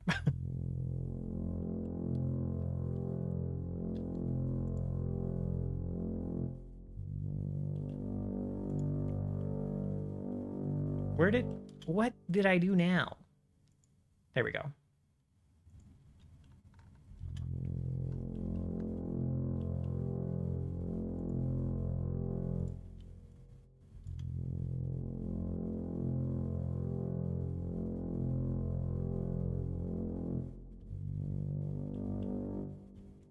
That might be a bit much.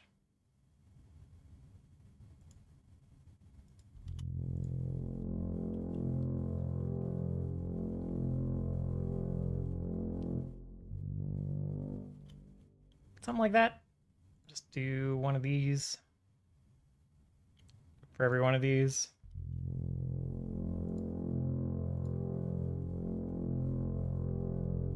Have it hit like 60-ish% or whatever, about partway through these.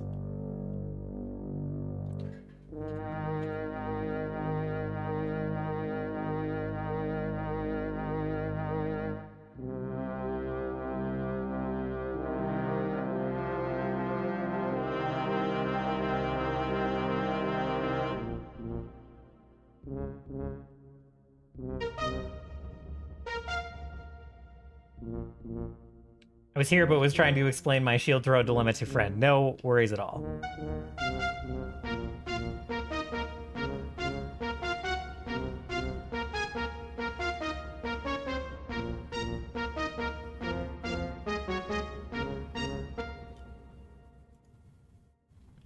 I might grab all of these, and we'll just throw another one on top.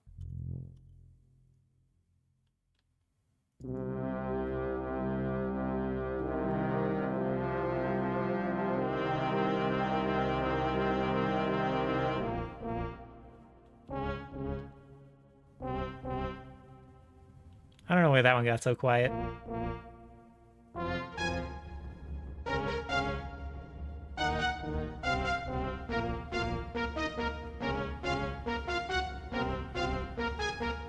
I think I like that better.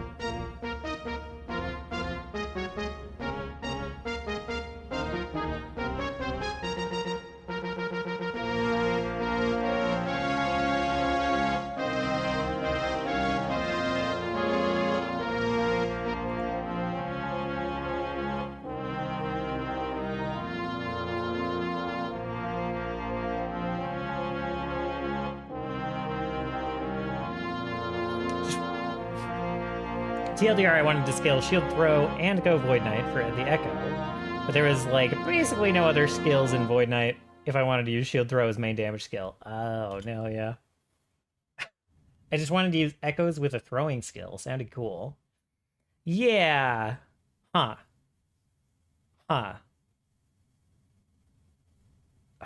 I haven't done enough Void Knight stuff. Yeah. In theory, there's nothing wrong with just saying, like, Shield Throw is going to be my only damaging skill, and everything else is going to be setup or buffs or utility. But, yeah, that could be kind of rough. There's no, like, big cooldowns, and that class, you know, what is it, Templar? No, whatever. That overall class does like its big cooldown buttons here and there.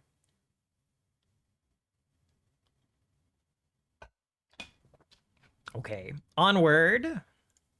Oh, God, I'm gonna put off the snare so long.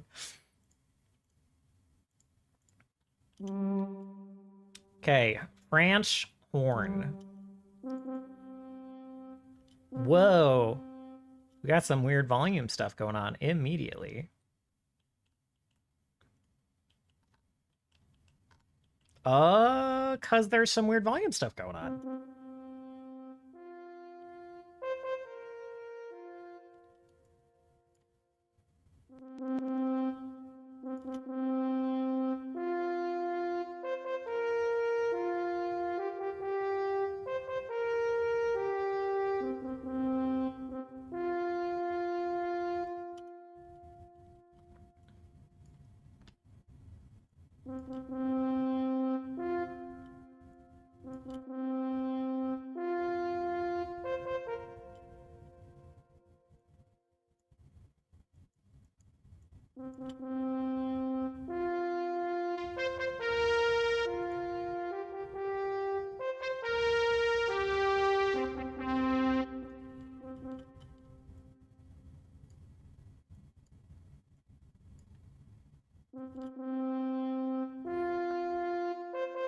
Void Knight has lots of cooldowns, but barely any support on the actual skills. That makes sense. That's kind of what I thought / was afraid of. Most of the Void Knight buffs is to buff other Void Knight skills, like Devouring Orb and Abyssal Echoes. Gotcha.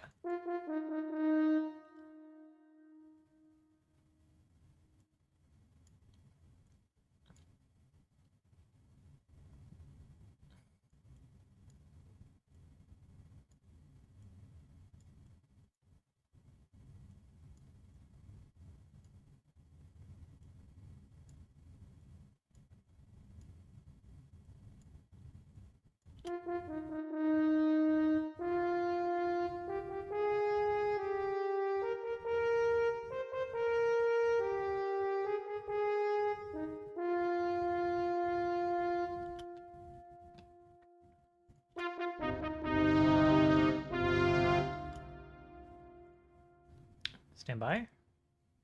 Okay, this doesn't have it. I might... There's kind of like a phasing trick you can do with these to get it kind of sounding like a little bit surround soundy. Is that the right word? I don't know. So if I invert left, you can hear it's kind of got more of a surround soundy thing going on.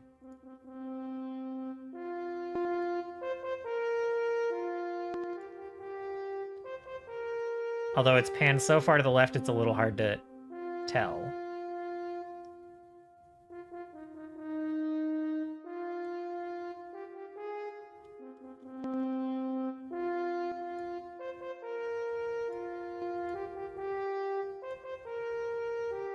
Thought it'd be lost in stream audio? Yeah, that's pretty... Because it's like a phasing thing and not an actual panning thing, it comes through pretty well, I think. Yeah. It's one of those things that should actually survive stream audio.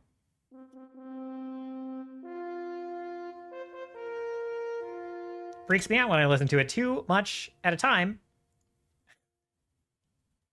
It's just very weird to my ear.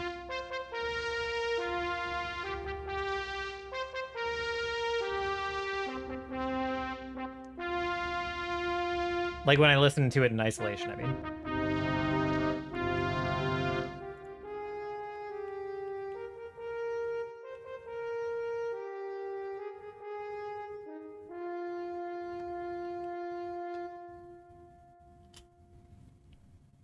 Okay, anyway.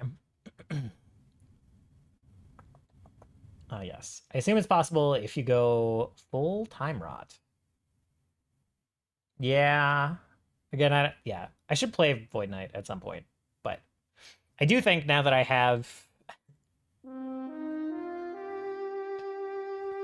Ooh, that's kind of pretty. It's a little cheesy, but it's kind of pretty. I think next time I'm going to play Acolyte again, because I've already got, like, my filters. I've done my test playthrough. It feels very good. And now I've got, like, a bunch of, like, I've got a progression of filters set up. I've tried to set up my filters so as I progress, I can just turn stuff off and on. I don't need to, like, rebuild filters all the time. So I can just like import this Acolyte curse build filter in now that I've practiced it once. And I can like fly a little bit more next time. Because I know I'm not going to play a ton in the next day. And then it's all over for everything that's not Path of Exile. Except maybe Hollow Knight. Hollow Knight next week. Maybe PoE 2 servers will die. True.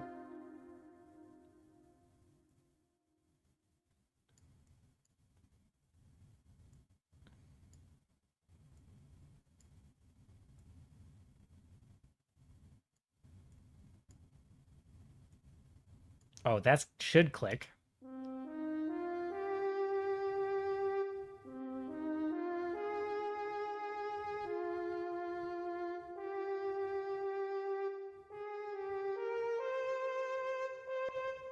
Oh, yeah. Oh, yeah, that's pretty bad.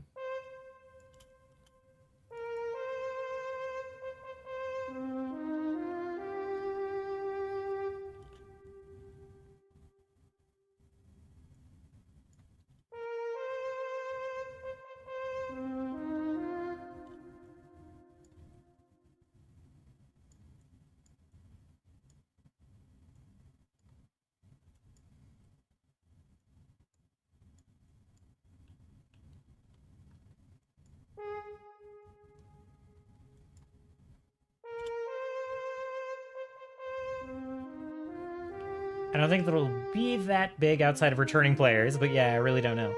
Seeing ads everywhere for it now, true.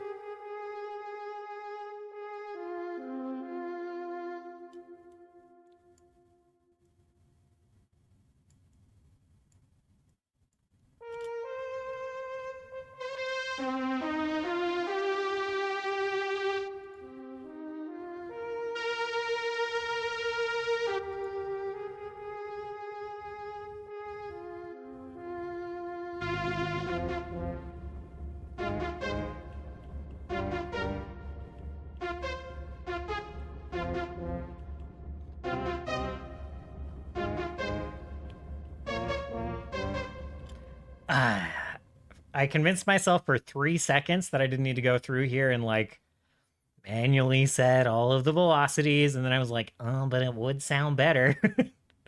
It would sound slightly better.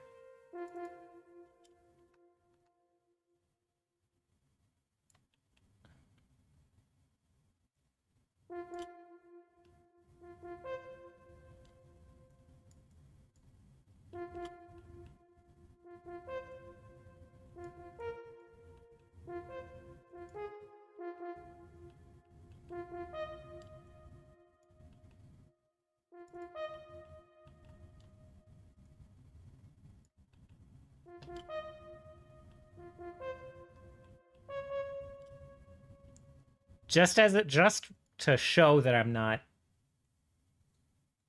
off my rocker about it.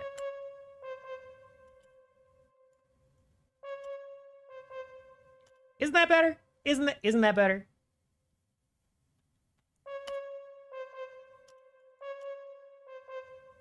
Just that little bit of texture, isn't that nice? Okay.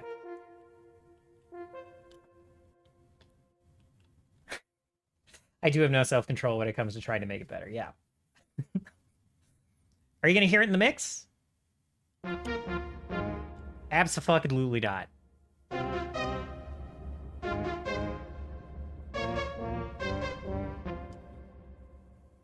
But, you know, sometimes you do.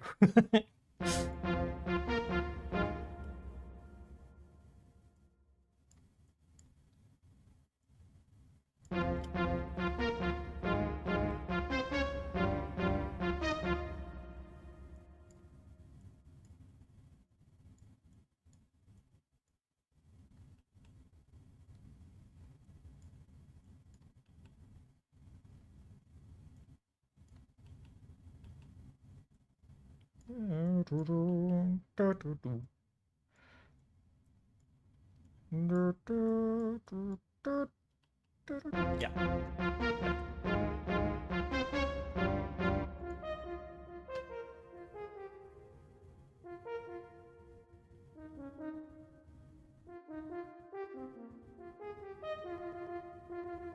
Son of a click. Gosh darn it. Frickin'. Suffering succotash. Alright, let's see. Fixed. Fucking fixed, easy, no problem. Oh, this needs to... Okay.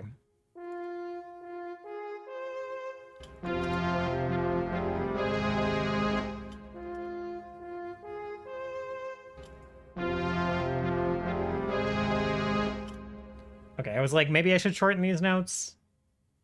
But we already have the trumpet on top punctuating those. And it's kind of nice to have the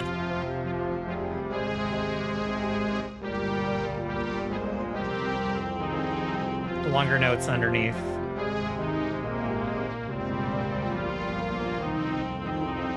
Son of a... It's fine.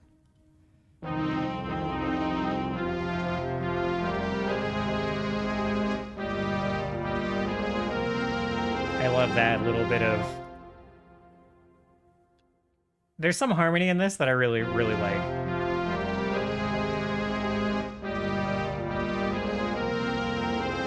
And that's one of them. That's one of them.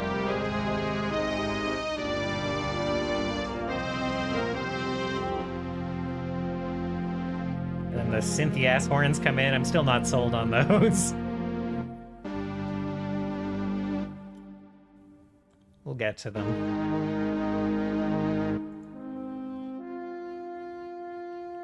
I heard a little bit of distortion.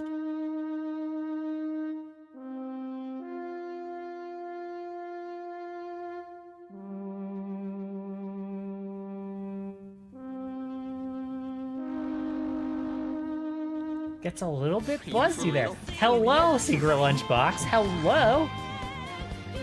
What the heck? Big raccoon energy. Get in here, you big raccoons. How you guys doing? Are we done with the... Did we get to the end of the subathon? Did we get to the end? How'd it go? How you been? Are you absolutely wiped out and exhausted? It's a little bit busty. Uh-oh. Not quite. I did say buzzy. But, you know, I could... You know?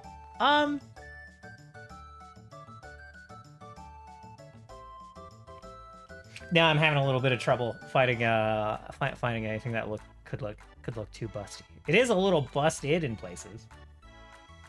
The classic thing happened? The classic thing happened. Oh, the classic thing. So you're coming back. We're coming back tomorrow? He's got another day, fingers crossed. Hell yeah. Well done, guys. Well done. 4 hours remaining? Yeah, sure. Sure. Good job, guys. Well done. Assignment understood. Well, thank you for coming in and checking things out. I'm actually a little afraid to press the trailer button. I haven't pressed the trailer button in... Whew. It's been a little while. It's been a little while, because the only raids I've gotten for quite a few months have been during Pathfinder, and I don't just hit the trailer, I don't just yellow the trailer button during Pathfinder while I'm GMing.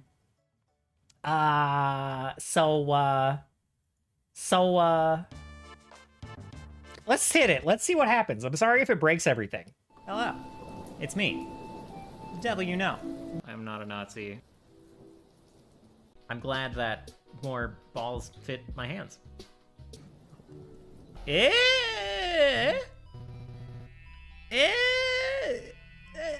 Psst. Hey. Fuck you. Damn it! Through the door where I thought I was watching the whole time, but it was like they were in mine! Sometimes you gotta puff yourself up by telling yourself things like, you got this, you're awesome, you're not a Nazi. It's just part of the self-love. Wes's stream is very lovely, and he's very sweet most of the time. That's with a little bit of spice. Banned fuckity by out.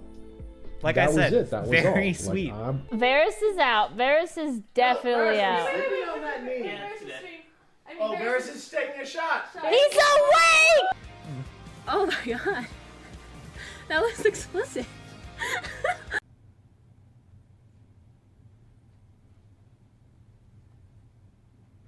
I cannot sleep! What the? It worked better than before. I neglected it for months and it fixed itself. That's kind of fucked up, actually. Huh. What do you know? That's not usually how things work in Streamerland. Anyway, well, thank you guys for swinging on in and checking things out. Hello, Sabby. Hello, Lunch. Hello, Boomer. I did not index people very well as you were swinging in.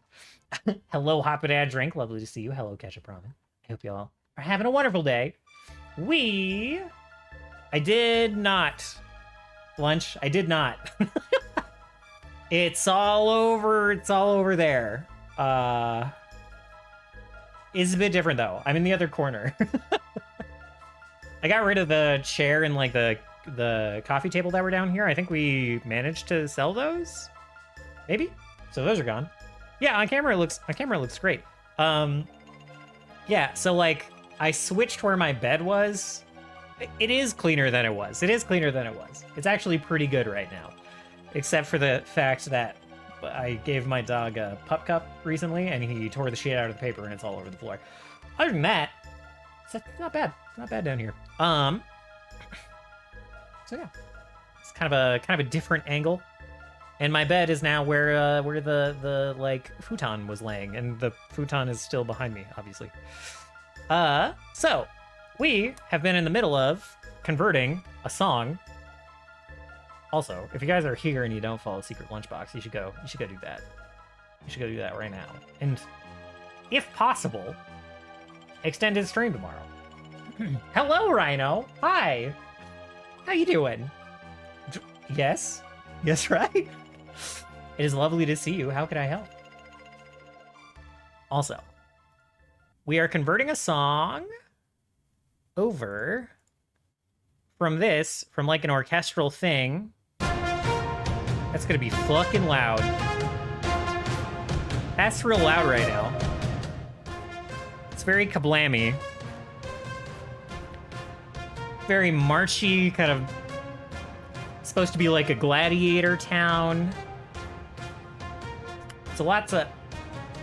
It ignored me. It didn't follow my instructions to pause. So lots of horns, lots of drums. Slap it around. I was gonna do this smooth transition into the 16-bit thing, but that is a mastered song that has been volume floored and everything. So that's not gonna work. So son of a bitch. Son of shit spud freaking. All right, there we go. We're 16-bit now. I can't control my own computer or my own mouth. I apologize. Anyway. So we got these nice Super Nintendo sounding horns. And we are very painstakingly trying to convert orchestral instruments into these kind of 16-bit Super Nintendo sounding instruments. We are cheating and using a real reverb. Because you cannot use like instrument tails on these Super Nintendo instruments. If you like leave a release tail, it'll like make a really loud click cut sound when you hit the next note. So I'm using reverb to cheat that because I can. I have a modern computer. So yeah. Get wrecked, Super Nintendo. I'm doing pretty well, right? I'm actually starting to get a little bit of a headache, but we're gonna try to get this done before I tap out, I think. So generally I'm doing pretty well. I had a lovely time jamming for Viraxi a little bit ago, as well as Moto and the other friends, Bill, etc. It was a good time. Had a really fun time with the session today.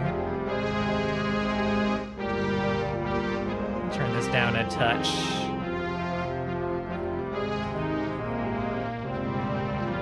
I will say, Bill just didn't get to do that much role-playing. It was a very role-play heavy session. Bill likes to fight things, likes to role-play by creatively punching things. And I didn't give much room for that today. Oh yeah.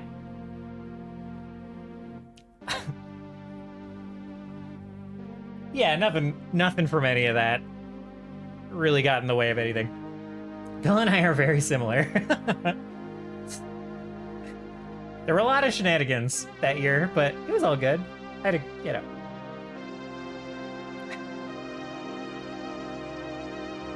What a time that was. Indeed, indeed.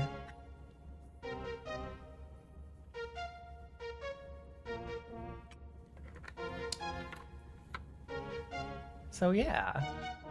So we're in a very utilitarian work mode. So if you're coming from the very entertaining Secret Lunchbox expecting to be entertained, I hope you like beeps and boops. I hope you like automation curves.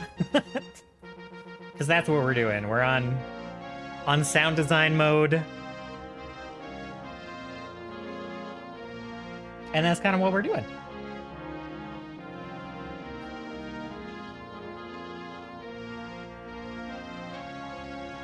Chasing down these clicks.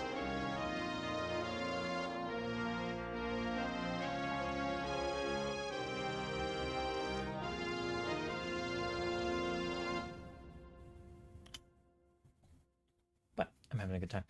Lunch, thank you for swinging by with your raid.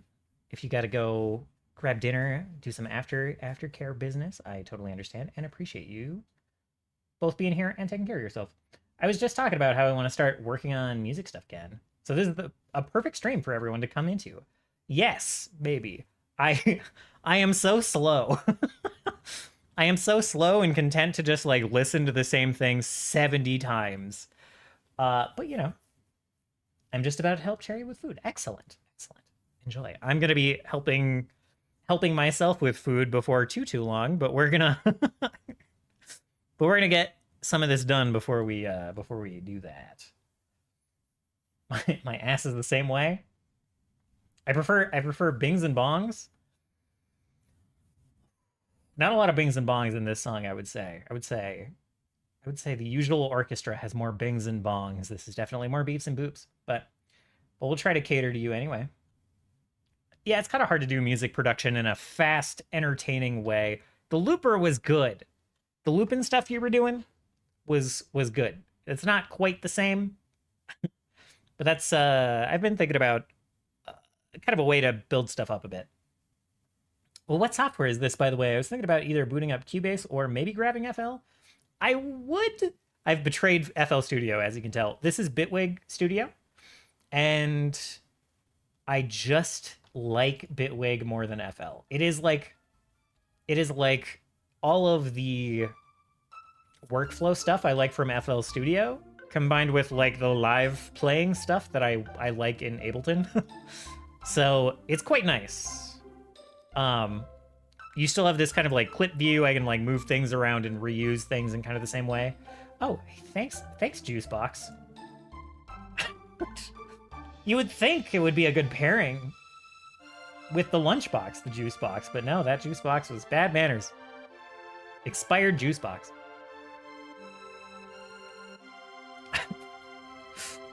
Yeah. I love Bitwig Studio. It is pretty great. It has a whole bunch of like multi-monitor stuff that you can set up where it'll kind of like split this over to a different monitor, or like you can have a full screen page that's just like this mix view. On like your second monitor or whatever. I stream it, so I don't do any of that. But in theory, it's very nice. And yeah, so like this is kind of the full song view. You've got like your automation lanes that you can like pop out and draw in from here. I tend to use this piano roll, which lets you see like multiple tracks at a time, so I can like toggle in all of the other instruments so I can like see them all in one view and see the MIDI notes in one view and everything, and even edit them if I want. There is another like clip view where you can like double click this and it pops up down here, but I don't like this very much, I would say. I like having my devices down here, so I can like click on a channel and like kind of see and interact with, it's under my face because of course it is. But you can like interact with the quick interface down here for your devices while you are like tabbed into editing things. So you kind of have access to everything all at once, which is nice. Got a very nice condensed like plugin picker over here that's not like pushed out of the way like it is in FL Studio. Yeah. So I just really like the workflow in here. It's got a very cool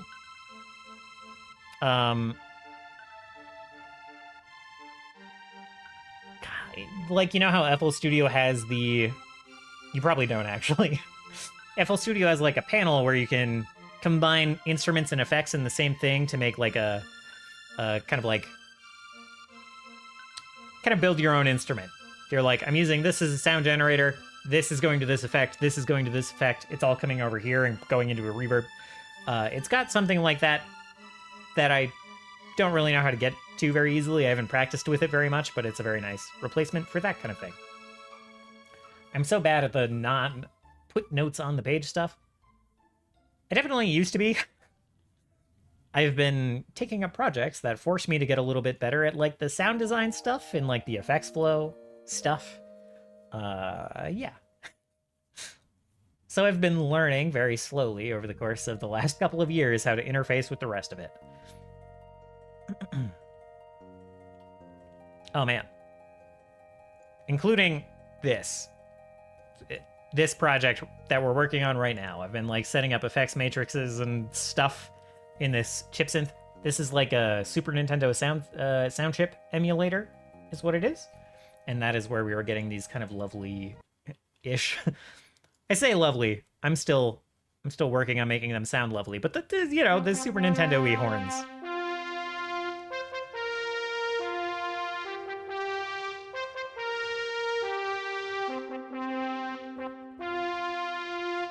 So that's been kind of rewarding to work with.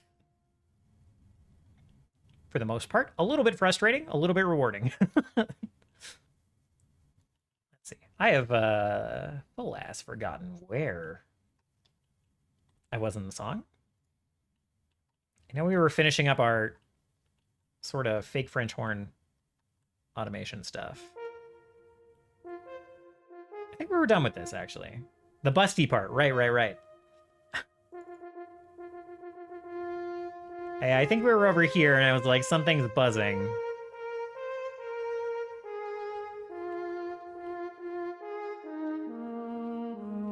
Oh, yeah. It sounds like it's clipping.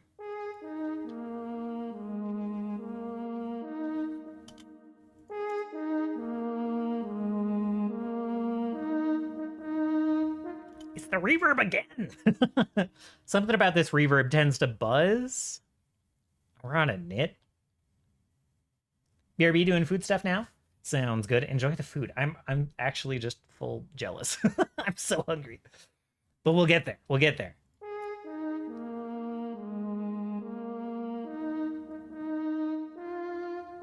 Okay, turning off the BRR filter. Full disclosure, no idea what a BRR filter is. Turning that off fixes the buzzing like it did with the other instruments, so that's great. We're gonna... I didn't set up like a... I didn't grab a preset for this one. We've been using this Minoria Cathedral preset for our Super Nintendo reverb.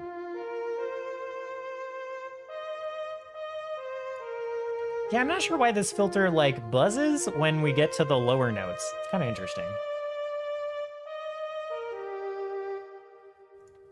That's the end. That's not the end. Nope. All right.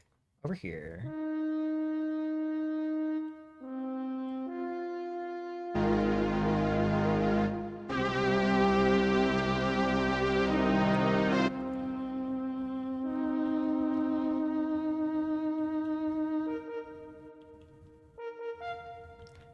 Ah, right. The return of the automation curves. I guess it's not automation curves. We're just drawing in velocity.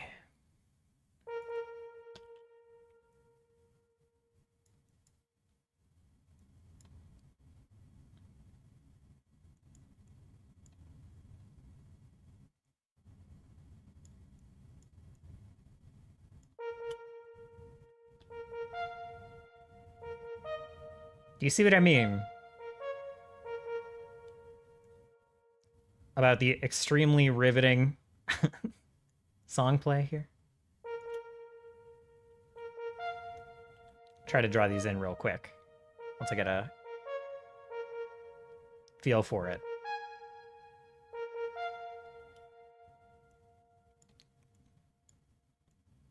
usually you just do stuff like this, like bounce down and then bounce back up. Although...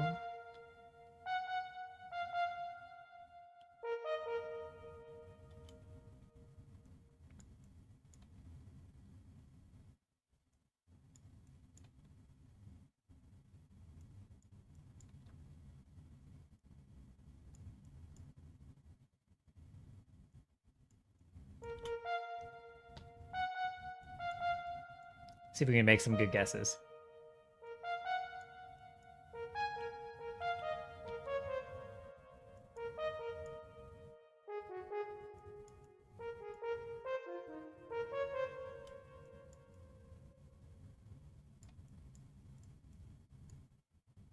Oops. Oops, oops, oops. Okay. Downward slope. And then an upward one. We might bounce up and down a little bit over here. This is going to click. Okay, that's correct. We'll shorten that a little bit. Easy.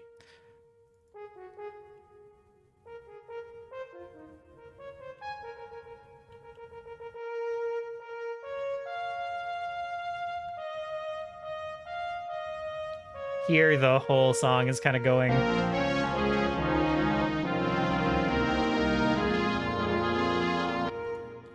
So we're not going to worry too much about the velocity here.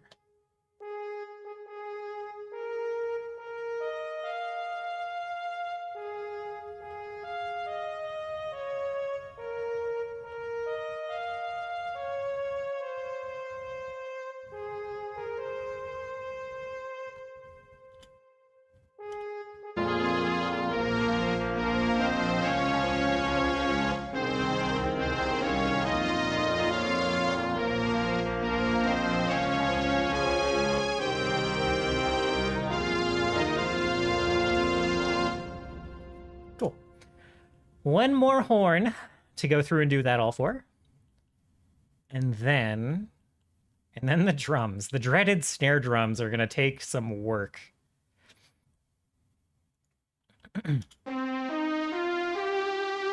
Also, these boys, they're no longer an alpine horn. That's just not true anymore. But they're so, like, wobbly. I gotta see if we can make it a little less so, because it just straight up sounds like a sawtooth.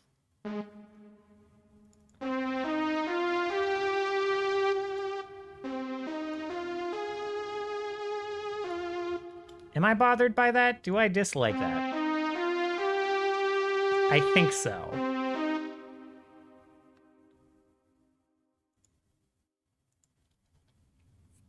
Let's see what else we got.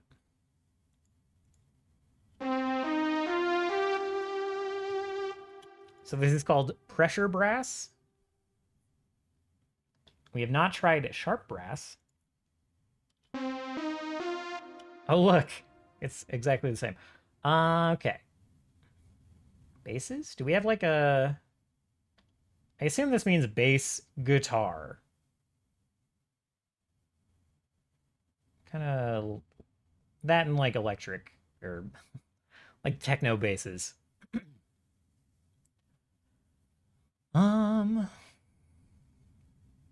Tunic Forest, I feel like is strings. Oh no. Well, kind of.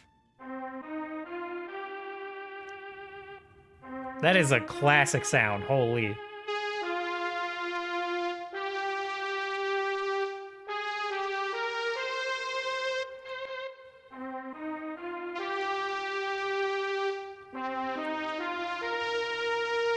I don't know if it fits into this song.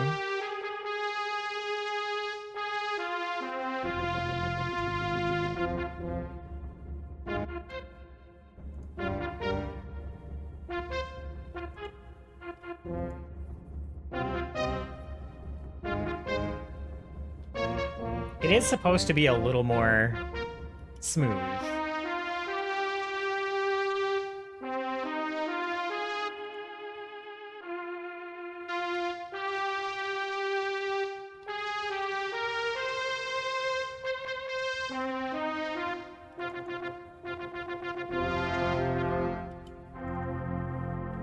I do think it's going to sound great in this interlude.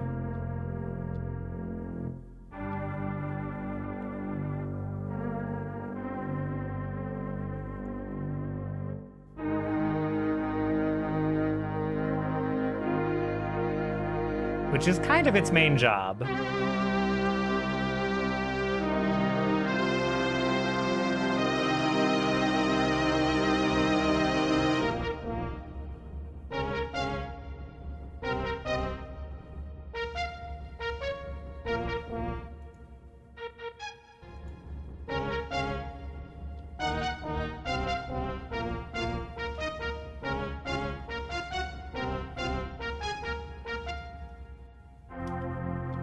If I compare it, I'm gonna be sad. But let me just see. Let's compare it anyway. By spear points, delivery, stems, help. This might be loud. I think I have it turned down. This might be loud. Warning. Nope.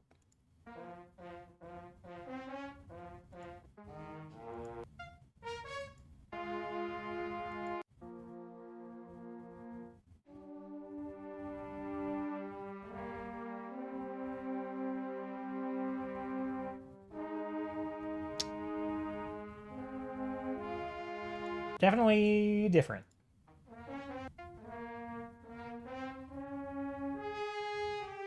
They are kind of this like smooth, slow attack sound.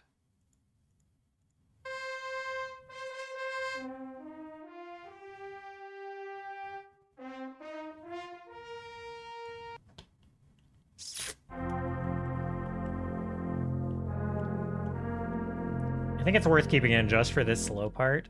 I think.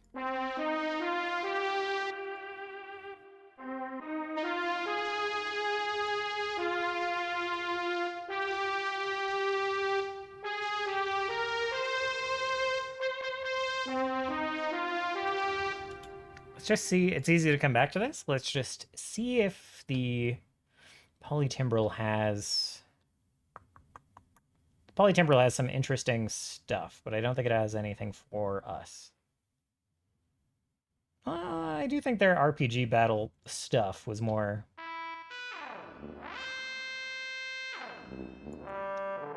kind of very familiar sounding horn.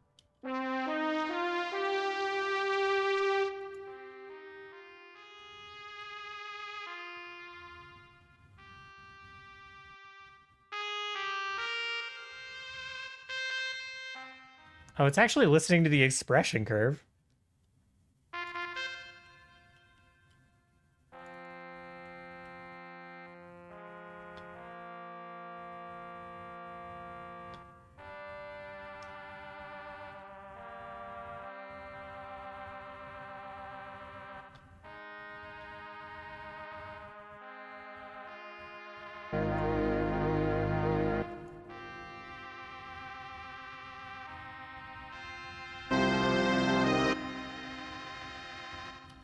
I don't think so, though. Let's try...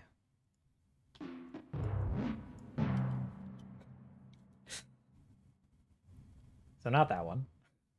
Sweep Rezo. Oh, no. Got nothing for us.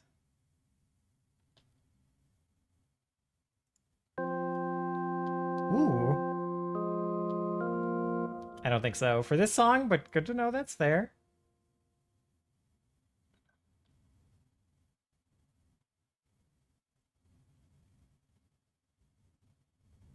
I think.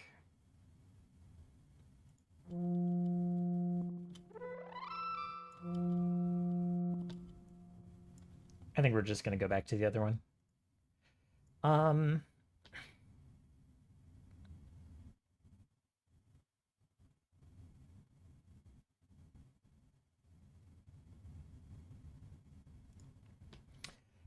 Something I can do.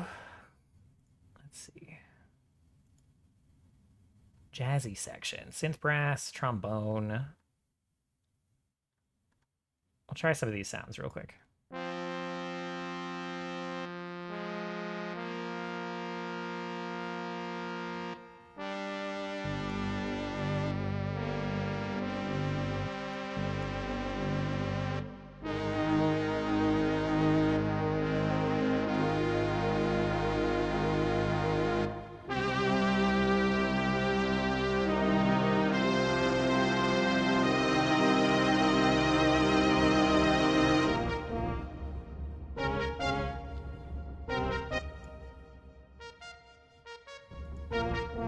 It's kind of working, actually.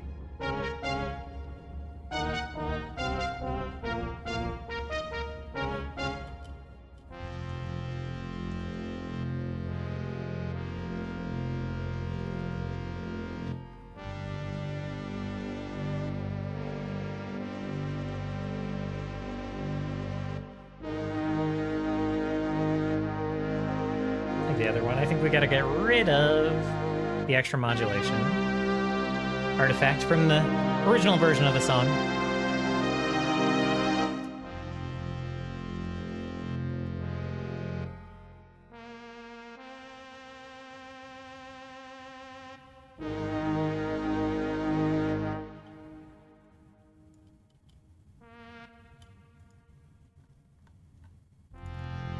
I'm all conflicted now.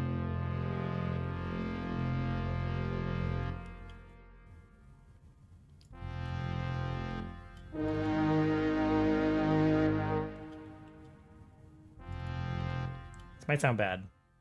Bear with me. Yep. Sounds bad.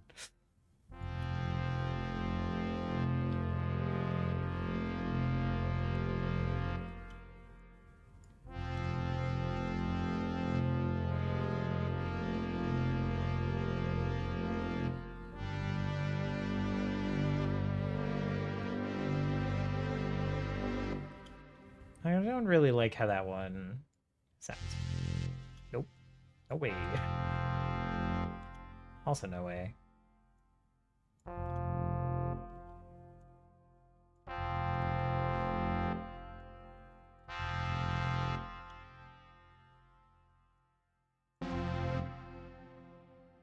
Jazzy Brassy.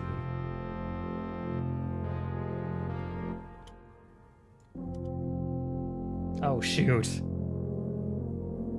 That sounds pretty nice.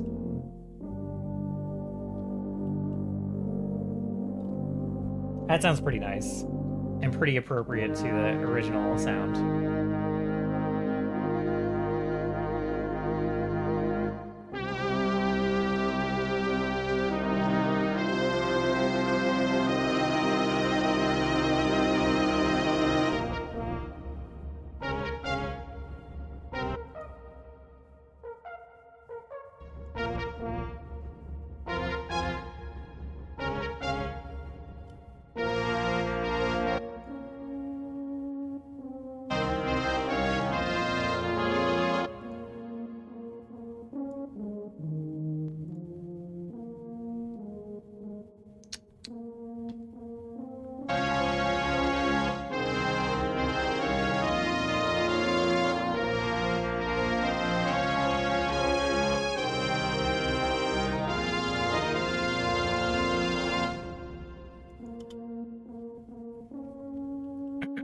Now I'm conflicted.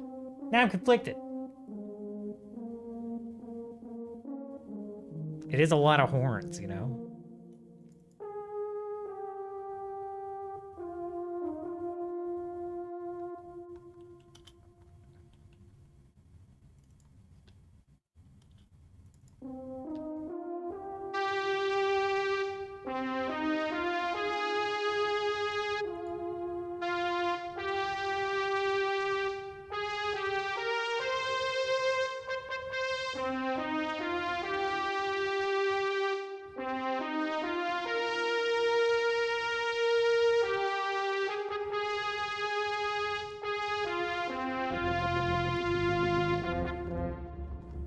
I had it set on mono timbral, but it's kind of just lying.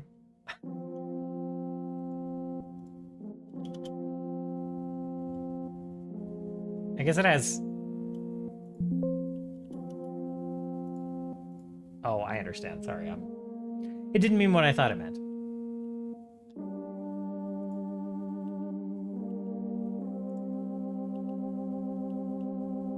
Polytimbral just means it's playing all of the layers at once. There's only one layer right now, so there's literally no difference between polytimbral and monotimbral.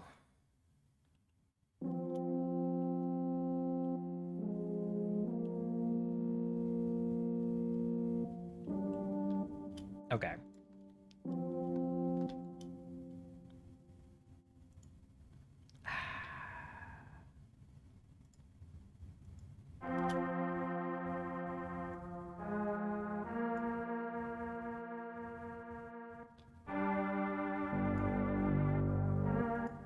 We'll save the Zelda sound for another time.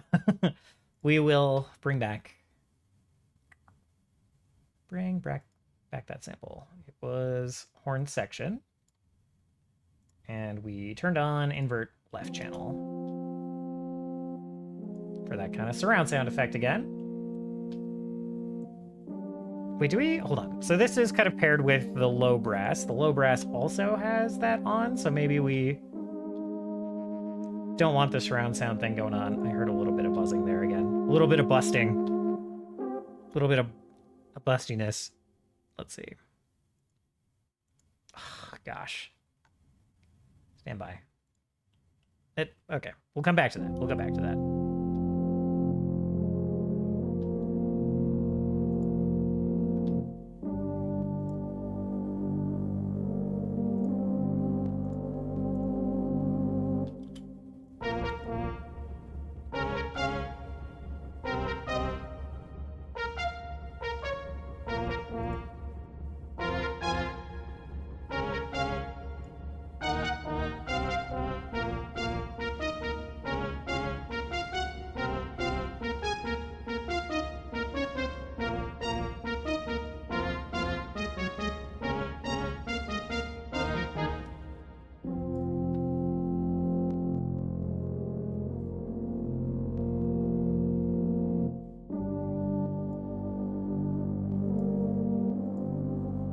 Can't decide if I like it better with or without that.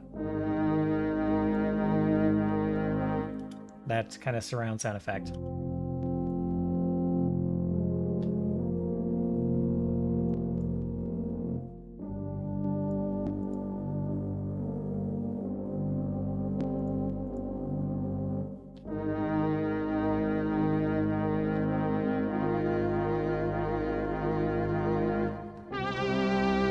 I think I like it better with, even though... I think I like it better with. Okay. Even though we kind of have two low instruments doing the same thing. Okay. There's some buzzing later. I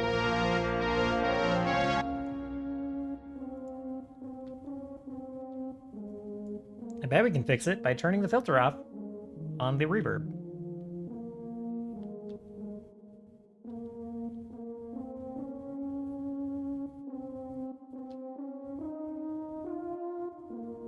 Where was it? I shouldn't have clicked away. Oh boy.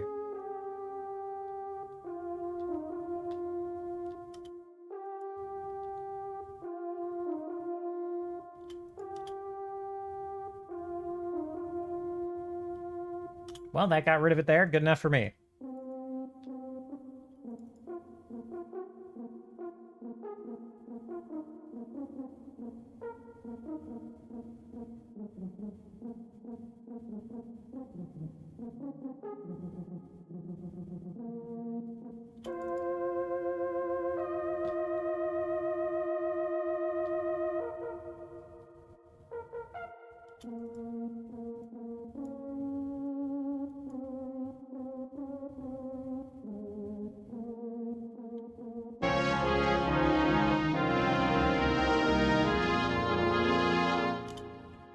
There were a couple more MIDI things to fix in here. So we'll go through and do that real quick. See a couple here already. For those just joining us, for this like Super Nintendo chip that we're using, if you have these notes like pressed right up against each other, they will repeat kind of funny or just not happen. Just not at all. They'll click, they'll make weird noises, they'll disappear on you, so.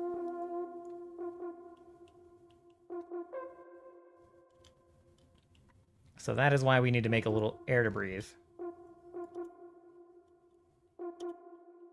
I don't think we need to shorten any of these for this instrument. I think it sounds better with a little bit more length to the notes.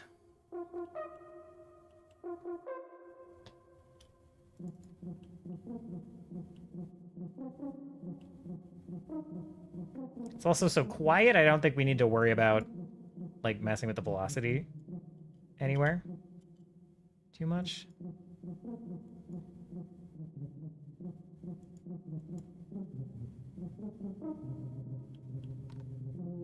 No clicking? Really?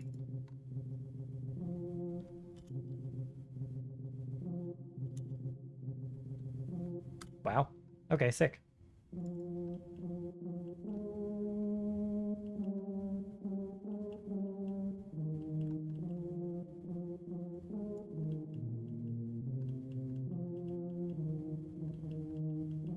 Should clarify. It's only when it's the same note being repeated where it can't be like pressed right up against the next note. Totally fine to like slur between the notes like this.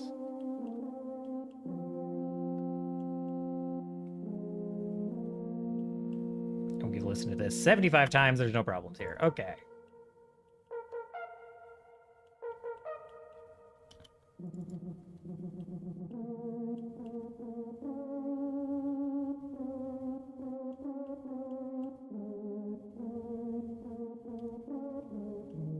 Oh, shoot. Almost missed this one.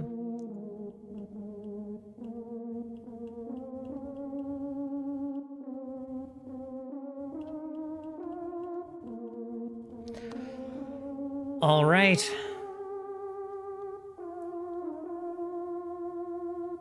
That was one of the easier ones. Time to face my nightmare. It's time to start working on the drums.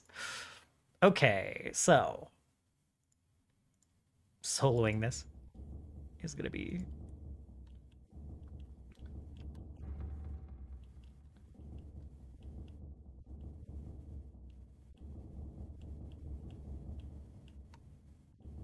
Ah, this is the culprit of the clicking. I can tell already.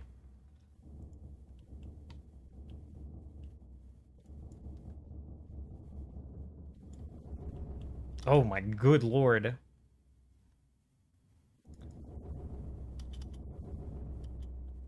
And clipping. Clipping on top of the clicking. All right. I am so close to the 80k reward now that I am reminded to look. It might. Oh, that clicking. Gosh darn it. You know... Okay, I'll finish that thought in a sec. I think I just got... Oh, this doesn't have any release tail.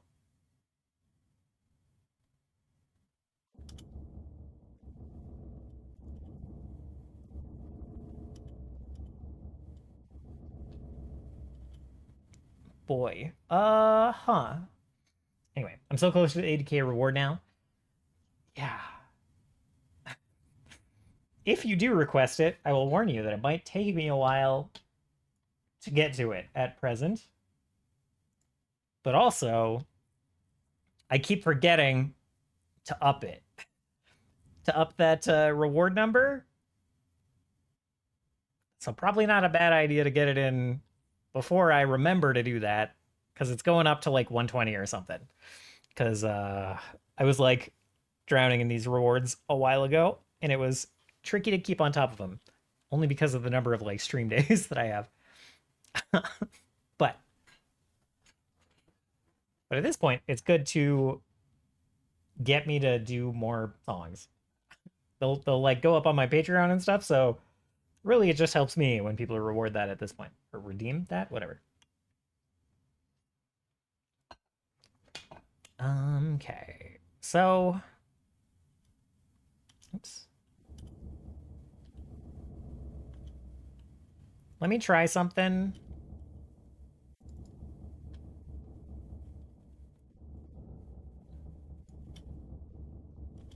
Are you for real? Oh. For real? Pika! What the? Another raid! What the heck? Hello, Pika. I almost broke my stream trying to switch over to the full camera screen. Hello there, Pika. Hello, Queen of Paper. How you guys doing? What were you up to? Don't you laugh at me. Don't you laugh at me almost breaking my stream. The emotes, DK Bonanza? Oh god. I want to play that so bad. I want to switch to so bad. And there's apparently supposed to be Metroid Prime 4 news soon. I might have to work on getting one of those. I might have to. I've had my eyes on a couple of other expensive purchases. I kind of want to get a better laptop so I can start working on music at work a little more.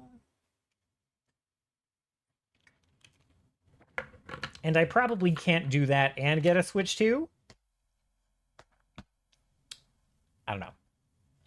Not in the near term anyway. Not in the near term. But I'll think about it. I'll work on a way. I could just at some point get a huge contract work gig and just solve money problems for forever and in not 2 months or whatever. I do have to wander away for a bit, but I'll be back. Sounds good. Sounds good. Enjoy your post-stream care and relax in a little bit. Fingers crossed for that. I would be pretty pleased if that happened. Probably not going to happen. I think I just finished my big project for the year, and instead of being like a big one-time injection of cash, it was like I had a bit more money for a few months in a row because it was like not a big thing all at once. Which is fine. Still very grateful for the work, very happy for the work, and it's been very nice. For everyone else, Pika has brought you into my little music stream here. We are converting. This was so loud last time. I don't want to do it again. Hold on. We'll play it in a different media player. We're converting one of my songs from like a full orchestral thing. I almost did it again. A very horn-suffused song. Lots of horns, lots of drums. There's 4 different horn instruments in this. Very brassy.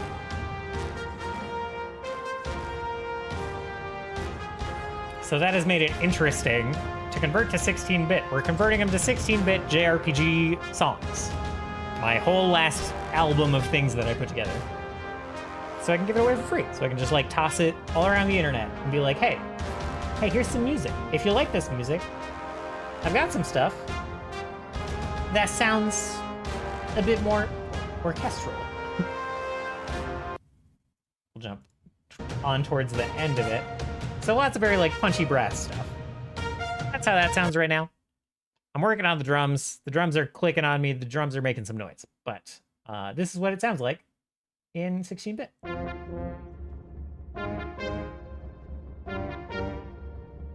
Oh, I meant to jump to this one.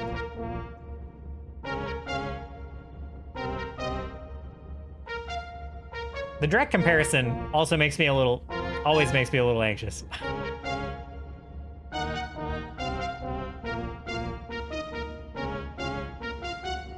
But that's the general idea.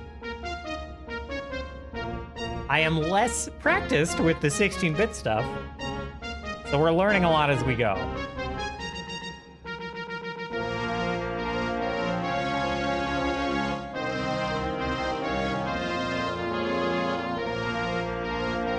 Well, that's very kind. That is far too kind, Quinn. Thank you.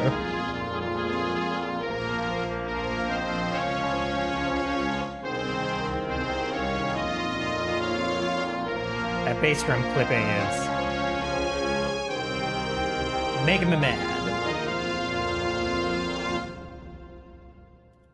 It sounds nice at the end. It sounds nice at the end.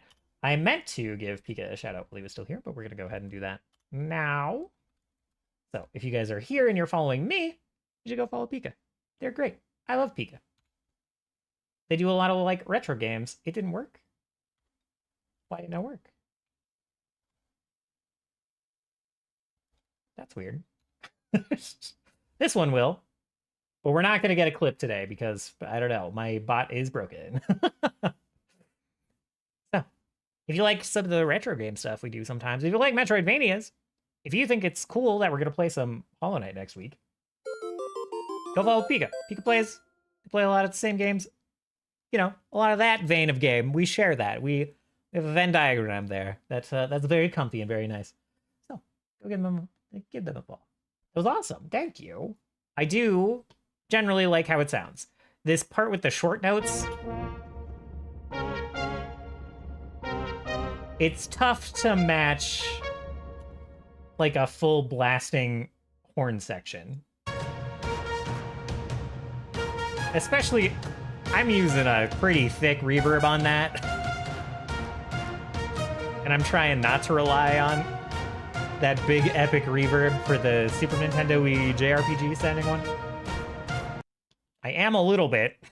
I am cheating a little bit and using a real reverb to give the instruments a little bit of a tail. This is a rehash for the people who've been here. I apologize. So the Super Nintendo, I'm using like a pretty realistic emulation of the Super Nintendo chip in this VST, this virtual instrument called Chip Synth SFC. And the Super Nintendo sound chip is pretty noisy. If you do things like put two F notes next to each other, it'll just click right in the middle.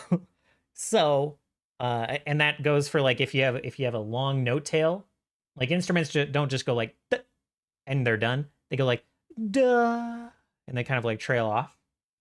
But if you do that on the Super Nintendo sound chip and you play a sound that's like duh duh, it'll like click in the middle in a very harsh, not pleasing way. I can show you this in the bass drum, which we have to fix. I lost my train of thought entirely. So we've been learning a lot about stopping that kind of noise, and that's why I'm using a reverb to cheat, because you can't have these horn blasts just like hit and then cut. You need the tail. So I'm using a reverb to cheat, give the sounds a little bit of a tail. On top of the Super Nintendo sounding reverb that you can kind of hear very clearly in the horn. You can hear that kind of like Super Nintendo-y, ping-pongy reverb. Kind of like bouncing around. I'm full babbling. Okay, we were working on the drums. Also, this is going to be real boring. Like, cool, we just heard the song. The song sounds pretty nice. 90% of this is not hearing the song. 90% of this is I'm looking at individual bass drum notes. Right? So anyway, we're trying to get rid of the click. I tried moving the bass drum note up, but I still hear a bit of a clipping sound. Do you know what I mean? But it happens on the first hit of the... Could it be? Could it be the filter? No, it's not the filter. It's like, is the filter the culprit again? The reverb filter? It is not.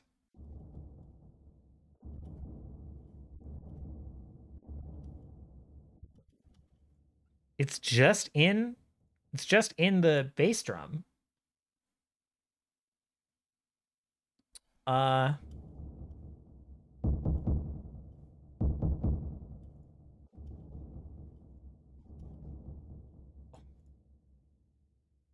it's using the echoed. Oh. That's why it has a tail. Okay, geez, sorry. Not important. But where's the click coming from? Let's try the old strategy. Cause like this is the sample we're looking at. This is audio right here, right? It is fully just starting full blast. Like this is the start of the audio clip, the sample we're using. It's starting full blast and then like tanking downward. And I can see its clip in here too. Like this is distorted because the sound wave is going off the top. So let's give it a little bit of an attack.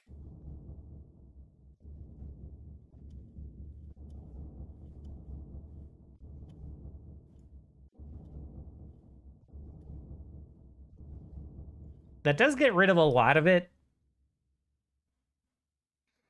It gets rid of a lot of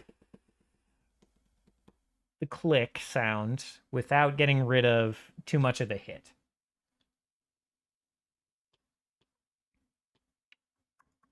Doesn't help. Discussed this earlier as well. We are using a woodblock sound pitched downward like a lot. Like let me just bring in a new chip synth here.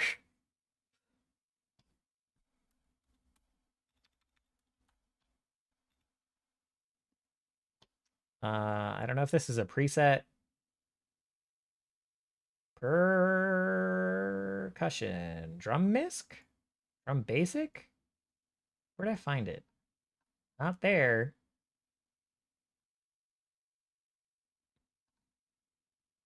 Woodblock. Woodblock 1? Woodblock 1K? That's not the same at all. Anyway. Like, that's the sound. That's our bass drum. Just pitched down to infinity. So. This is, like, blown way out. If I get rid of the gain, does that help? Oh, but it doesn't help it hit. I see.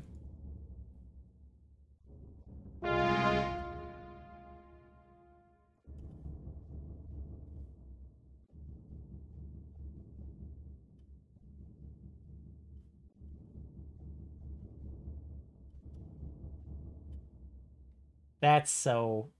Okay, so it's like using the distortion to make a hit sound. But the distortion is why we're getting a click at the start of it. That's so funny. And kind of hard to work with, man.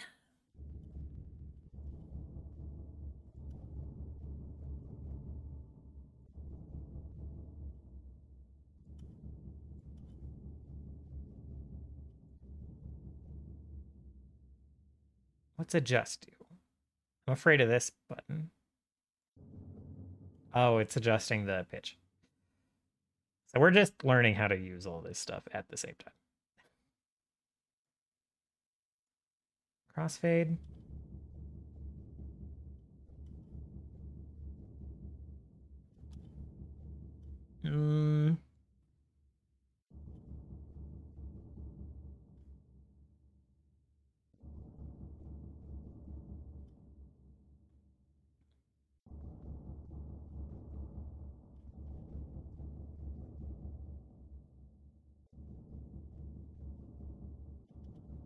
Okay. I have no idea what pre-E is. Some kind of preamp, maybe?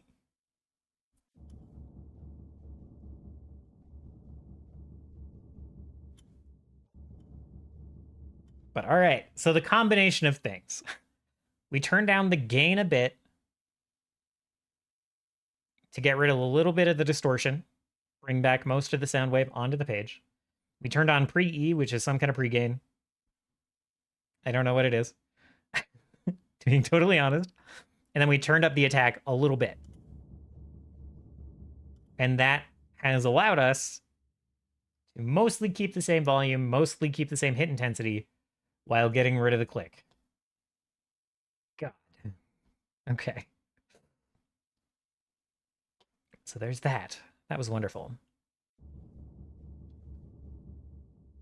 Still there a little bit, but you're not going to hear it in the mix.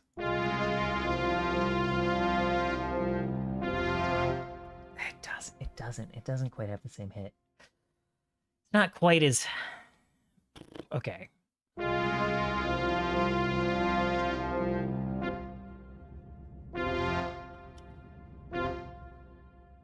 Stand by.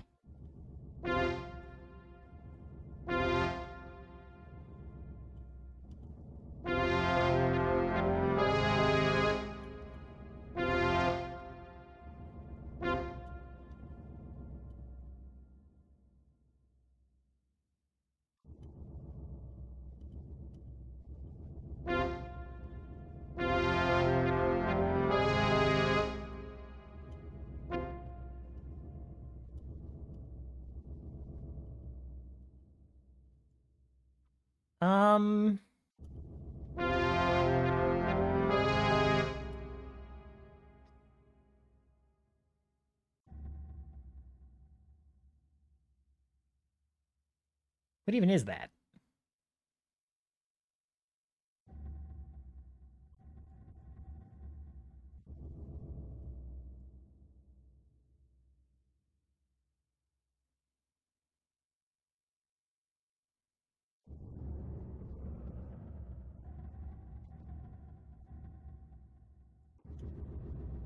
Oh, nope. That's real blown out.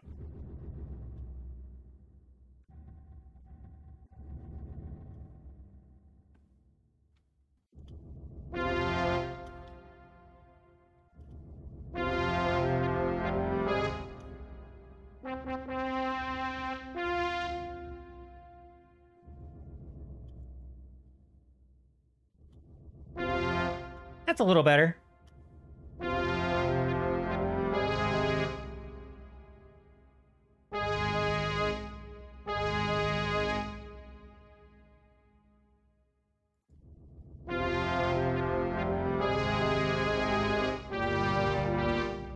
This is a click monster for because it's doing that thing where the notes are running right into each other.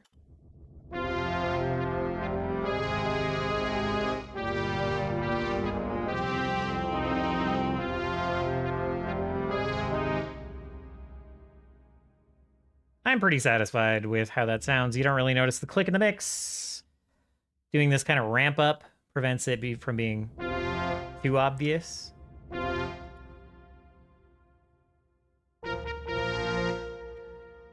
These top notes are really weird. I don't know why those are. Those were like snare hits in the old version.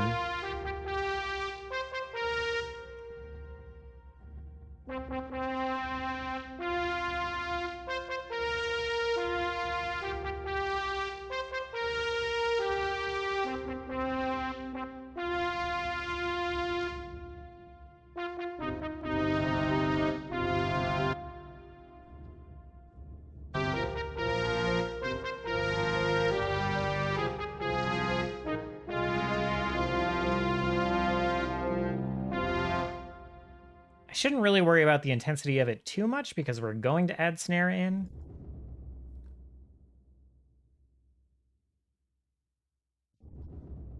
Yeah, let's just get rid of all the distortion here, and we'll layer this with snares later. We get rid of any kind of doubling like this, get rid of any clicking from the notes running right into each other.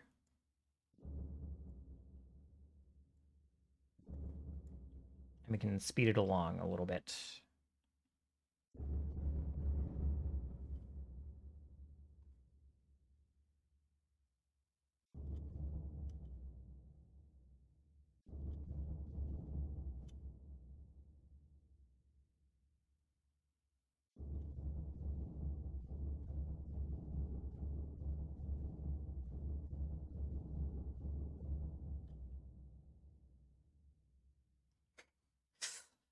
Some of this is very manual. And again, the only reason there's like, since we are converting this from an orchestral song, there's a lot of like manual work just getting the MIDI to line up with our new 16-bit instruments correctly. Hello, Moto. Welcome back. I hope everything is all taken care of for you. Shit. I clicked one extra note. And hopefully whatever you had to go run and deal with was not very stressful. I still don't know if what Connor had to go run and deal with was very stressful. Oops. It is. Excellent. I am getting pretty close to wrapping up here. Oh, wait, what am I doing? I gotta get rid of all... Shoot. Got distracted. I gotta get rid of all this doubling.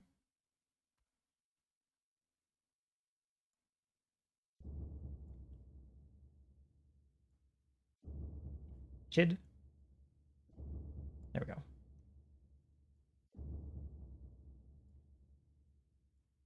We're in a very riveting part of the song-making process. Holy fuck. How does this sound soloed? Just a little blown out. I think anything Connor has to run and deal with is usually pretty stressful. Yeah, that's probably true. That's probably true. I hope he's doing all right. I will double check on him in a bit.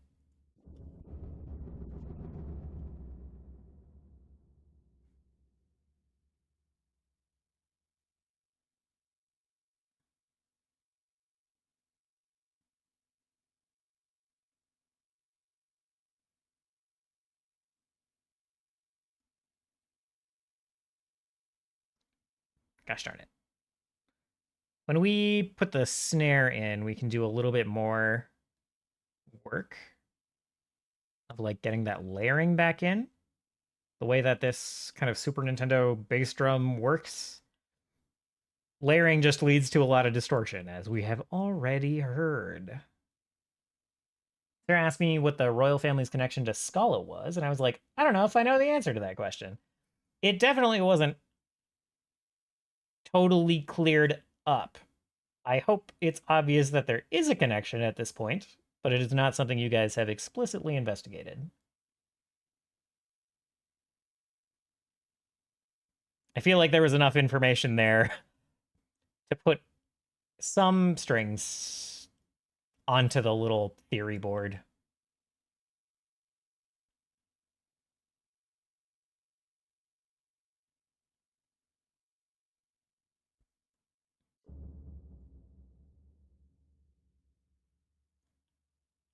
It was very obvious. I mean, probably immediately when I was like, "Oh yeah, by the way, you sensed a temporal fluctuation around around Ida."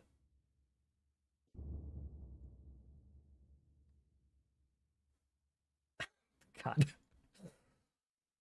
Definitely good for me to know about that ability. It was so funny, man.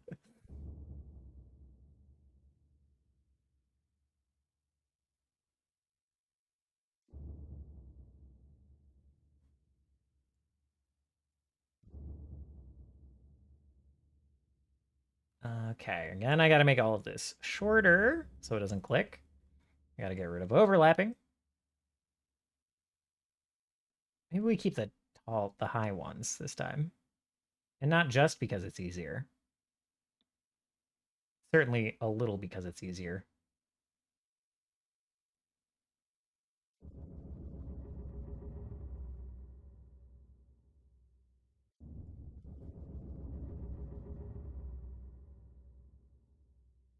Nah, we're gonna have the snare drum in there. Get rid of the high ones.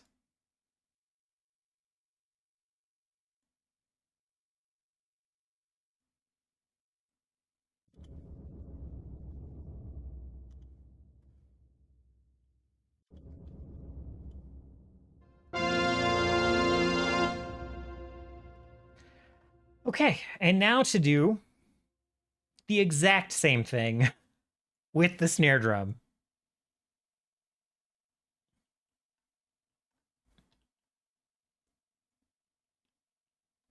Literally the same notes.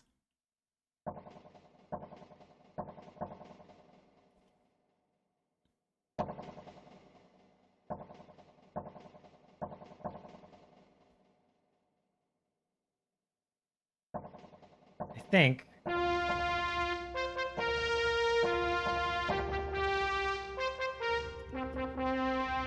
We can assume that the snare mostly comes into play when there are overlapping notes.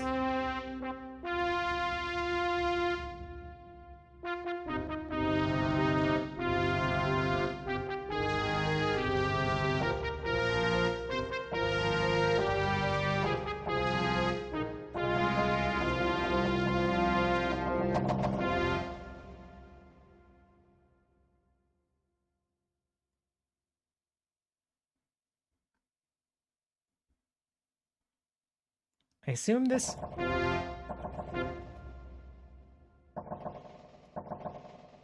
It is strange to me that the snares don't have a clipping issue here.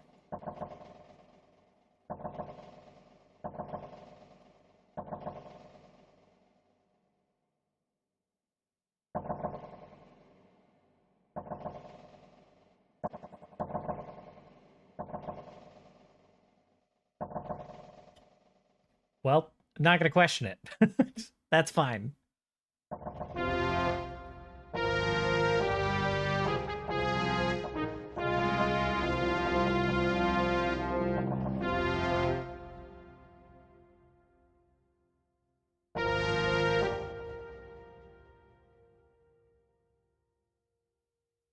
We're going to leave a little overhang for that snare note.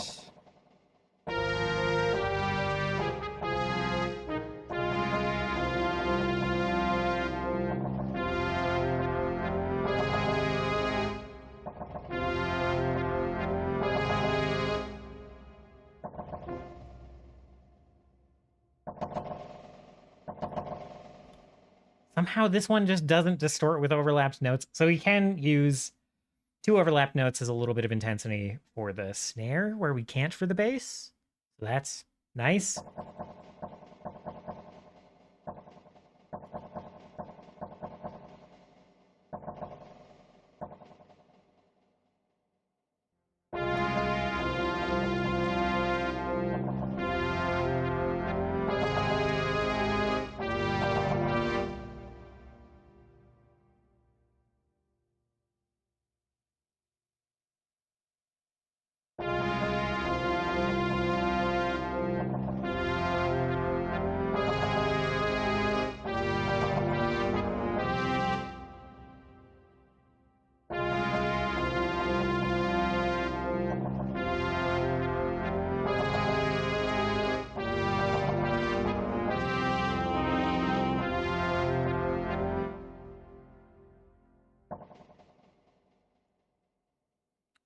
Held snare notes is snare notes is kind of a fun thing to have to deal with.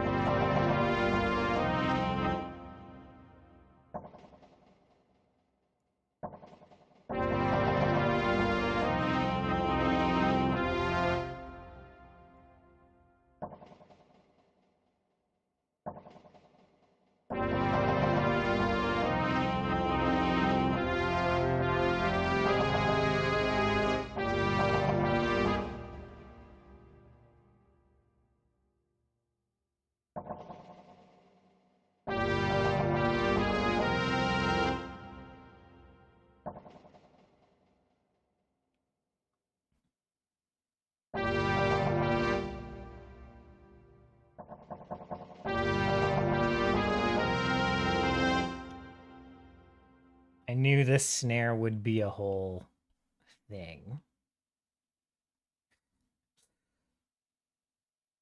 Wanting to do like adjust the velocity here, so you like ease into the more intense notes, which is fine. It's fine. It's fine.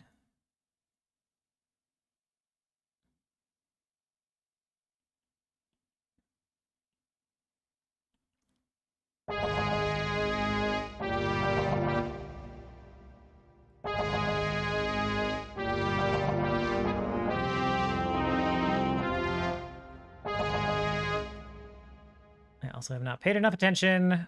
I want just the bass to ring out sometimes.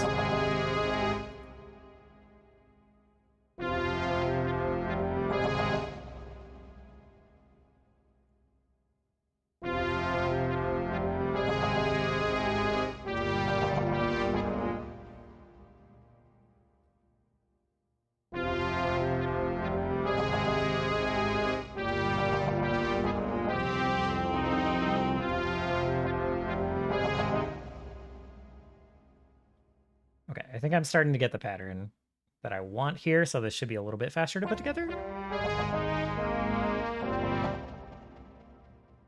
Oh, and I do actually just want these. Like that.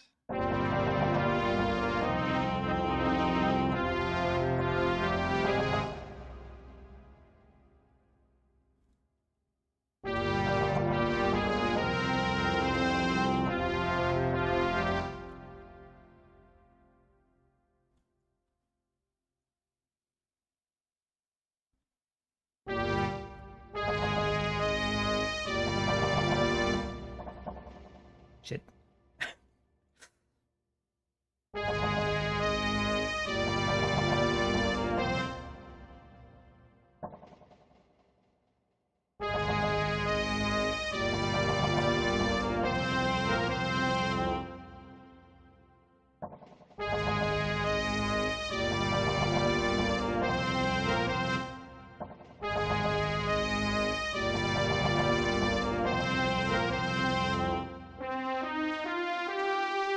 All right, that was a fun adventure.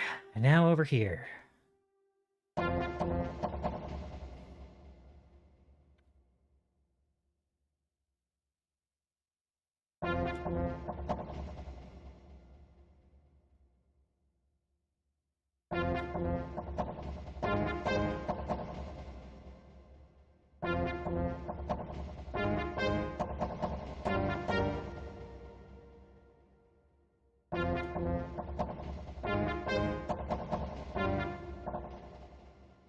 Darn it.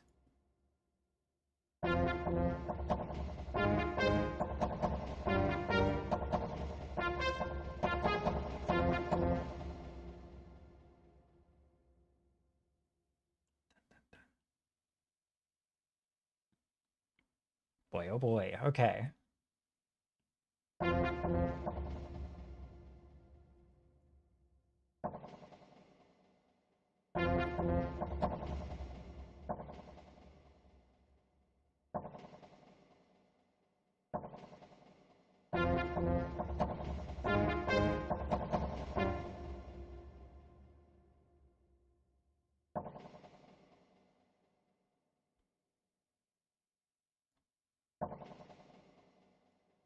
I need to be a little bit smarter about where I let these ring out, I guess.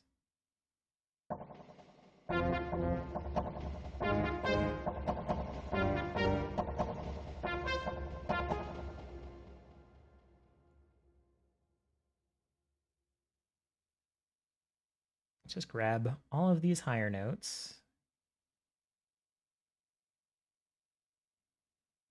Stretch them out to the full beat. I think we can just kind of do this, yeah, all the way to the end of this section. Okay, that helps a lot. And then I just have to worry about getting rid of the overlapping notes I don't want.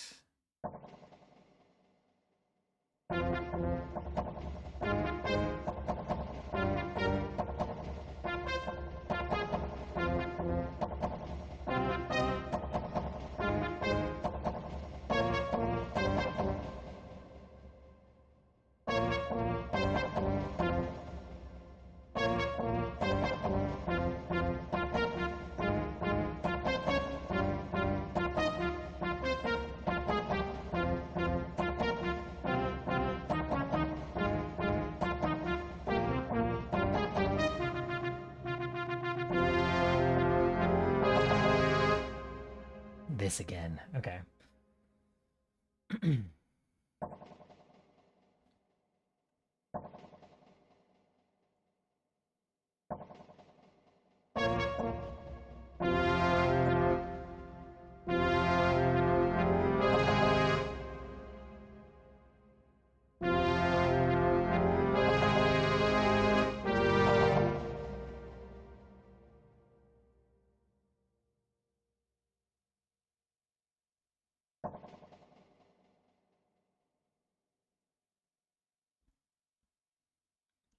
We're just gonna, I kind of know the pattern I want, so we're gonna turn on Chrono Trigger for a minute.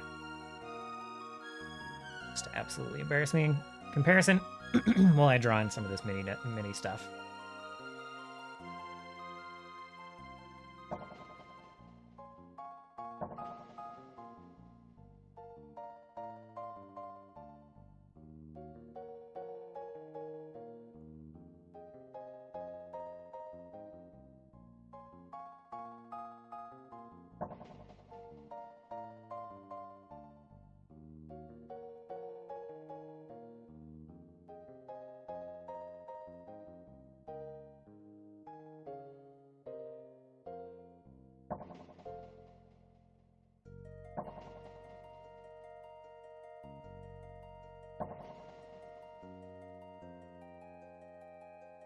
That it? Nope. Nope, super not it. Okay, Chrono Trigger, hush for a moment. I'm gonna listen through this.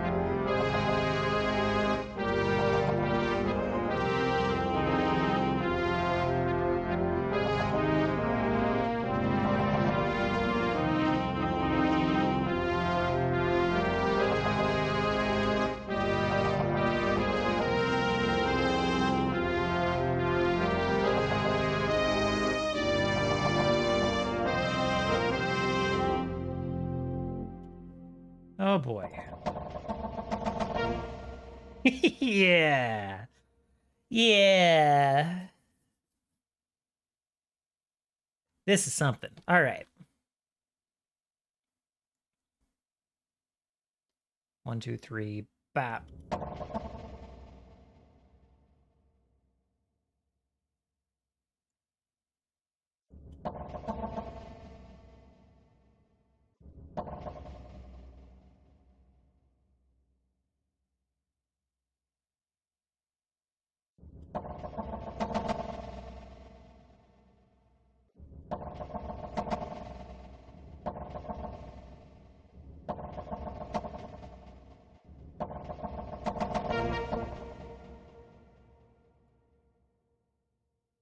I actually think that this is going to do some weird phasing stuff here.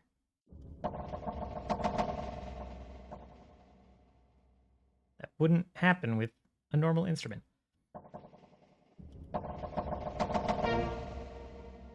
Yeah. Okay. So these were like slightly off the grid with the acoustic version, the natural version.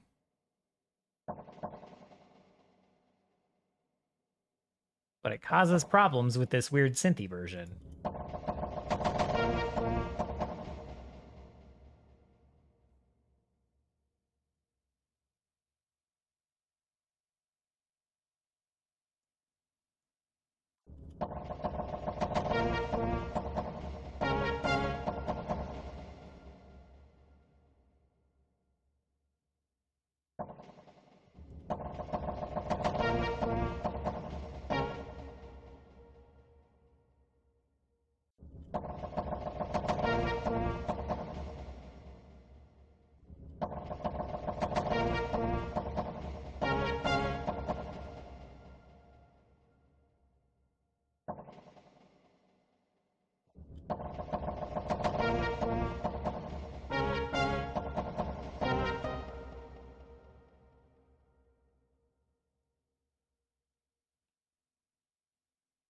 We're gonna do this thing where we grab all of these top notes again. Oh boy, that's a lot of notes.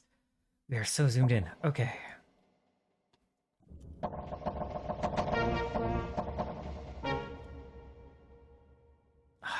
That's not gonna be enough. Gosh darn it. All these ones too. Sometimes the pattern ends on those. Stretch it out for a full beat. These ones too. Okay, fine. Yeah. Okay. That is safe. Okay, sick.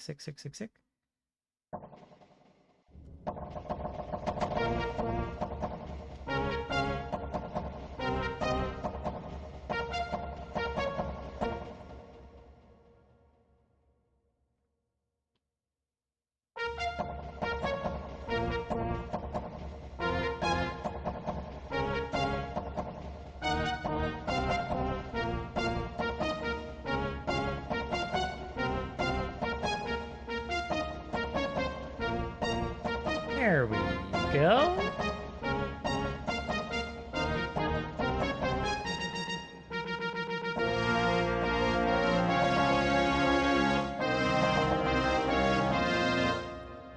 Okay.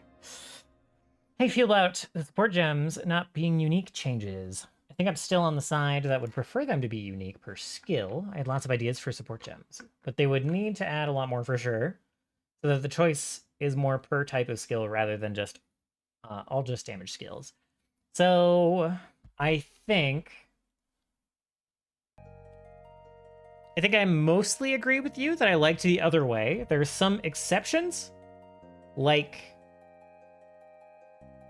poison support, conversion stuff, stuff that doesn't like directly add power, but is very like letting you mix and match skills more. I think that those should have been allowed on like anything. So you could have like an infinite number of poison support or conversion, like lightning conversion for fizz, that kind of thing.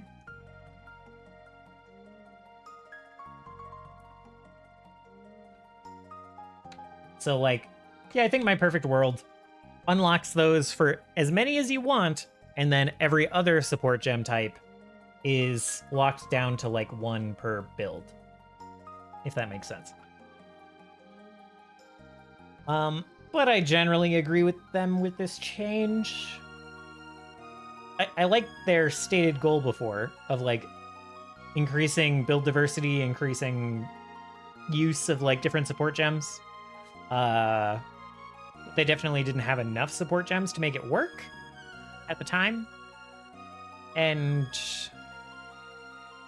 I kind of agree with their conclusion that like the best support skill gems will only ever get used with like your primary damage skill.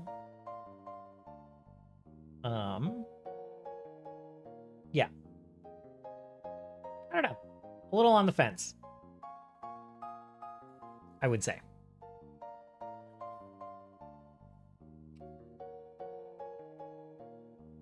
Could have been done with alternate versions. I think Swift Attack 3 Martial Tempo Replacement is a good example of what I thought they were going to do. Yeah. If you don't mind a spoiler about it, sure. Yeah, that's fine. I don't mind spoilers for balance changes, especially for a game in beta. I'm totally fine hearing about like their system changes and stuff. That does not bother me one bit. Oh, yeah, right. 35% more attack speed, but 50% less damage? Okay. Got you. Yeah, I like that a lot for... particularly for skills that you're using it as like a utility thing, a thing to like set up a combo, but the damage of it doesn't matter. I think that's very cool. And yeah, that's variations of skill gems like that could be cool.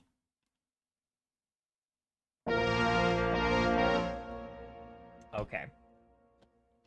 We're back to the pattern thing, so we can listen to some Chrono Trigger. Oh, this is a good like speedrun song too. A good working song. A good getting stuff done song.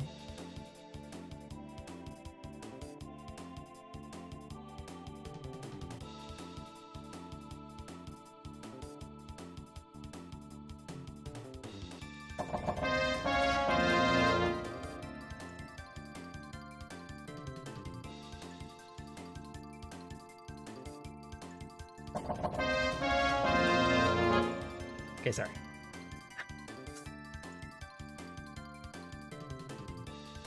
Had to test a theory there. I keep forgetting to extend this note. Problem.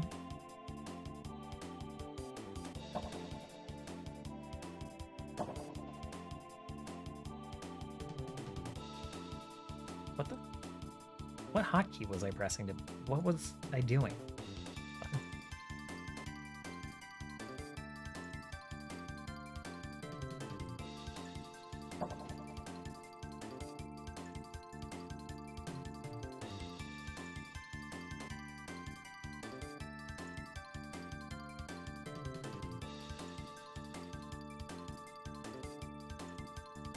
What is happening?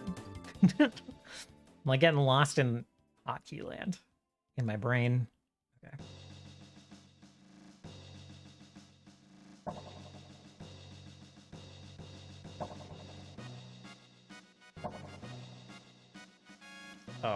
Okay, and we're at the end.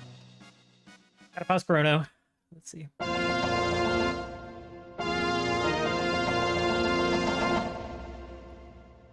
I'm literally, I can't be bothered. I'm gonna copy and paste the other version of that. Where'd it go?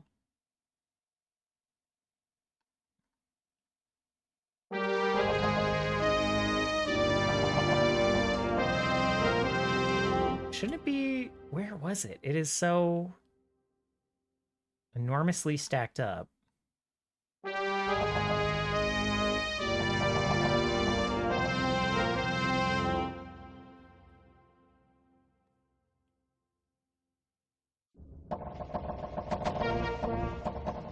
Oh, whatever. I'll just do it again. Who cares?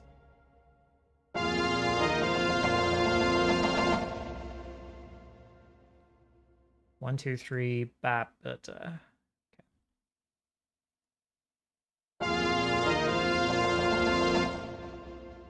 Sorry for the buzzing sound. We will fix it mostly right now.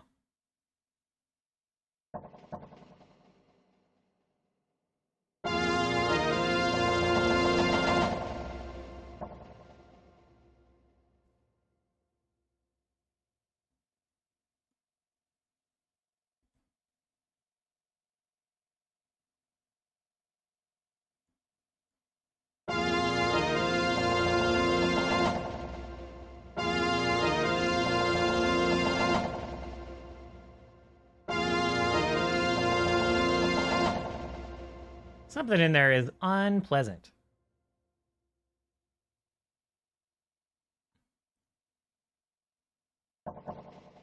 It's the weird phasing thing going on with these. Again.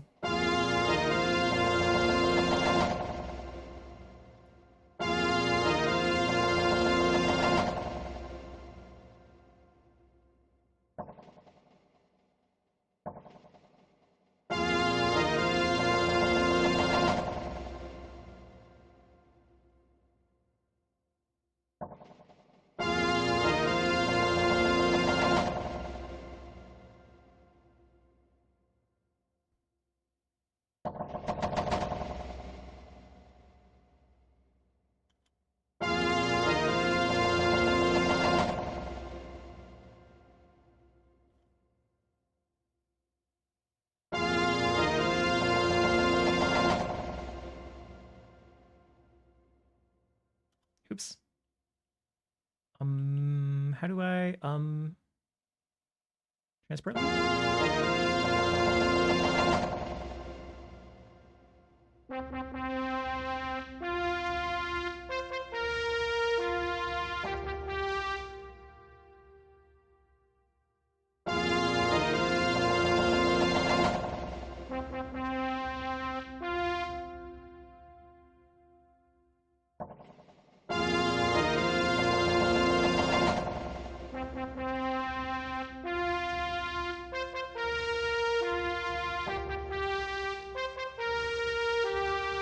Okay. The culling skills also. Oh yeah, yeah. Okay, I see. So like putting the swift attack 3 on a culling skill, is that what you mean? Since like the damage doesn't matter?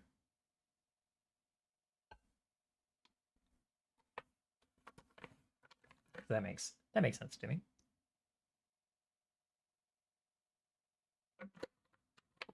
I think we have swiftly gotten to kind of the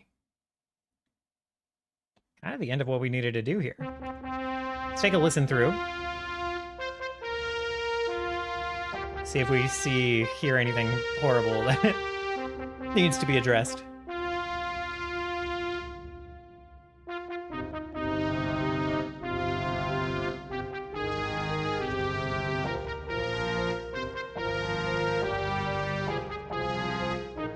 Those snares could be...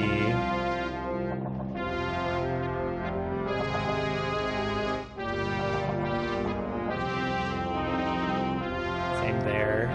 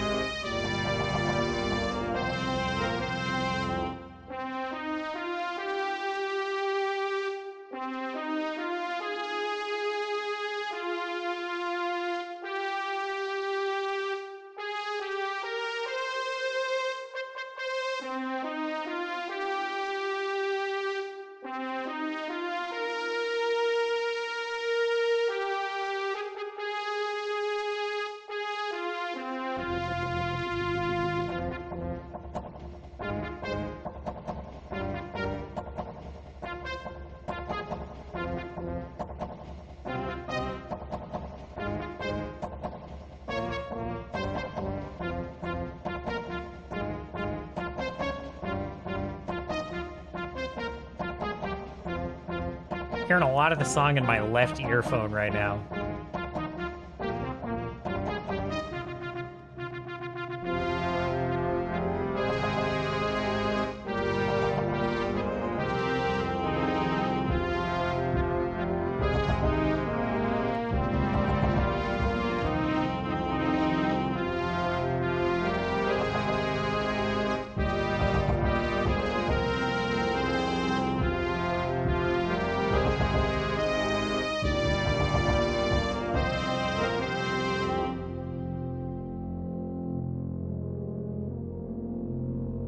Changing these both to inverted helps, but I think that might mean the bass drum disappears when you sum it to mono.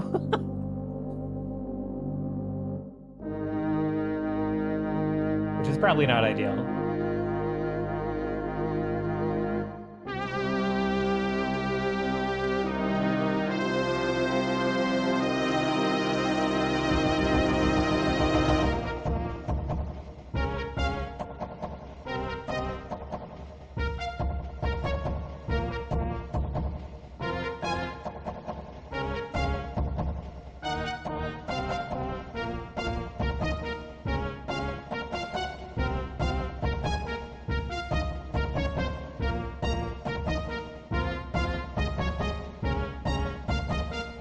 think I just don't want the surround sound effect on the bass drum.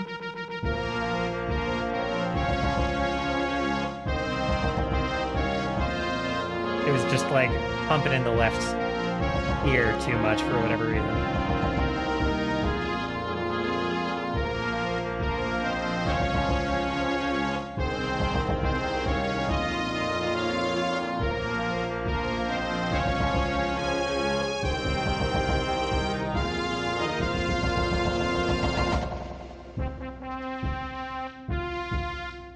Okay, so that's an improvement.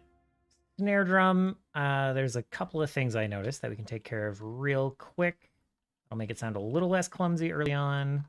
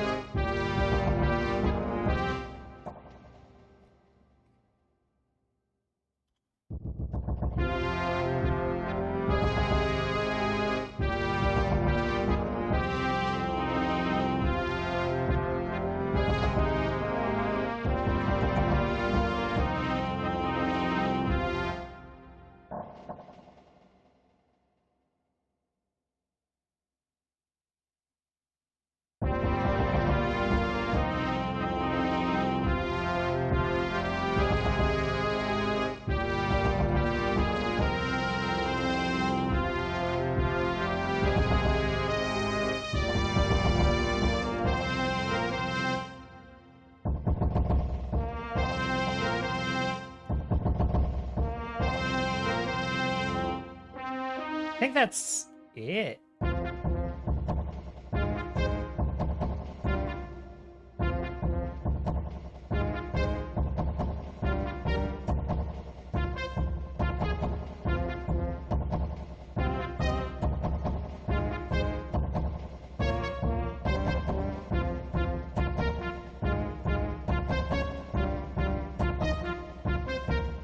Maybe draw like a accelerating line every time there's a group of 3 on top like this.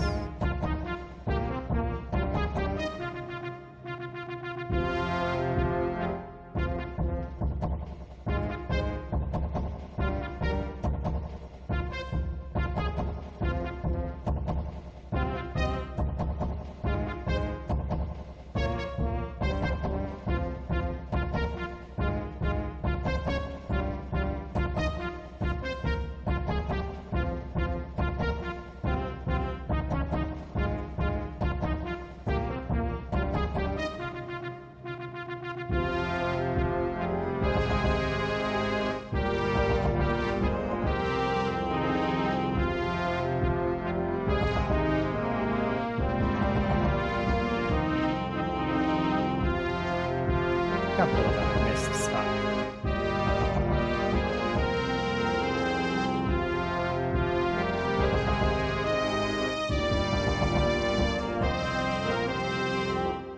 Listen to that section one more time.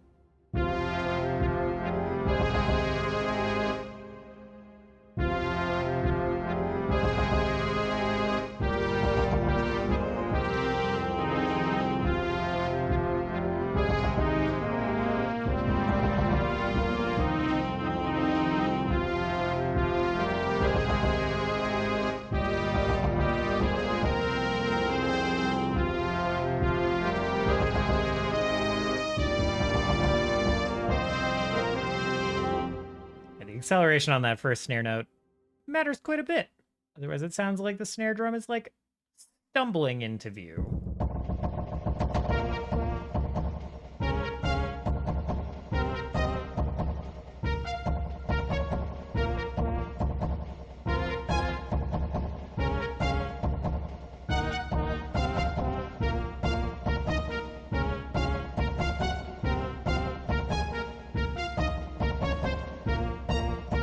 problem here. Be a problem here.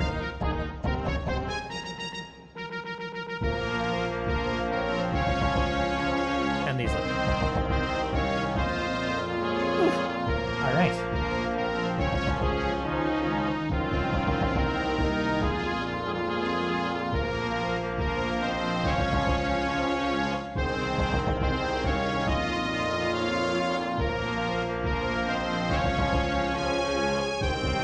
It's a lot of like held notes.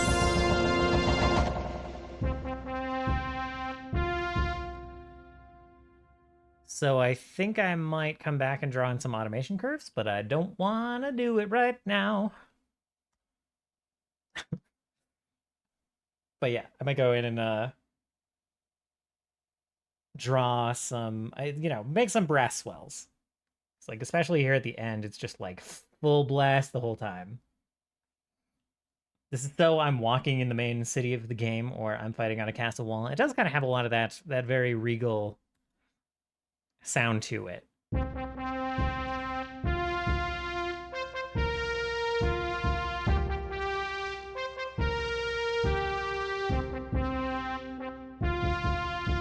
It's supposed to be kind of a more...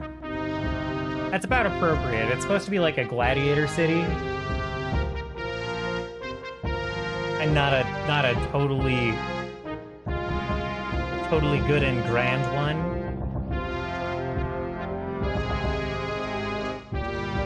And this one kind of comes across a little more grand, I feel like, than...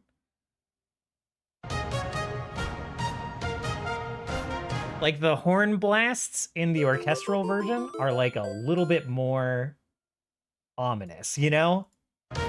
They have a little bit more teeth to it. Hello, Demperor Music. How you doing? Thank you for the follow. It's lovely to see you. Thanks for coming and checking things out.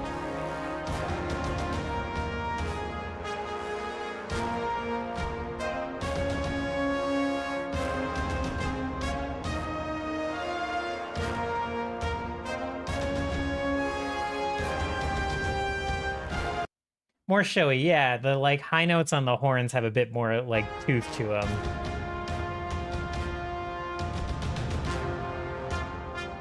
And the low notes have a little more growl to them that I'm not quite getting across in the Super Nintendo Wii sounds.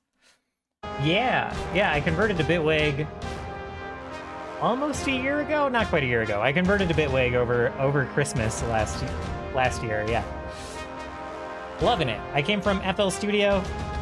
Bitwig just has all the same workflow stuff that I love from FL Studio, but like polished and faster, and it's just a lot smoother. And it has kind of the live playing stuff that I want from Ableton as well. So I just accidentally stumbled into like the perfect DAW for me. So I've been very happy with Bitwig since. Lovely to meet another Bitwig user.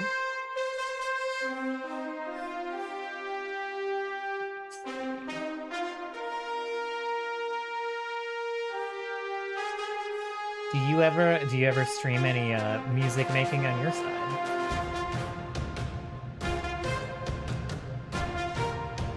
This new beta adds FL-like patterns. I saw that, the like automation aliases, I think they're called. I'm very excited for that. Cause like, yeah, that's probably the thing I missed the most, was having like clips of automation that I could move around. It kind of works coming in here and like. Of course, now I'm not going to find any. And like cutting and pasting these around. It works okay. I like having just the patterns of automation a little bit better. Yeah. But I still probably... I like this a little bit more than how FL Studio's like automation patterns work, because even if you cut them up, they're still like connected secretly. Or maybe it's possible I just never mastered FL Studio, but this is more intuitive to my brain at the very least.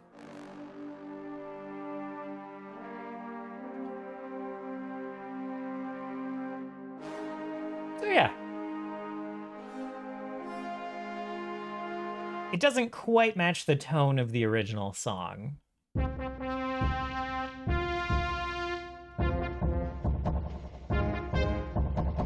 I'm gonna get so annoyed with these snares. I'm gonna have to come back and insert some other drums. I'm like infinitely picky when it comes to drums in my music. Anyway, it does quite sound like kind of the main city in like a jRPG. So, I don't need these songs after being converted. I don't need them to like perfectly match the original song in terms of like tone and use case. What the?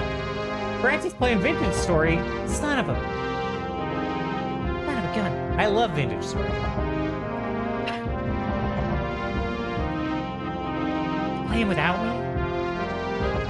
I started playing Vintage Story with a friend. And we have taken a bit of a break from it. And I just can't stop thinking about the game. I want to play that game so bad. Racky's over here playing it. Son of a... It's alright. Alright, well.